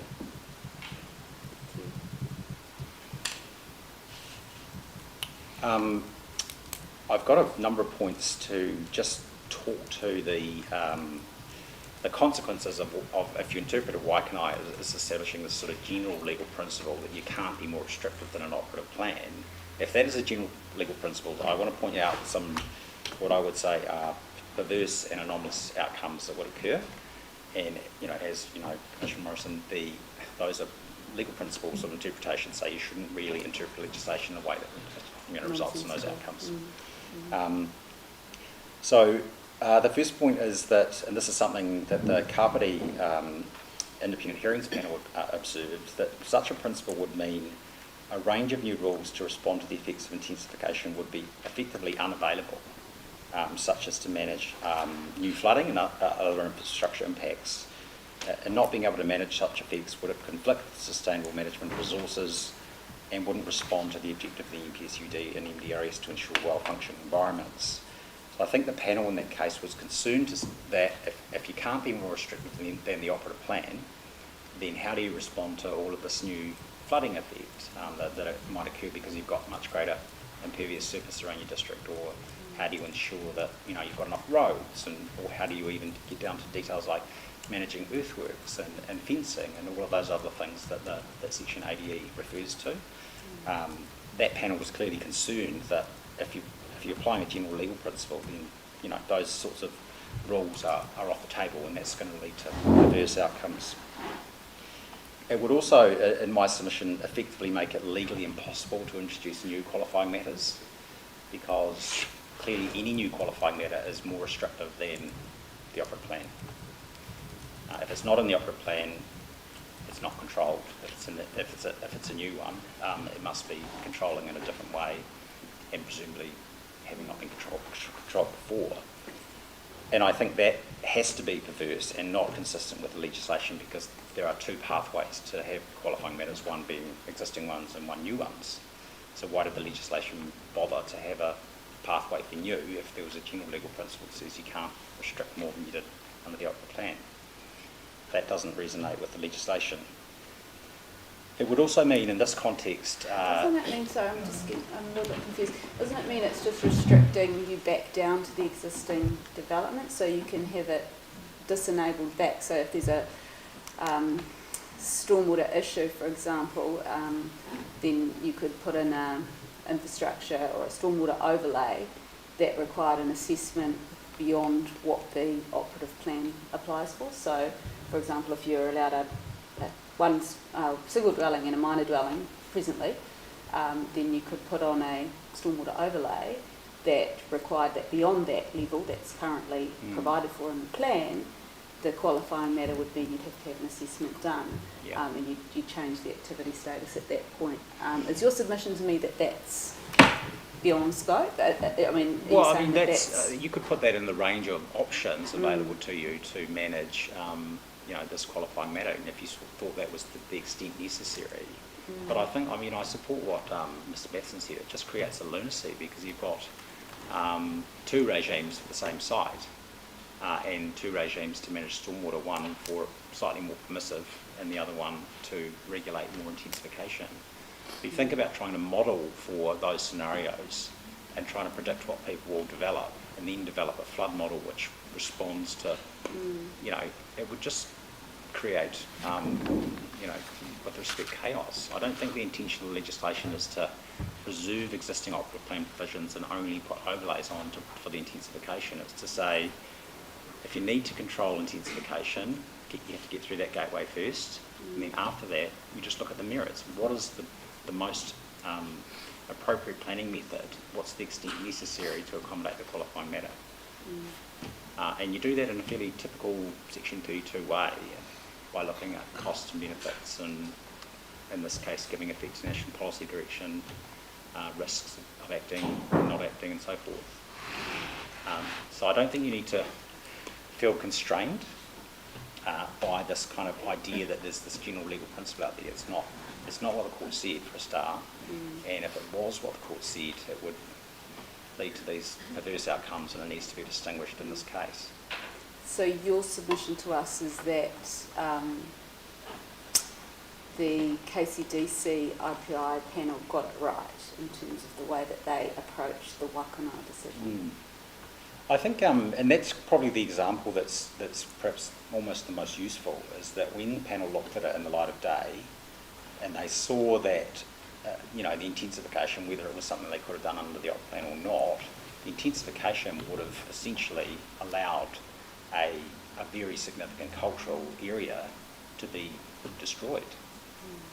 And in fact, it was a Nurapa in parts where burial grounds could have been affected, and I think the panel mentioned, you know, human decency itself would suggest that you shouldn't be, you know. So they had to say, well, the intensification enabled and the MDRS and, you know, the enabling housing legislation doesn't override the sustainable management purpose of the Act. If you come across things which are clearly clashing with that, then that panel wasn't so concerned about the gateway. I think they just said, well, we're not going to allow that to happen under our watch. And I think that's similar to the scenario here, is you could say, well, even if you thought, why can't I have this legal principle, you'd be enabling activities to occur in an area where they should not occur. And they shouldn't occur because that's what the national direction says, and that's what Transpower's evidence says. I think I'm clear on the position.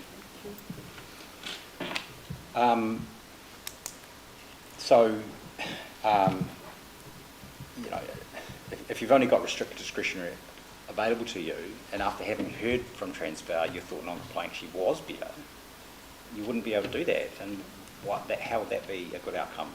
That would create a perverse outcome too, because you'd be constrained by an option which was better in terms of Section 32 than others. And if you agree that this regime is necessary to give effect to the national policy statement, again, you'd be constrained by not being able to go to non-complying. And that would essentially mean that Plan Change 33 would lead to a plan that was ultra vires, because it wouldn't give effect to a national direction. And that, again, that can't be the way to interpret it.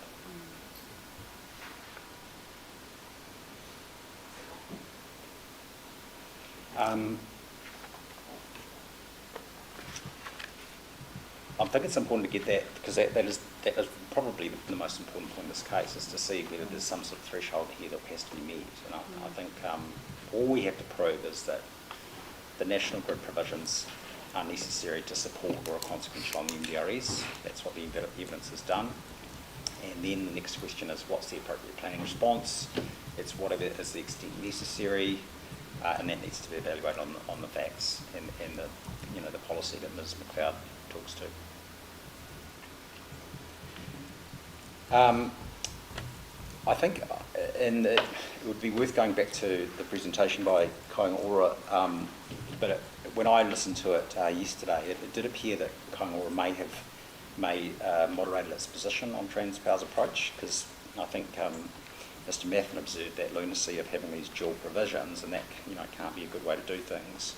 So he then went to, well, maybe it is just looking at the merits of restricted discretionary.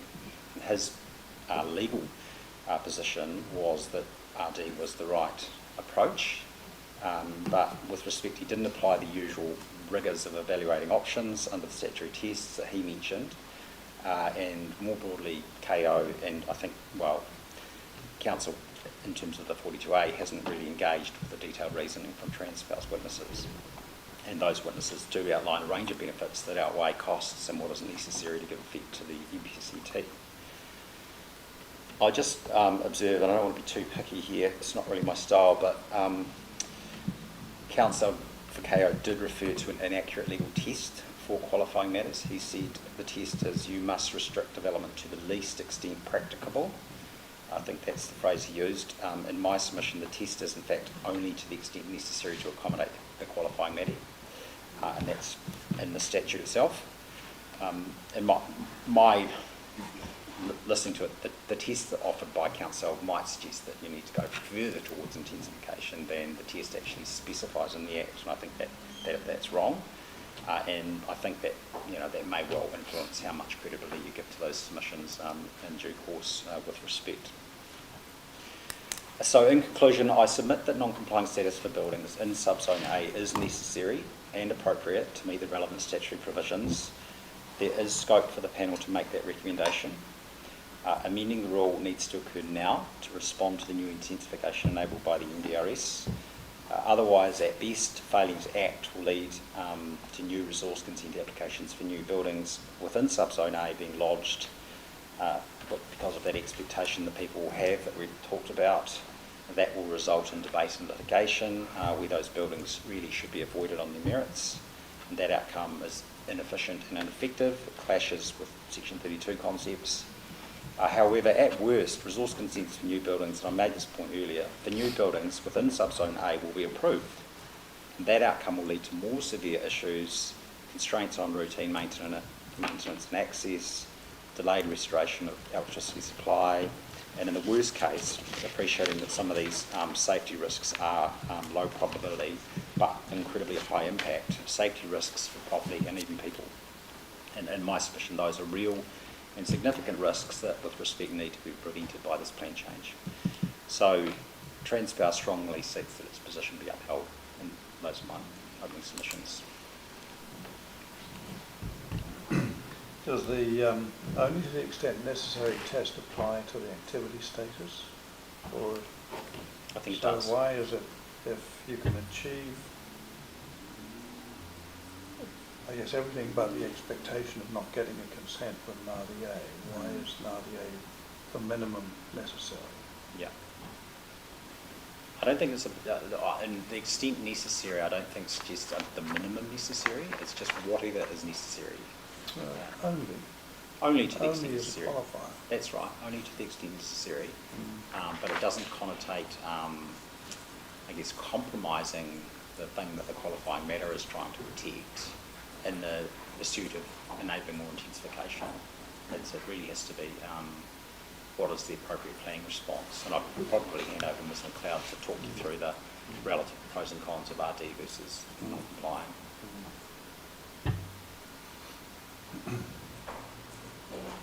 All right.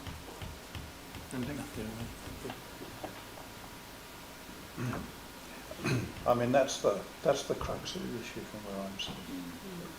But and I think that you can look at this in the normal way you would. If anybody brought forward a plan change where there was a debate about which activity status you ought to apply, you just need to look at the factual material, the Section 32 analysis, and work out what the best approach is to achieve the objectives of the plan change. There's nothing too complex about it. It does have the overlay of this intensification mandate, but the intensification doesn't come at the cost of protecting important things.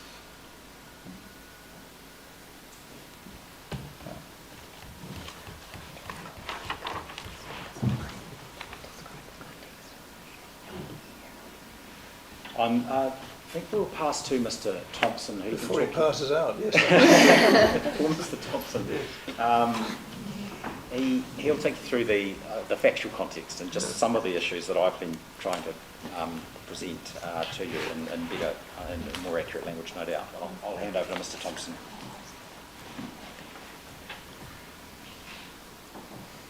Right. You with us, Mr. Thompson? You there, Colin? I think you're on mute. Oh, it's on mute.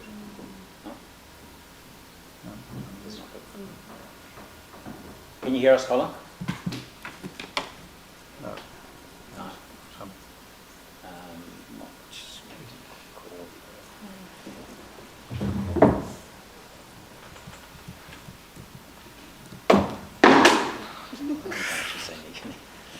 Sorry, we just called Mr. Thompson.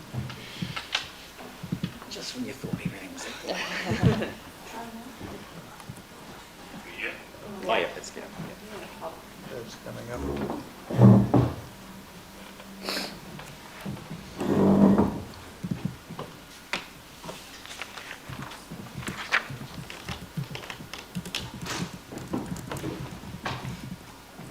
Right, here we go. But, yeah. Everyone hear me? We can hear you. Yes, we can. Excellent, okay. So, my evidence in the appendices talks about, and you can give us visual examples of some of the maintenance required to keep these lines in operation in perpetuity. And the substance of my evidence, quite a bit is about the risks that these assets and conductors pose to the general public when in closer proximity to them. So the closer proximity, obviously, the greater risk. Transpower Yard has been developed to maintain the asset with everyday winds, so the average sort of everyday wind as opposed to maximum winds and such like, which is what we encounter most of the time when we're maintaining them. And I propose that the greatest risks are that of mechanical, of the conductor itself falling, and of electrical shocks either being transferred from the conductors by inadvertent contact or from the structures themselves and faulting. So if we had a lightning strike or for some other reason an additional current amperage was placed onto the asset, then it would be able to jump the insulators, for want of a better term, come down the structure and electrify things around the footings and therefore out, which is some of the stuff I'll talk about in my evidence as well. So the Transpower Yard is there for maintenance and future upgrades, ability to upgrade, and for the safety of the public. That's my initial statement.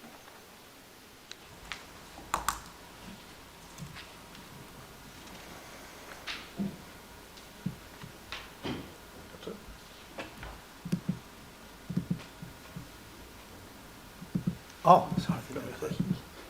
Take it, that's it. Sorry, I can't hear anything in the way of a question. It's all right. We're stunned into silence. Right. Seem to be having some technical difficulties again.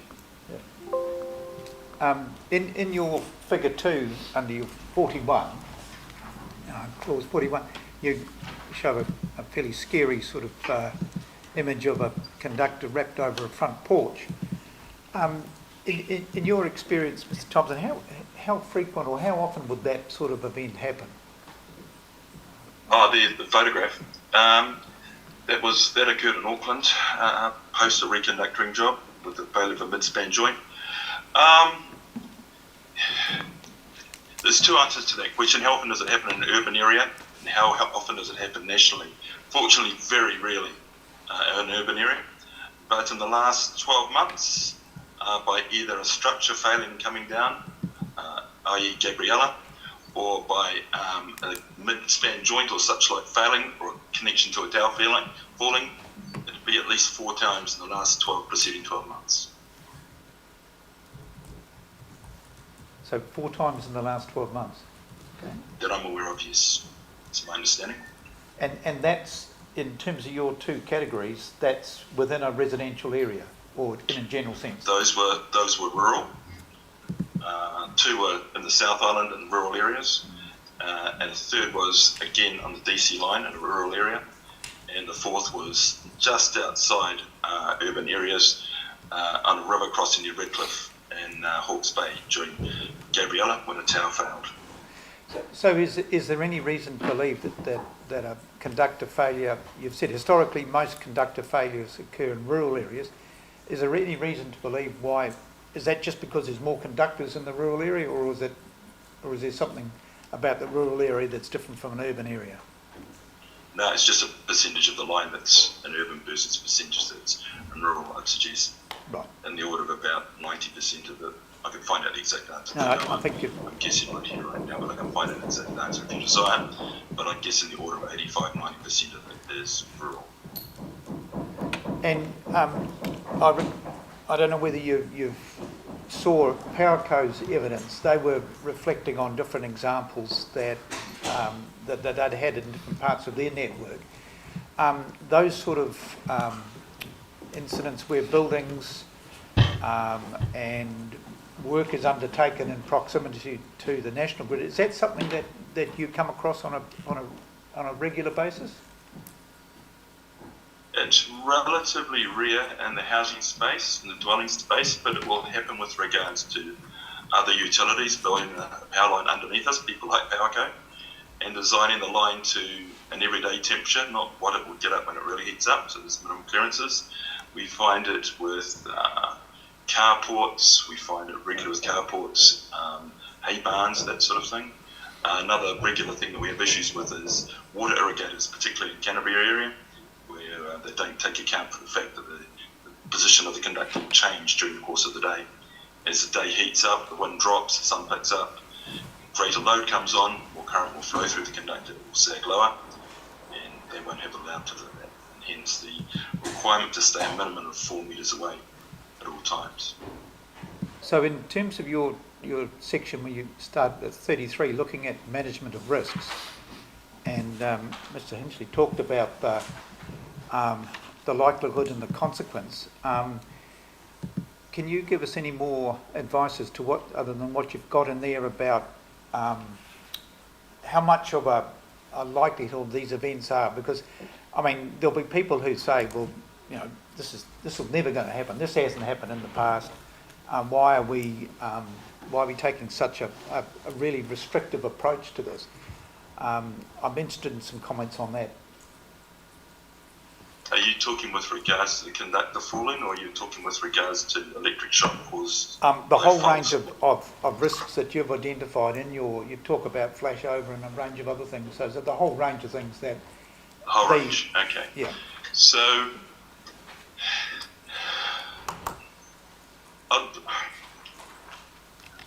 a lightning strike, which is a huge voltage onto a conductor, will cause that same voltage to flow down the leg of the tower into the ground, and then we have resistances and voltage differences, bit of like rings. If you drop a stone into a pond, where they've got higher resistance soil, you will have the bands closer together, and those voltage bands effectively means if you stood there with wet feet, if your feet were wide enough, you could actually experience a voltage shock through it. It's more likely you'll get it by touching the tower and have your feet on the ground at the same time. It hasn't happened in this country, or I'm aware of internationally, that step touch or step has caused a fatality. I am aware, however, of cattle beasts in this country and other countries with their greater leg span having experienced it. So it's there internationally, international best practice. Every utility, similar to Transpower, mitigates for it and designs for it and does what it can to mitigate it. And that usually means by earthing the foundation to try and bury those voltage rings as deep as you can. And there's other ways of doing it as well without going into too much detail. With regard to that's your lightning strike. And a lightning strike, I mean, weather patterns are changing. Those odds are changing all the time, and whether you're in the Hawke's Bay or whether you're in Invercargill or somewhere else, those risks will change. But I mean, how many times do you toss the coin? It's one of those relatively low probability, high consequence events. You know, maybe like being struck by lightning itself. Transferred voltage. If you've got a buried cable between your house and your garage, that current again can get in there and can light things up. It could light up your stainless steel sink, washing tub, floor of your shower, below your fuse box, all those sort of things. There have been no recorded events of fatalities in this country of it. However, there have been events of fuse boxes being blown up and things having to be replaced. And what was the last one? Oh, if you've got something running parallel to your asset, like a fence, a wire fence or something, you can get an induced voltage from that as well. And you touch that and it's sort of like an electric fence, but it's not regulated to a cattle type jolt. It can be quite substantial. So that's something we mitigate on a regular basis on our lines, as well as, what have I missed? Inadvertent contact by forklifts, tree trimmers, people working in orchards, that sort of thing. Yes, we have had fatalities through those. Common, no. We go out of our way to do what we can to make people aware of it. But I think I'll touch on something I touched on earlier, whereas Transpower has to manage, if you just bear with me for a second, Transpower has to manage vegetation. So you go talk to a farmer and he sees 1,300 millimetre length of insulator holding the conductor to the tower and doesn't understand why the 2 metres that you've got there mid-span underneath over his hedges needs to be trimmed down another 1.5 metres.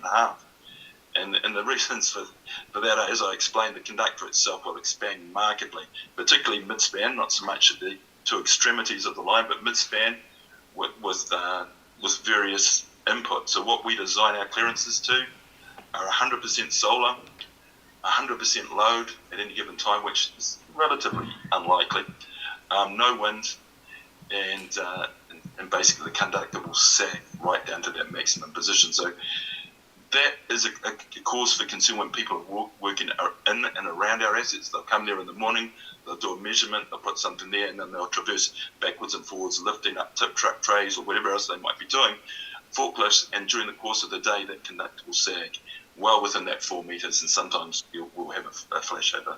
So the greater proximity or the greater number of times you have people working in those areas, whether they be constructing something, maintaining something, or just traversing backwards and forwards, that risk obviously increases every time. And the final thing I'd say, the greater proximity of terraced houses and intensive dwellings, you've got people closer to the feet of those towers on a regular basis. So when it does happen, those chances go up, markedly. Before there might be one person within it, now there might be 12 people within that shock area. So in summary, I would say personally, I would never live within the Transpower yard of a transmission line myself with the knowledge I have. I acknowledge there's plenty of underbuilt throughout the country. Myself personally and any of my friends or family were looking to purchase such a property, I would do my best to discourage them. So my last question is one of just changing the direction a little bit in terms of the maintenance issue that you've raised. How significant is that, and how much of a problem is working, having that yard area maintained to be able to undertake the maintenance work? It's a big thing. And again, obviously, we've got to talk to the elephant in the room that is sometimes we've got lines over topography. We haven't got ranges and stuff that we haven't got good access to the lines all the time. And we've got some inbuilt in a lot of our cities already. And there are ways around it. It's expensive, it's slow, and if a line went down in those areas, it takes a lot longer to get a line restored, and that affects, people in the region, not just the people adjacent or nearby. It can affect large amounts of people. For example, the 220 kV line that goes in from Tauranga into Kaitamako, if both of those circuits went down, Bay of Plenty would be in a very, very sad state as far as keeping anything on. To keep a little bit on, but not much, survived by the Tamihi lines and other lines. So some lines are more critical than others. As far as maintaining them, we need to be able to get in there and look at them and do things. So the structures themselves are one thing.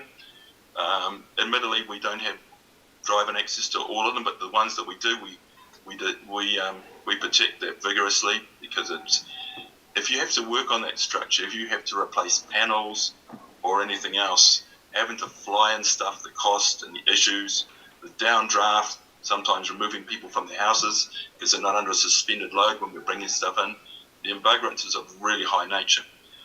So we try to avoid that. With regard to the conductors themselves, it's more about spaces, which quite often, when you look at a tower, quite often you just see 3 wires, maybe on either side, 3 phases. But some of the bigger lines will have 2 on either side, or even the one that goes from Whakamaru up to Brownhill in Auckland now has 3. And those spaces need to be replaced. And if you can't do it by a crane or higher than such mid-span, and the mid-span joints also be replaced from time to time, or measured to see that they're performing well, we haven't got high resistance, then you're doing stuff by helicopter or having major shutouts and people out on the lines otherwise. So the level of difficulty and complexity of maintaining the asset when we don't have good access, particularly at the structure, but also mid-span, goes up another level. It really does.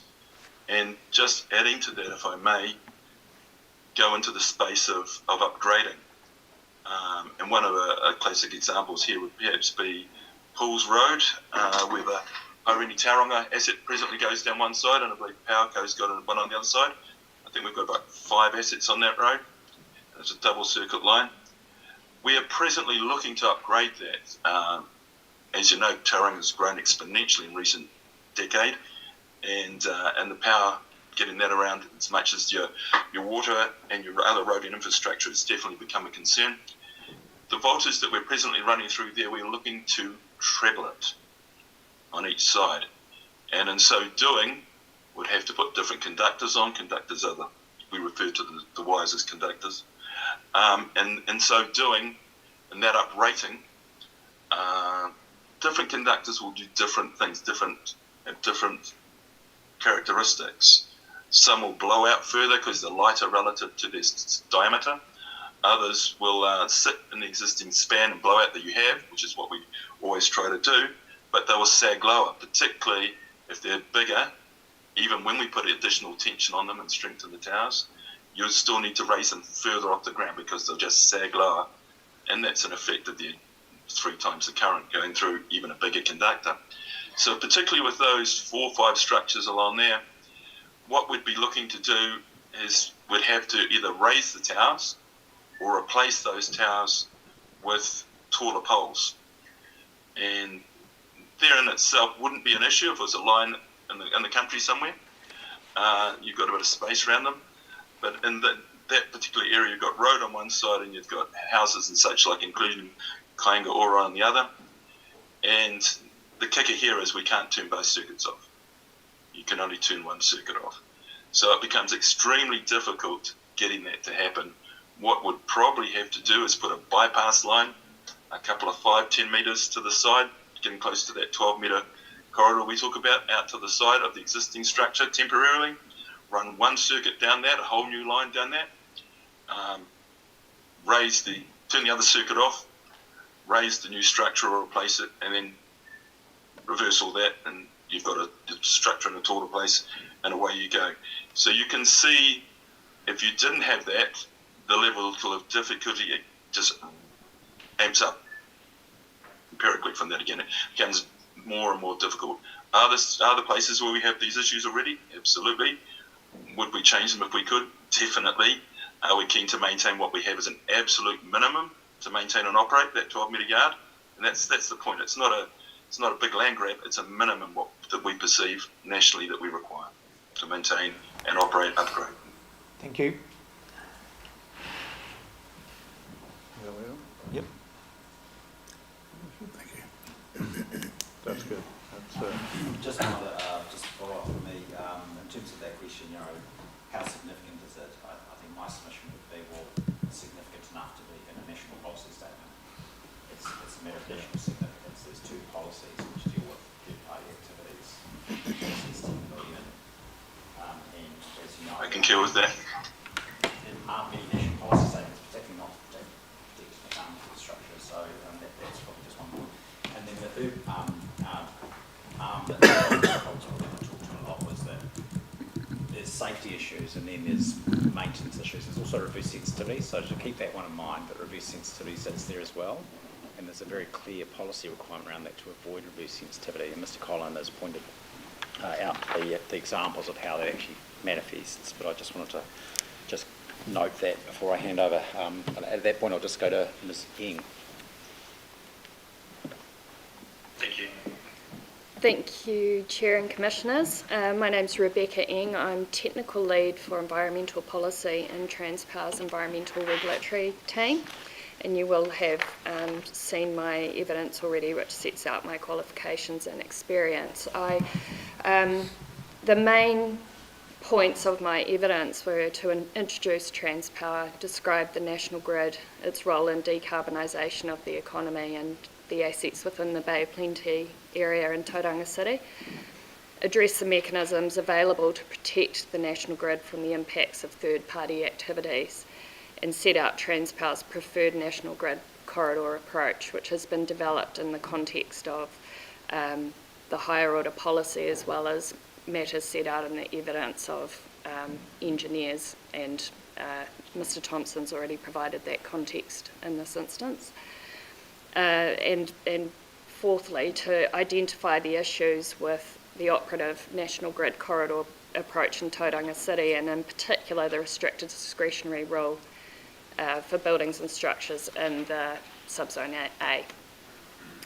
I won't go back over the general matters that Mr. Hinchy's already described regarding the purpose of what the national grid is, its national significance, except to point out, which hasn't been covered extensively today, but the role of the national grid in electrifying New Zealand's economy in the context of its carbon zero aspirations. And when we think about that, I think often we consider the role of the grid in building new assets to connect to new sources of renewable electricity generation. That's one part of it, but it's also about looking after the assets that we already have and making the best use of those. So in the future we see not only significant investment in new infrastructure, but also in making the best of what we've got, and that's critical really to the national grid corridor provisions, in that they only apply to existing assets, lines assets.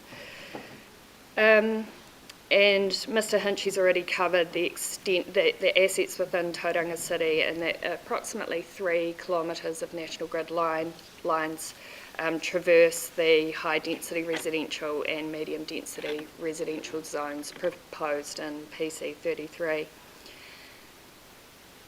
The National Policy Statement on Electricity Transmission was developed in part to require district plans to ensure that the national grid is not compromised by subdivision land use and development by third parties near the grid. In that context, as Mr. Hinchy has described, is via policies 10 and 11 of the NPSET.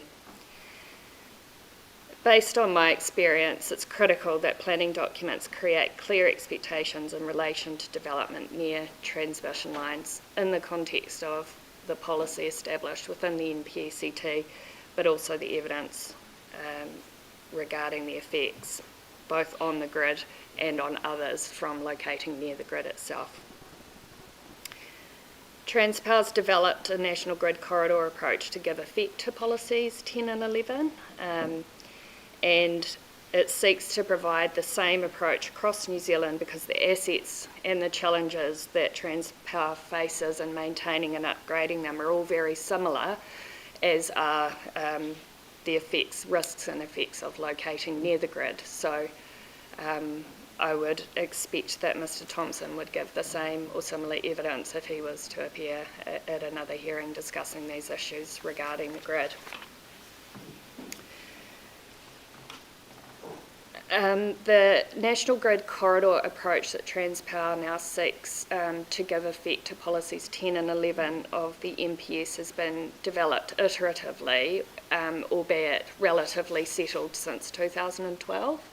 So the MPSET was gazetted in 2008, and from around between 2008 and 2012, Transpower participated in a number of district plan processes to give effect to those provisions, and throughout that process learn more from its stakeholders through submissions about what would be the most appropriate approach to give effect to that policy direction, because as you would appreciate, those policies don't specify what the rules should say.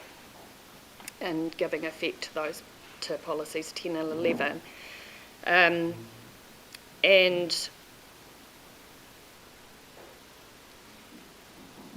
I suppose an important point is in touching on Commissioner Morrison-Shaw's comment that the current corridor approach was developed to respond to that policy direction for sensitive activities, so that references policy 11, and also those activities or buildings and structures that would be likely to compromise the national grid. So to touch on rural areas, there's a different approach than what you might see for an urban area, which we're discussing in this case. But it was really to clearly identify those activities that for which there was no policy basis, and those through the MPS, and then those activities that would, through evidence, compromise the grid. Tauranga City, the city plan was one of the earlier territorial authorities to implement the National Grid Corridor approach in giving effect under the National Policy Statement on Electricity Transmission. And the current provisions became operative in 2012. So Transpower's participation in that process and the eventual result predated its current approach that was developed sort of shortly thereafter. Status sought at that time, or was that non-complying activity status not sought until sometime later? Like, is that part of the change in approach you're talking about? For Tauranga City, there is a variable approach where non-complying activity status applies to subzone C, which applies to the 220 kV line that comes into Kaitimako's substation. Prior to that, Transpower adopted a more generic approach with a wider corridor and required consent for a greater number of activities or buildings and structures, virtually all of them, whereas what evolved after 2012 was a more nuanced approach that clearly delineated between those activities that would compromise the grid and those, and where the policy direction existed, and those that wouldn't. And that evolved out of that stakeholder consultation. Yeah, so there is a variable approach here, but it wouldn't be applied necessarily in this instance. Sorry, so just say again, subzone C1 was what? Non-complying, I think, within the 12 metres either side of the Yes, centre line. non-compliant, but what was subzone C1? What was it? Yeah. It applies to the 220 kV line. Right. Does that answer? It's rural, yeah. So it's, my understanding was the evidence at the time was the particularly critical nature of that line. It was perceived to be of greater significance and therefore applied a different activity status. However, that approach doesn't follow anymore, because the whole network as it operates as a whole is considered to be the same, and the effects are the same within that 12 metre yard anyway. And the other two, I mean, I'm just looking at table 10B1 in the plan here, and the other two RDs at the time were subzone B and C2. So what are they? What is subzone B? Subzone B is spans that are greater than 250 metres. And subzone C2, I think, I would have to double check, but I think that's a wider zone beyond the 12 metres where there's a less restrictive approach. Okay, thank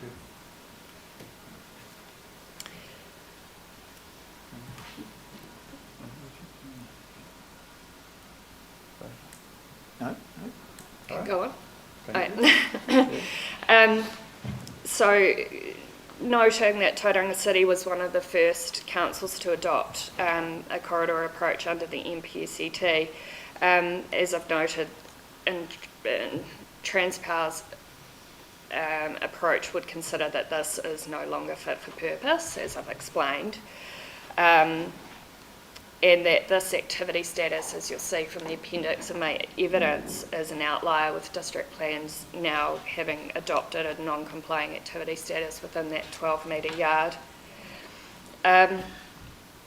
Restricted discretionary activity status is ineffectual because it's relatively enabling and doesn't indicate that an activity is inappropriate in a particular location to the extent that a non-complying activity would.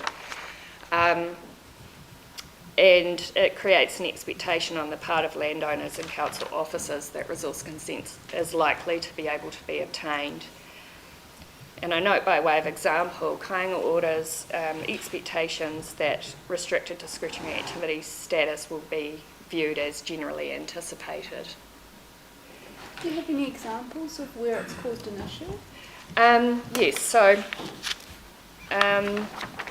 for the Tauranga City context, I suppose, first of all, often we don't know what we don't know. So there might be activities that occur that fly under the radar and we aren't notified of them. I'm aware of 2 proposals for housing in Subzone A in the last 6 years, at least those where the applicant has contacted Transpower. And following feedback from Transpower, neither of these proposals proceeded on the basis that Transpower couldn't provide approval for that to continue. And Transpower anticipates that that would become more prevalent where intensification is proposed. But you're not aware of any that have sort of slipped through, like as you said before, you don't know what you don't know. No. So you don't know any that have been consented where you haven't been consulted and a non-complying activity status would have made it harder? There are not in Tauranga, so I did look back through the records to see if I could see any examples, but in Auckland this often occurs, unfortunately. And my evidence provides some examples of where subdivision has occurred and the landowner then has an expectation of being able to develop in that lot, but those lots are almost entirely within the National Grid yard.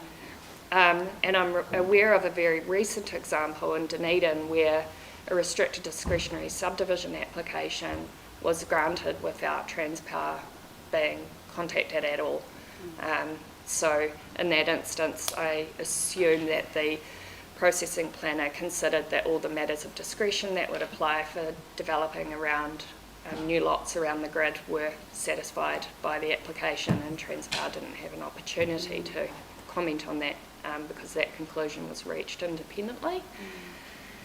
So you mentioned 4 plans take a different approach. So is Auckland one of those 4 that still has the RDA? You said the Tauranga City plan is one of 4 that takes a different approach. That might be because they were older ones. Which paragraph of my evidence? Oh, sorry, 52.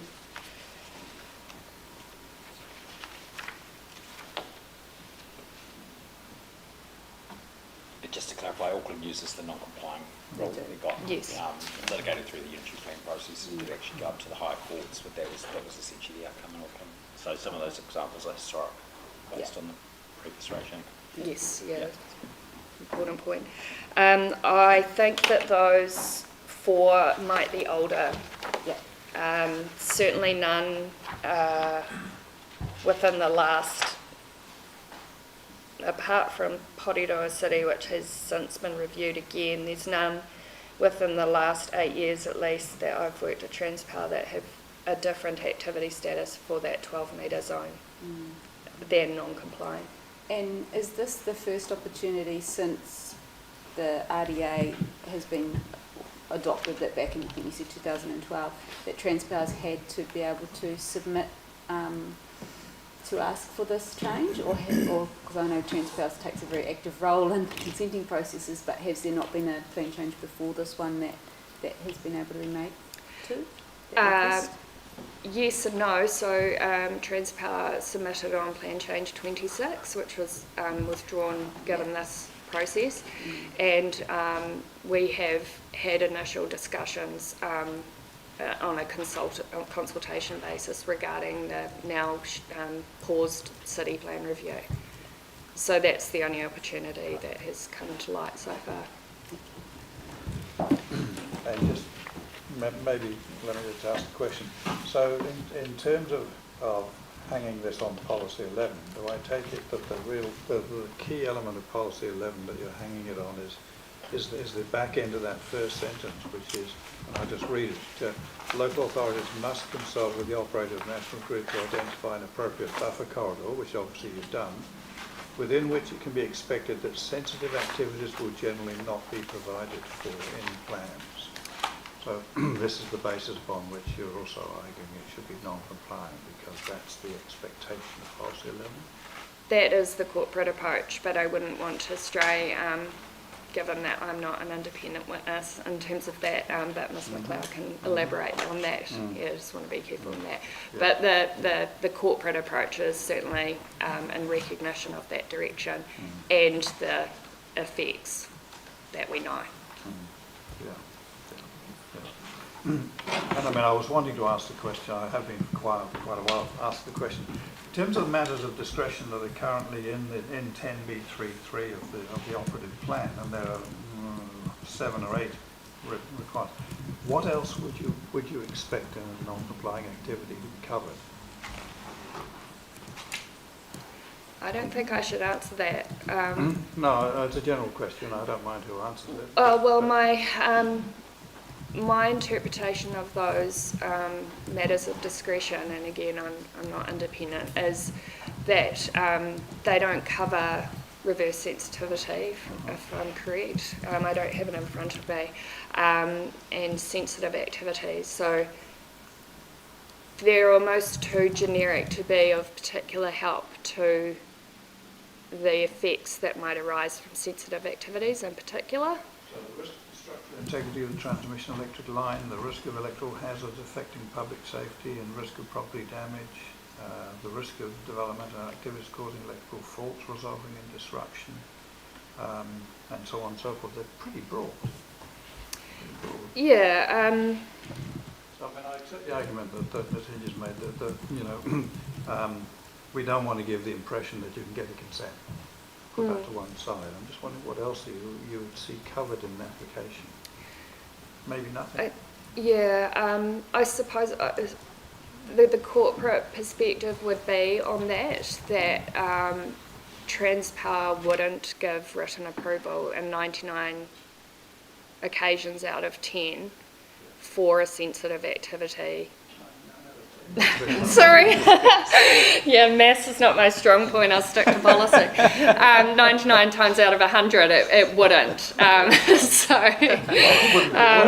probably 99 times. Pretty hard too. Yeah. I think that's a pretty really drives the point home. Yeah.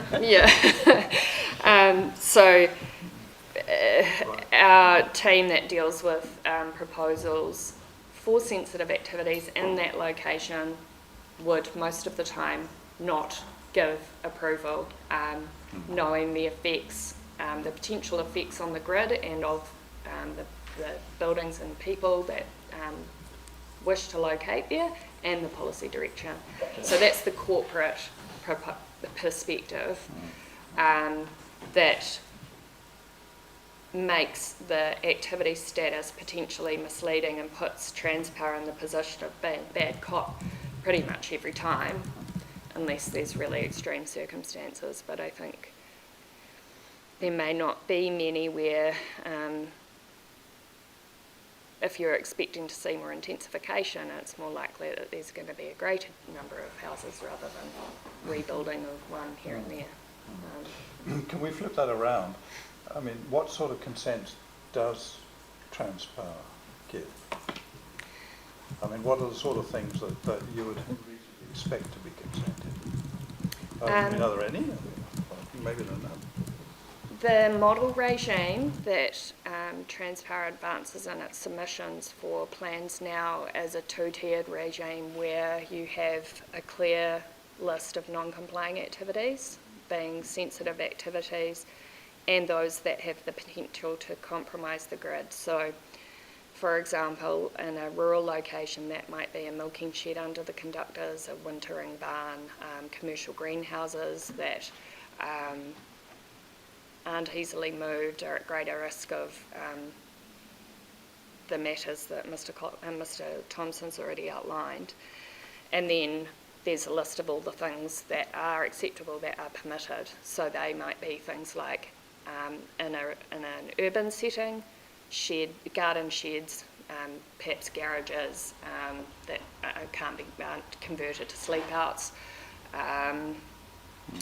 fences within limits, and things like that. In a rural context, it would be the hay barns, sheds again, buildings with low occupation. So there isn't really... There are quite a few by the sounds of it. There are quite a few things that can occur Yeah. under the current approach, which Transpower advances and plans now. And that was really developed out of that iterative process in 2012 that tried to set a clear expectation. These things aren't okay and all these other things are. So the consent process probably, at least with sensitive activities, would be more common around subdivision. But there's a requirement in that sensitive activities are located outside of that 12-metre yard. So that's probably the most common consent process where a written approval would be given through our team that looks after those queries. Okay, thank you for that. All right, we're there. I think I've covered all the main points through questions and things anyway. Yeah, thank you. Right. All right, we'll hand over to Ms McLeod to wrap it up. Yes, always the planning follows all the really interesting electrical stuff. well, I mean, it's the culmination.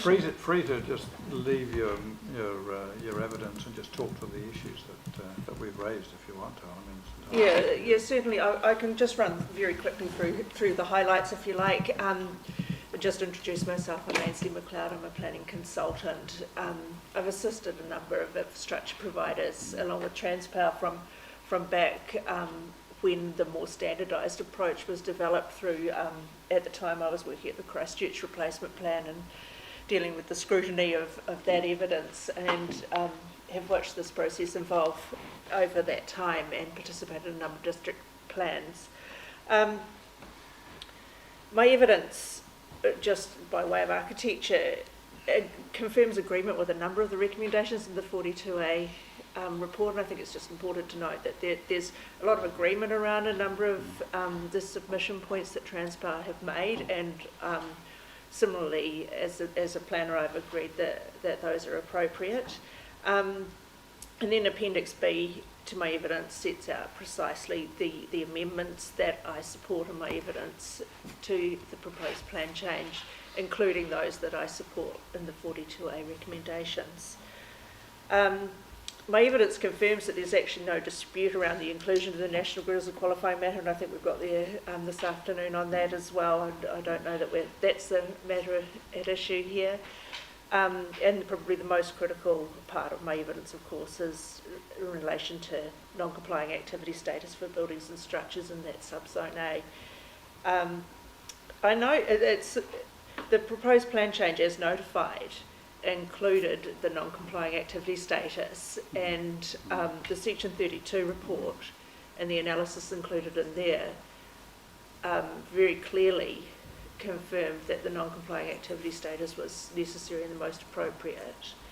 I support that in my evidence, and it particularly referred to the National Policy Statement for Electricity Transmission, but you'll see in my evidence I also highlight the existing district plan provisions that have avoid policies along with regional policy statement provisions that all sort of lead to that very firm avoidance kind of approach.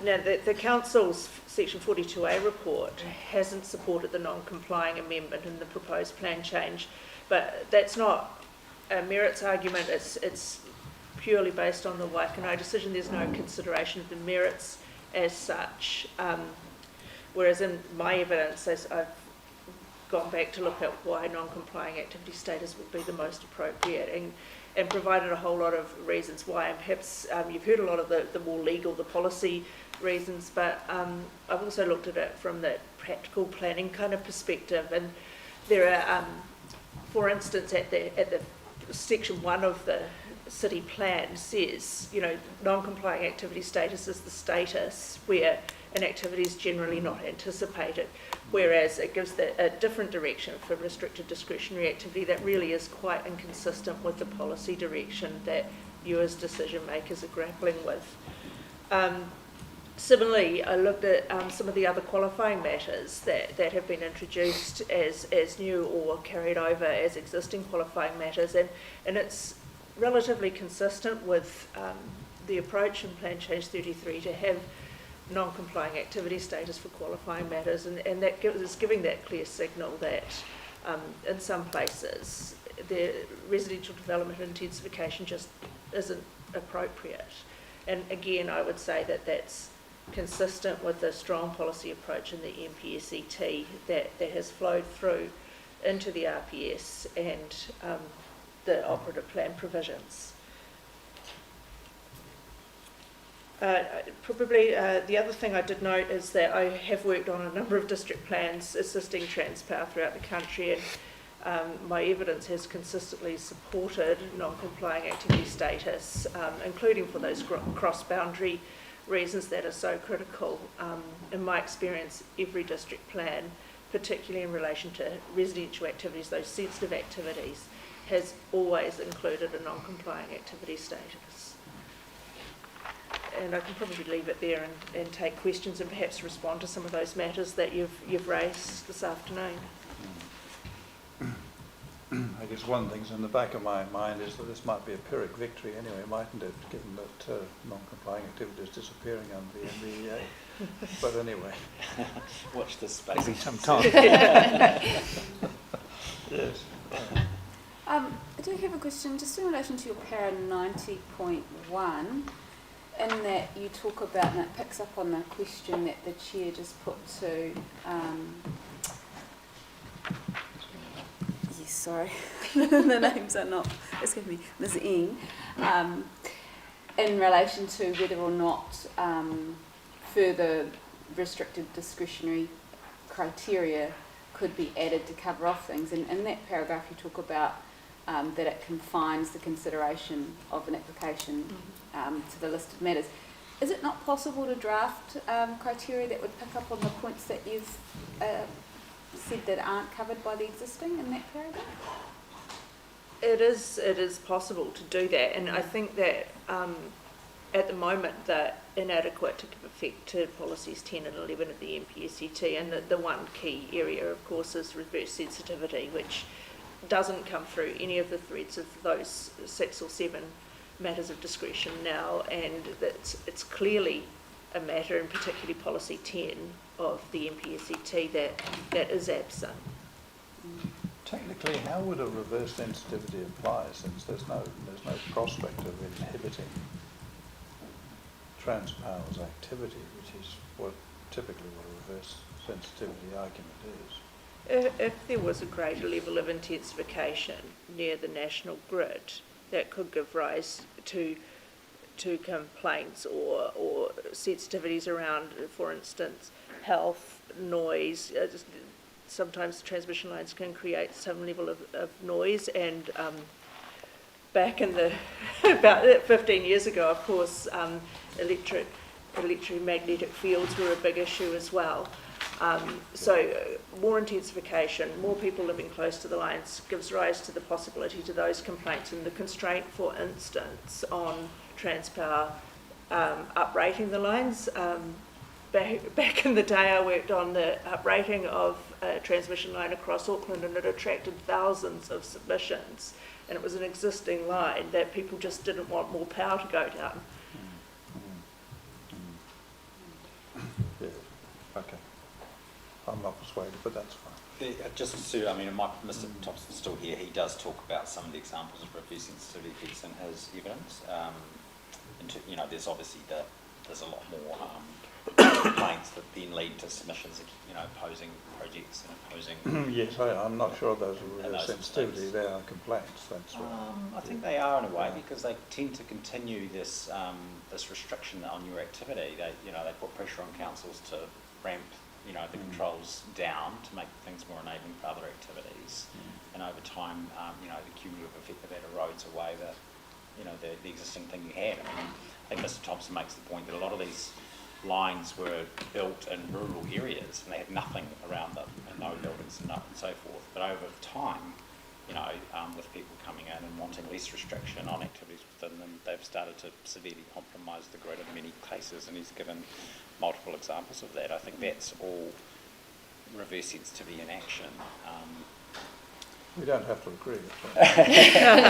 I'm trying to convince you, sir. I'm sure we could agree, actually. But I mean, you may well ask Mr. Thompson. That is. I don't think that's not an issue for me. No, so I don't need to worry about that. But the other point, and as Ms. McLeod points out, I mean, it's enshrined in the policy now. You don't even need to look at the facts, really. It's in the policy. It says avoid reverse sensitivity.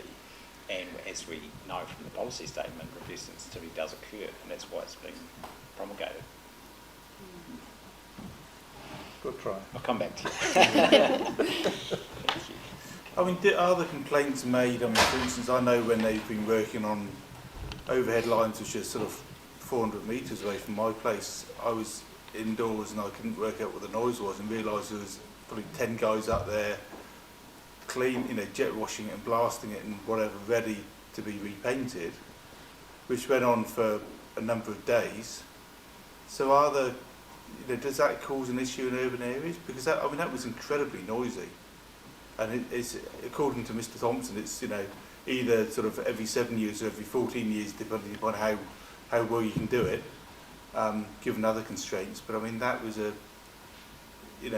terms of a number of lines, I could hear them doing one, probably about a K away, and then one 500 metres away, and over a period of a week and a half.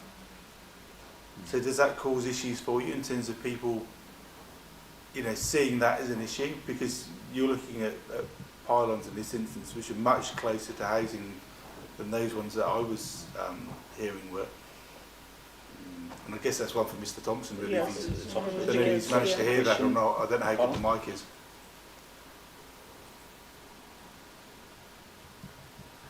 Okay, so you're breaking up a little bit, sir, but if I understand you're referring to the last set of pylons prior to painting? Yes. Yeah, okay. So the period that will change. It's not quite that 14-year thing.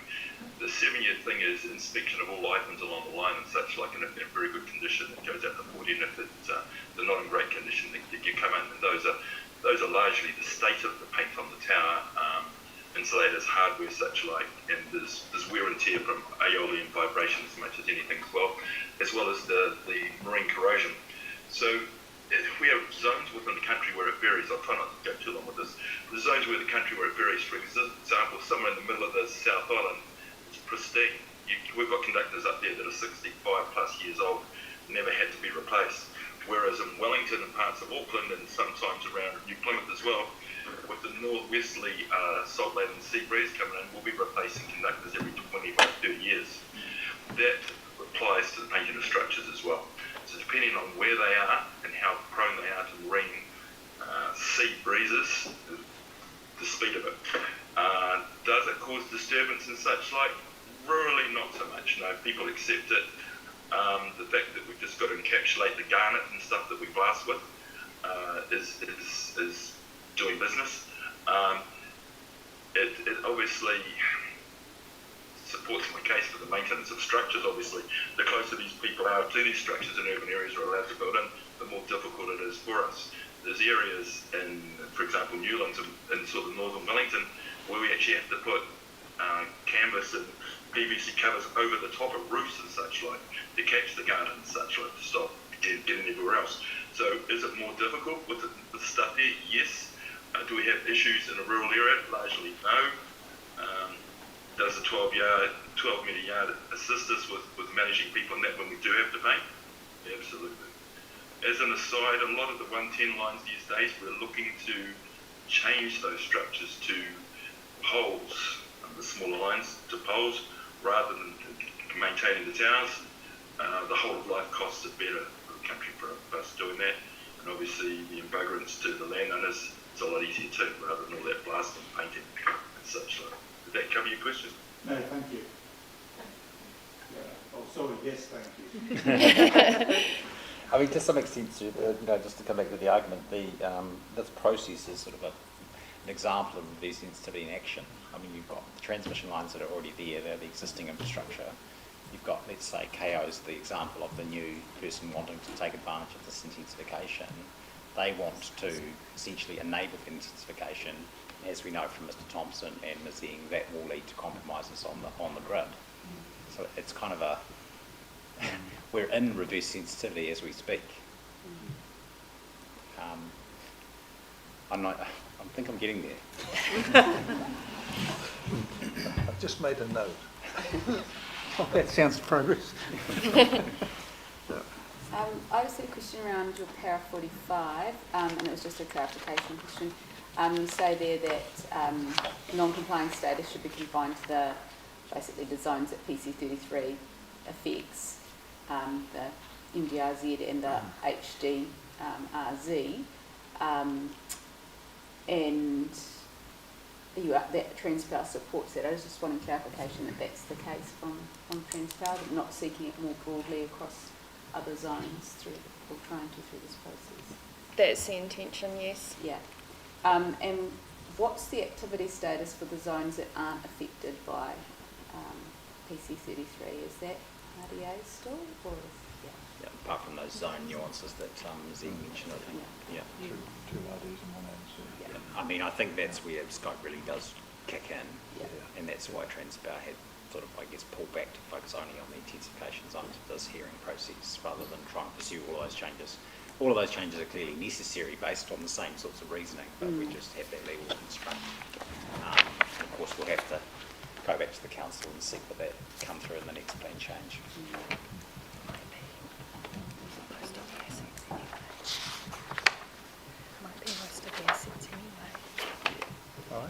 Oh, Ms. Eng was just mentioning it. There's probably a lot of the assets are actually in those intensification areas. Probably a great deal of it. Yeah. Just looking at the map of the assets in Tauranga City, there's a fairly large proportion of the existing assets tend to traverse those zones anyway. And where it doesn't, it's it's either the 220 kV line that has the non-complying anyway, or the Hairene A line coming into Kaitimaku that's rural. Yeah. Yeah.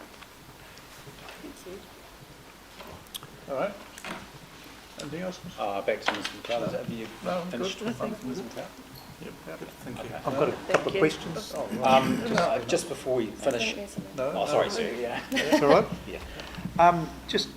It was a sort of a follow-on question from what Mr. Thompson was saying about upgrades. In your paragraph 29 under policy 11, it refers to the National Grid operator providing local authorities with medium to long-term plans for alterations or upgrades of the affected sections. Is that something that that Transpower has provided to the council? We heard from Mr. Thompson talking about the in interesting terms about the demand that's coming on with the grid. But has that information been supplied to the council? In a practical sense, in terms of actually giving effect to that policy, not in a way that transcends into a rule within a plan, within a district plan.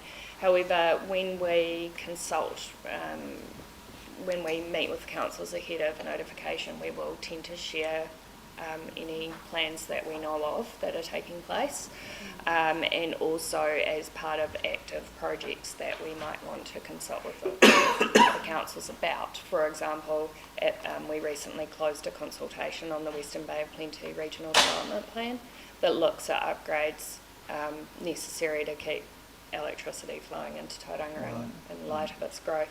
And then the other area that we provide that is through future development strategies, only to the extent that we're able to express particular plans. So we might refer to our transmission planning report that we produce annually, which sets out 15 years of potential upgrades and predicted growth on a region basis.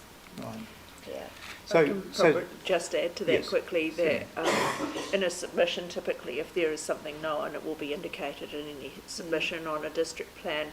But equally, there's what you don't know, and at the moment, my understanding is that Transpower receives a number of requests to connect to the grid from new generation, which is all part of the Carbon Zero. So in preparing submissions for district plans, in the back of my head as a planner, I'm always mindful of the grid connection kind of work that you'll never really know about.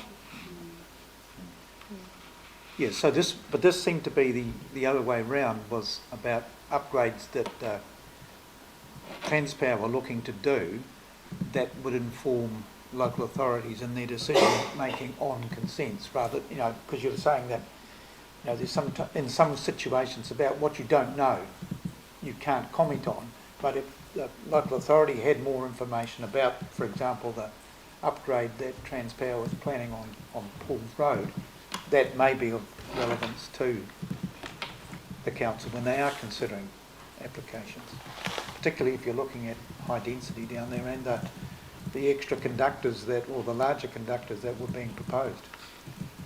So I'm just wondering whether that facility in Policy 11 is being followed up in this particular example.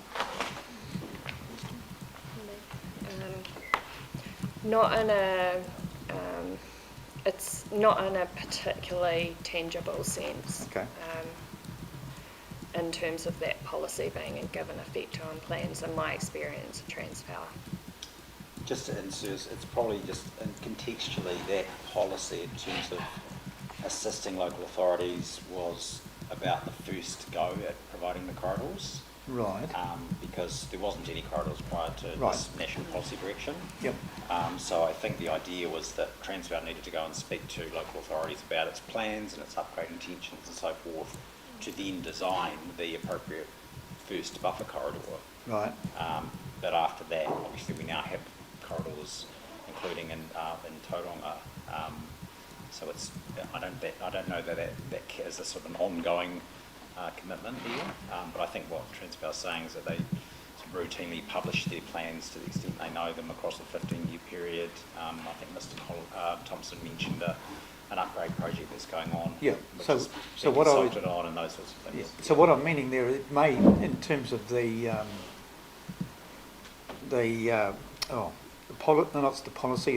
ECP guidelines in terms of proximity, which you use, may effectively change given upgrades of existing lines. So it's an ongoing thing rather than a first off process. That's what I was focusing on. Yeah. I mean, the replacement of towers by poles, for example, yes, will have an effect, obviously, because it'll bring the 12 metre inwards at the bottom. Yeah. I think there's it's incumbent on Transpower when they do upgrades, if they kind of need more land than they've got available in the corridors to enable, greater swing areas or, different locations of poles, then they will probably need to go through the normal designation processes to do that. I mean, Mazine may be able to comment on that, but there are upgrade provisions within the National Environmental Standard which allow lots of routine activities. Yes. Yeah. But obviously if you start needing more land than you've got in your corridor. Okay. So it wasn't particularly looking on more land, it was just putting basically more power down the existing, using existing towers, but maybe more conductors or a higher voltage, which is what I was hearing Mr. Thompson talking of. Yeah, I mean, he may be able to comment on how you manage the change in NZECP distances when you do those upgrades. How do you ensure that you don't start affecting existing activities. Could I perhaps interject with a little bit of clarification? Please do. With regards to what's happening at the moment, with regards to PowerCo and a number of other stakeholders within the greater Western Bay of Plenty area, Transpower's put out a provisional plan with numerous options. But amongst them, for that particular asset, and the most likely, is that what I suggested to you, which is the increase to three times the capacity. The voltage will not change. Transpower does not have the legal or the, I believe, consented right to upgrade any asset in its voltage, so the voltage won't change. So therefore, ECP34 clearances per se will not change. The only other thing that would change was if our duct is dropped lower, we would have to raise our structures to maintain existing ECP34 clearances. With regards to notifying the council and such like, I'm pretty sure that's part of the process, and Mzango, I'm sure, could talk to that. But at the moment, there are options on the table, and what I allow, and as part of a consultation period, which is probably getting close to closure, and at that time, and I personally believe that the one of 3 times the voltage is just about a dead setter for that particular asset, which is why I mentioned it.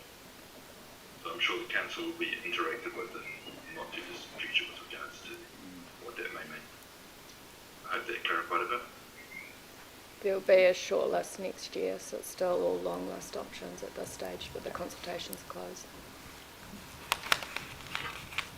The other from the policy leaving this series, I think it does talk about that the council may request that information rather than it sort of being an active obligation on Transpower. So I guess, to the extent the council wants to really look at the corridors, it can always go to Transpower and say, well, what are you guys up to?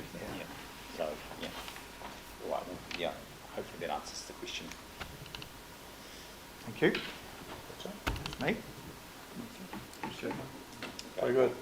Thank you. I just want to make one final thing, because I know we've focused a lot on non-complying versus RD, and I think that's where we needed to spend time. But Ms McLeod's evidence does set out a bunch of other changes that are sort of related to making sure this qualifying matter mechanism works.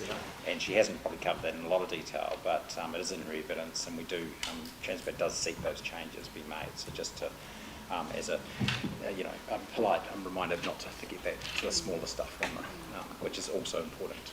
But otherwise, thank you very much for hearing us. It's been really engaging from our point of view, and we're glad to have presented to you. Thank you. Nice to see you. Good instructions for 10 more of these. I've quite enjoyed them.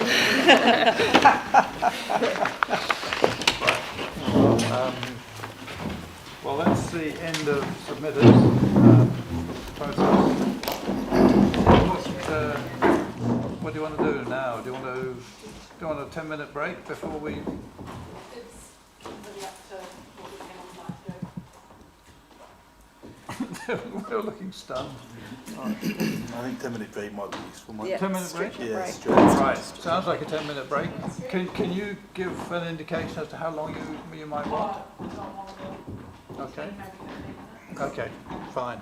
All right, well, let's take let's resume at 5, shall we? And we'll go from there. Yeah. If we get out of the chair. Yeah.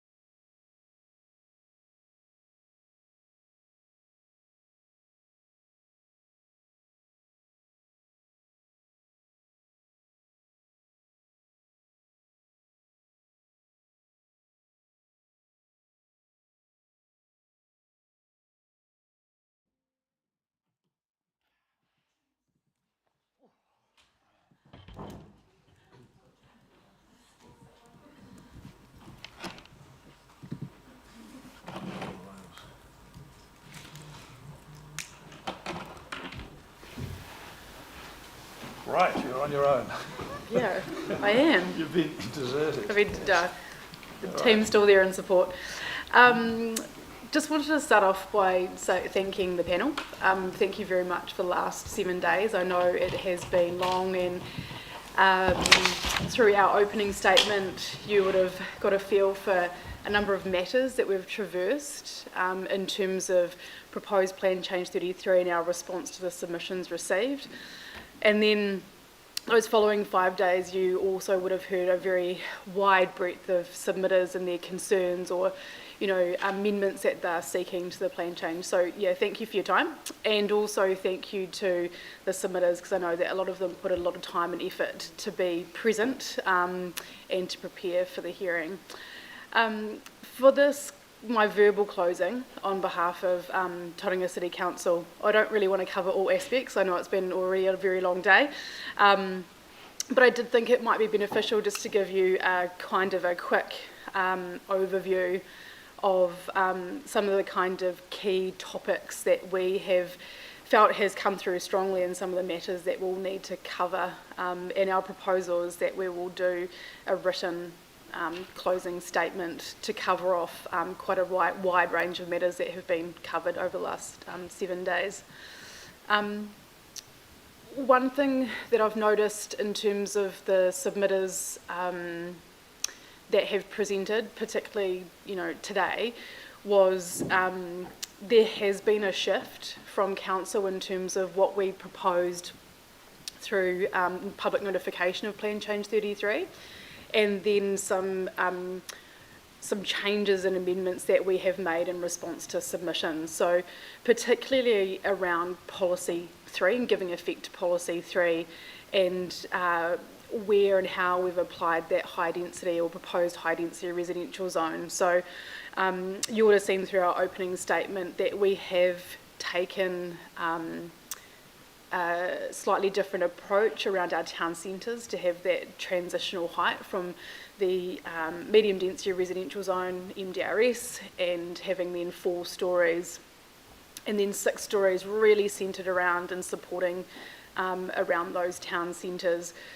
So that is a shift from what was, and that's kind of may not have been picked up from some of those submitters that have spoken, and also refining of those boundaries around for the high density residential zone, really concentrating around our methodology of that 400 and 800 metre walkable catchment, which is quite evident within the Otomotai area.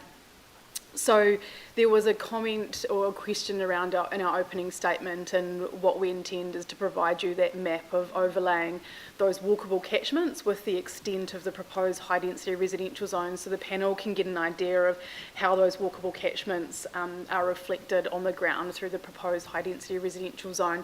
So we'll be providing that, we propose to provide that through our written closing.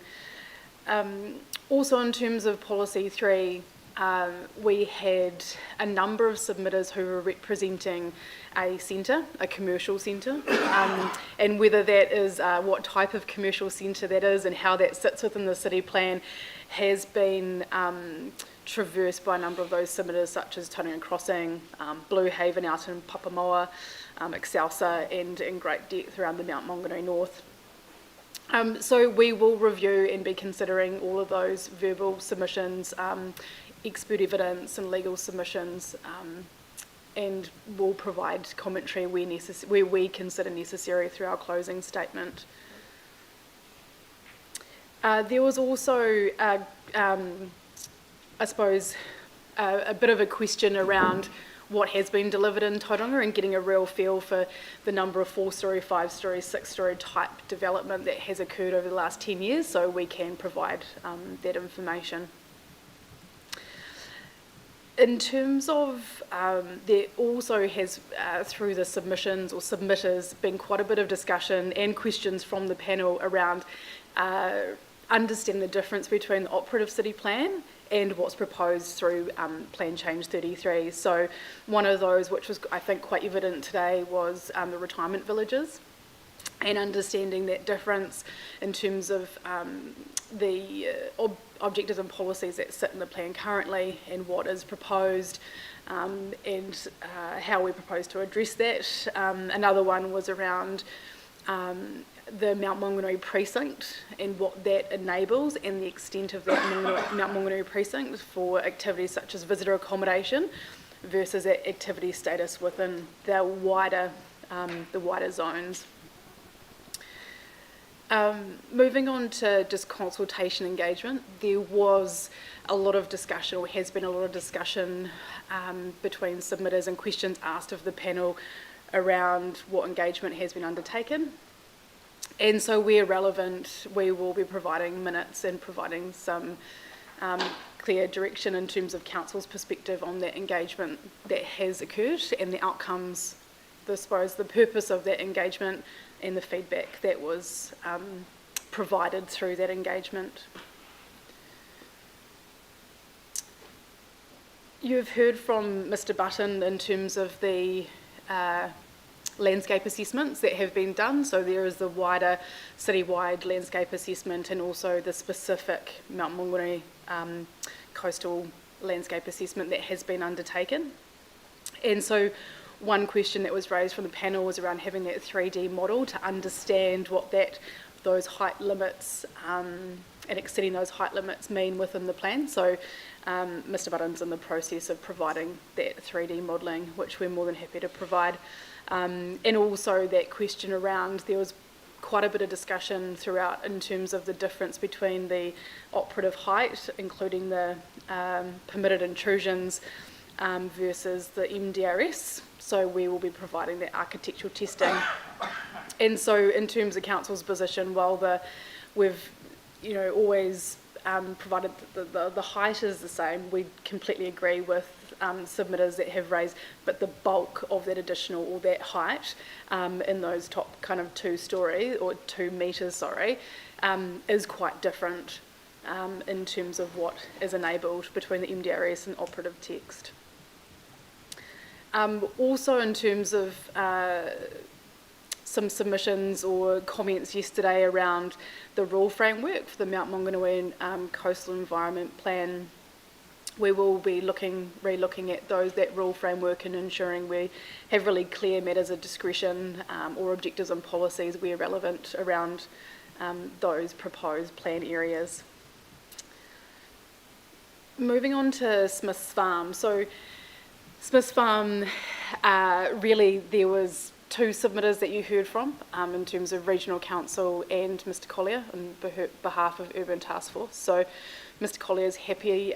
There's some revised wording that we'll propose, which he's happy with. And also we have a joint statement between Council and Regional Council. So I'm happy to provide that to you following my closing verbal, or whether you would like rather it through my written. Either is fine. But it has been prepared through parties. Everything is agreed apart from one policy. So you'll see that in that joint statement.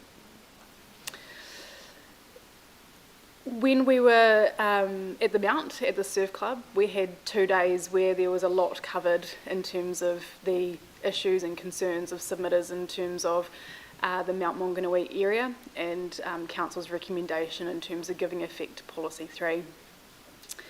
There was a number of legal submissions and further information provided in terms of air quality. So we will be reviewing all of that information and we'll provide comment in terms of the air quality matters that were raised on Thursday and Friday in particular last week. There was evidence provided in terms of mechanical ventilation. And as I stated in a response to the question from the panel, we will be re-looking at those recommended provisions or the amendments that have been sought and providing a response to that.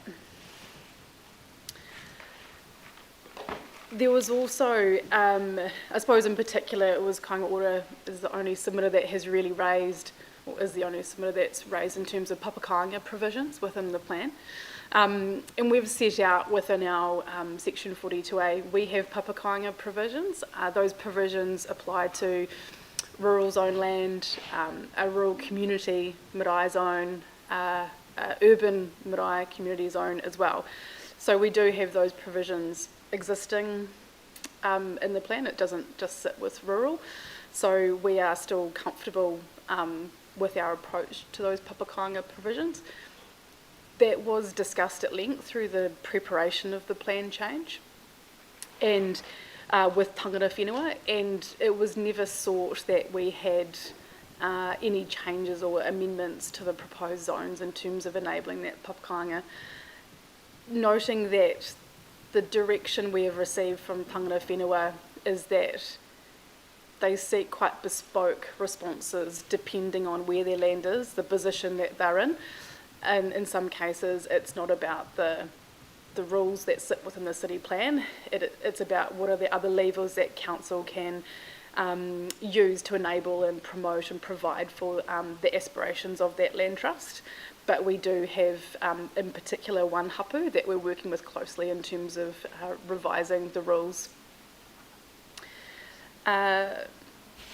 Moving on to transport, so there was a question around the parking management plans, and that's to give effect to policy 11 of the NPSUD. So we have all that information available. We'll provide an update to you in terms of where we're at and the parking management plans that we've completed and the new ones that, well, the next ones that we're out for consultation at the moment. This morning we had and also last week we had a lot of discussion around the obviously the retirement village provision. So as I said, we will give a comprehensive comparison of the operative rules versus the proposed provisions through Plan Change 33. And there was also a request around the Kapiti Coast recommendations, and so we'll be looking at those and making a comparison of those as well. There was quite a bit of discussion this morning around the non-notification and that the retirement villages should have those same non-notification provisions, which through our section 42A, since our response to submissions, we have provided that non-notification, but we can clarify that in our written closing.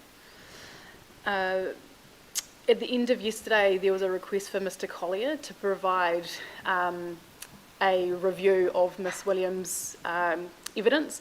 So he has responded, and I'll pass on the email. He has responded today to say that he agrees with the objectives and policies that are being proposed by Miss Williams on behalf of the retirement villages.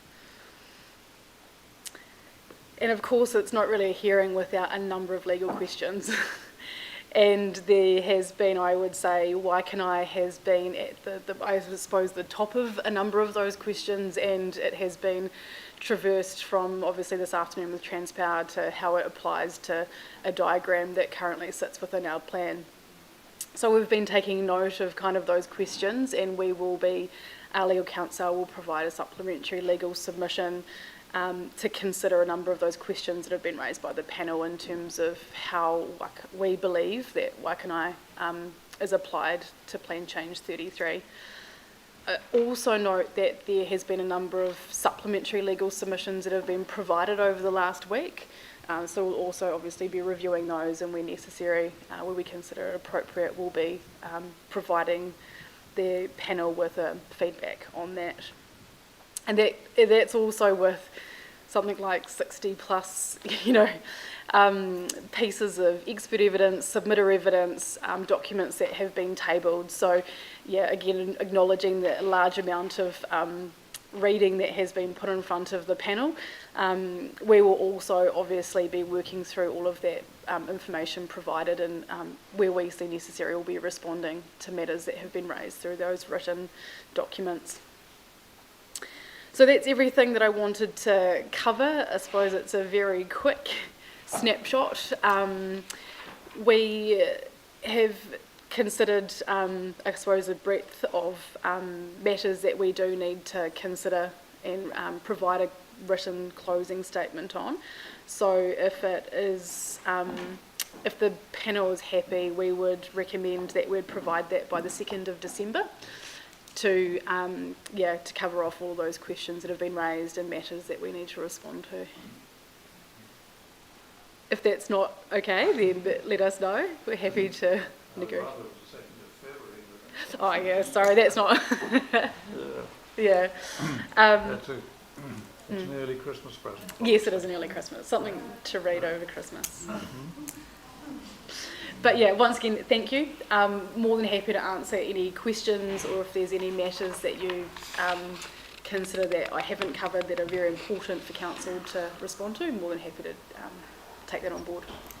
I mean, I just assume that in here will also be things like the 12-acre wood submissions and that sort of thing that is buried in the headlines here. So yes, that's fine. And as we this morning, Urban Ridge or whatever it was called as well, just to deal with those particular ones. Anything else?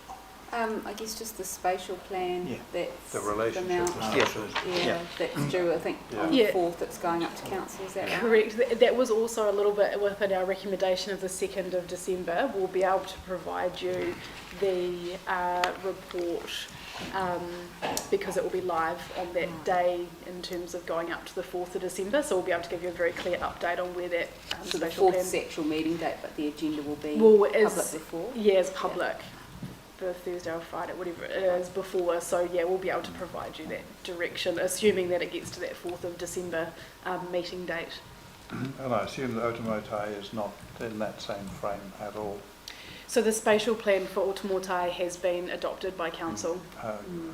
Yes. Yeah. Have you got a copy of that? I can provide a copy of that. That's not a problem. I don't think I've got a copy of that. Okay. That only recently became operative. Correct. Yes, correct. So it was in draft when we notified the plan change, and then we, as Mr. Luca stated, we work really closely with our spatial planning team. So when we were responding to submissions, they were also reviewing the spatial plan, so to ensure that they're aligned. And it was adopted. I'm going to get it wrong, but I think it was May this year that was adopted by council. Okay. I wasn't sure. I couldn't remember this morning when we were having that conversation with Dr. Blue as to where that had got to. Yeah. Richard, anything? No, nothing from me. Just a little bit more on that spatial plan. There were a number of submitters raised the issue of how the consistency between the spatial plan and what's in the plan change, so that would be helpful too. Have that confirmed.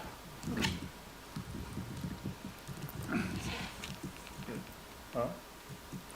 Yep. Well, all right. Well, it just remains for us to thank you all as well for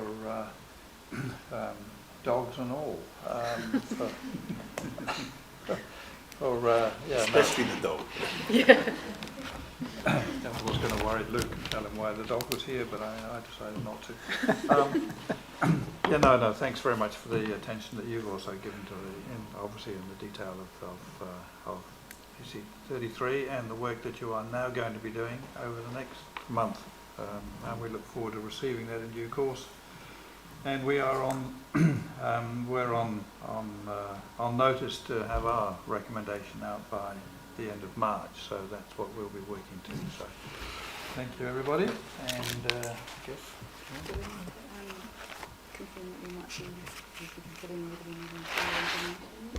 Yeah. I mean, we will certainly be meeting over we'll get together over the next week or so. I think we've decided we can clear our diaries next week.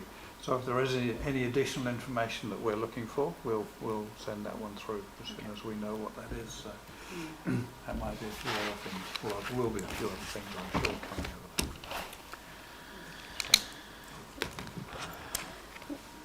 Thank you. Well, ai, tautoko ana te kōrero a te tiamana. Nā tēnei te mihi nui ki te āpita o ngā kaunihira o Tauranga. E mihi mai aha atu ana ki a koutou katoa I tō tautoko, I tō awhina, mai mātou I te wiki I Pahimo. Me whakakapi I tā tātou kōtitanga hei te karakia whakakapi. Paupaua ki runga, paupaua ki raro, ki taku aroaro e. Kia mau, kia ita, kia mau, kia tū. Tau ana, hara mai te toki. Humie, huie, taiki e. Tēnā te katoa. All right, thank you everybody. We're adjourned. Well, yeah, I guess we're adjourned at least till the back end of next week anyway. We'll let you know whether we've closed. Okay. Thank you very much. Thank you.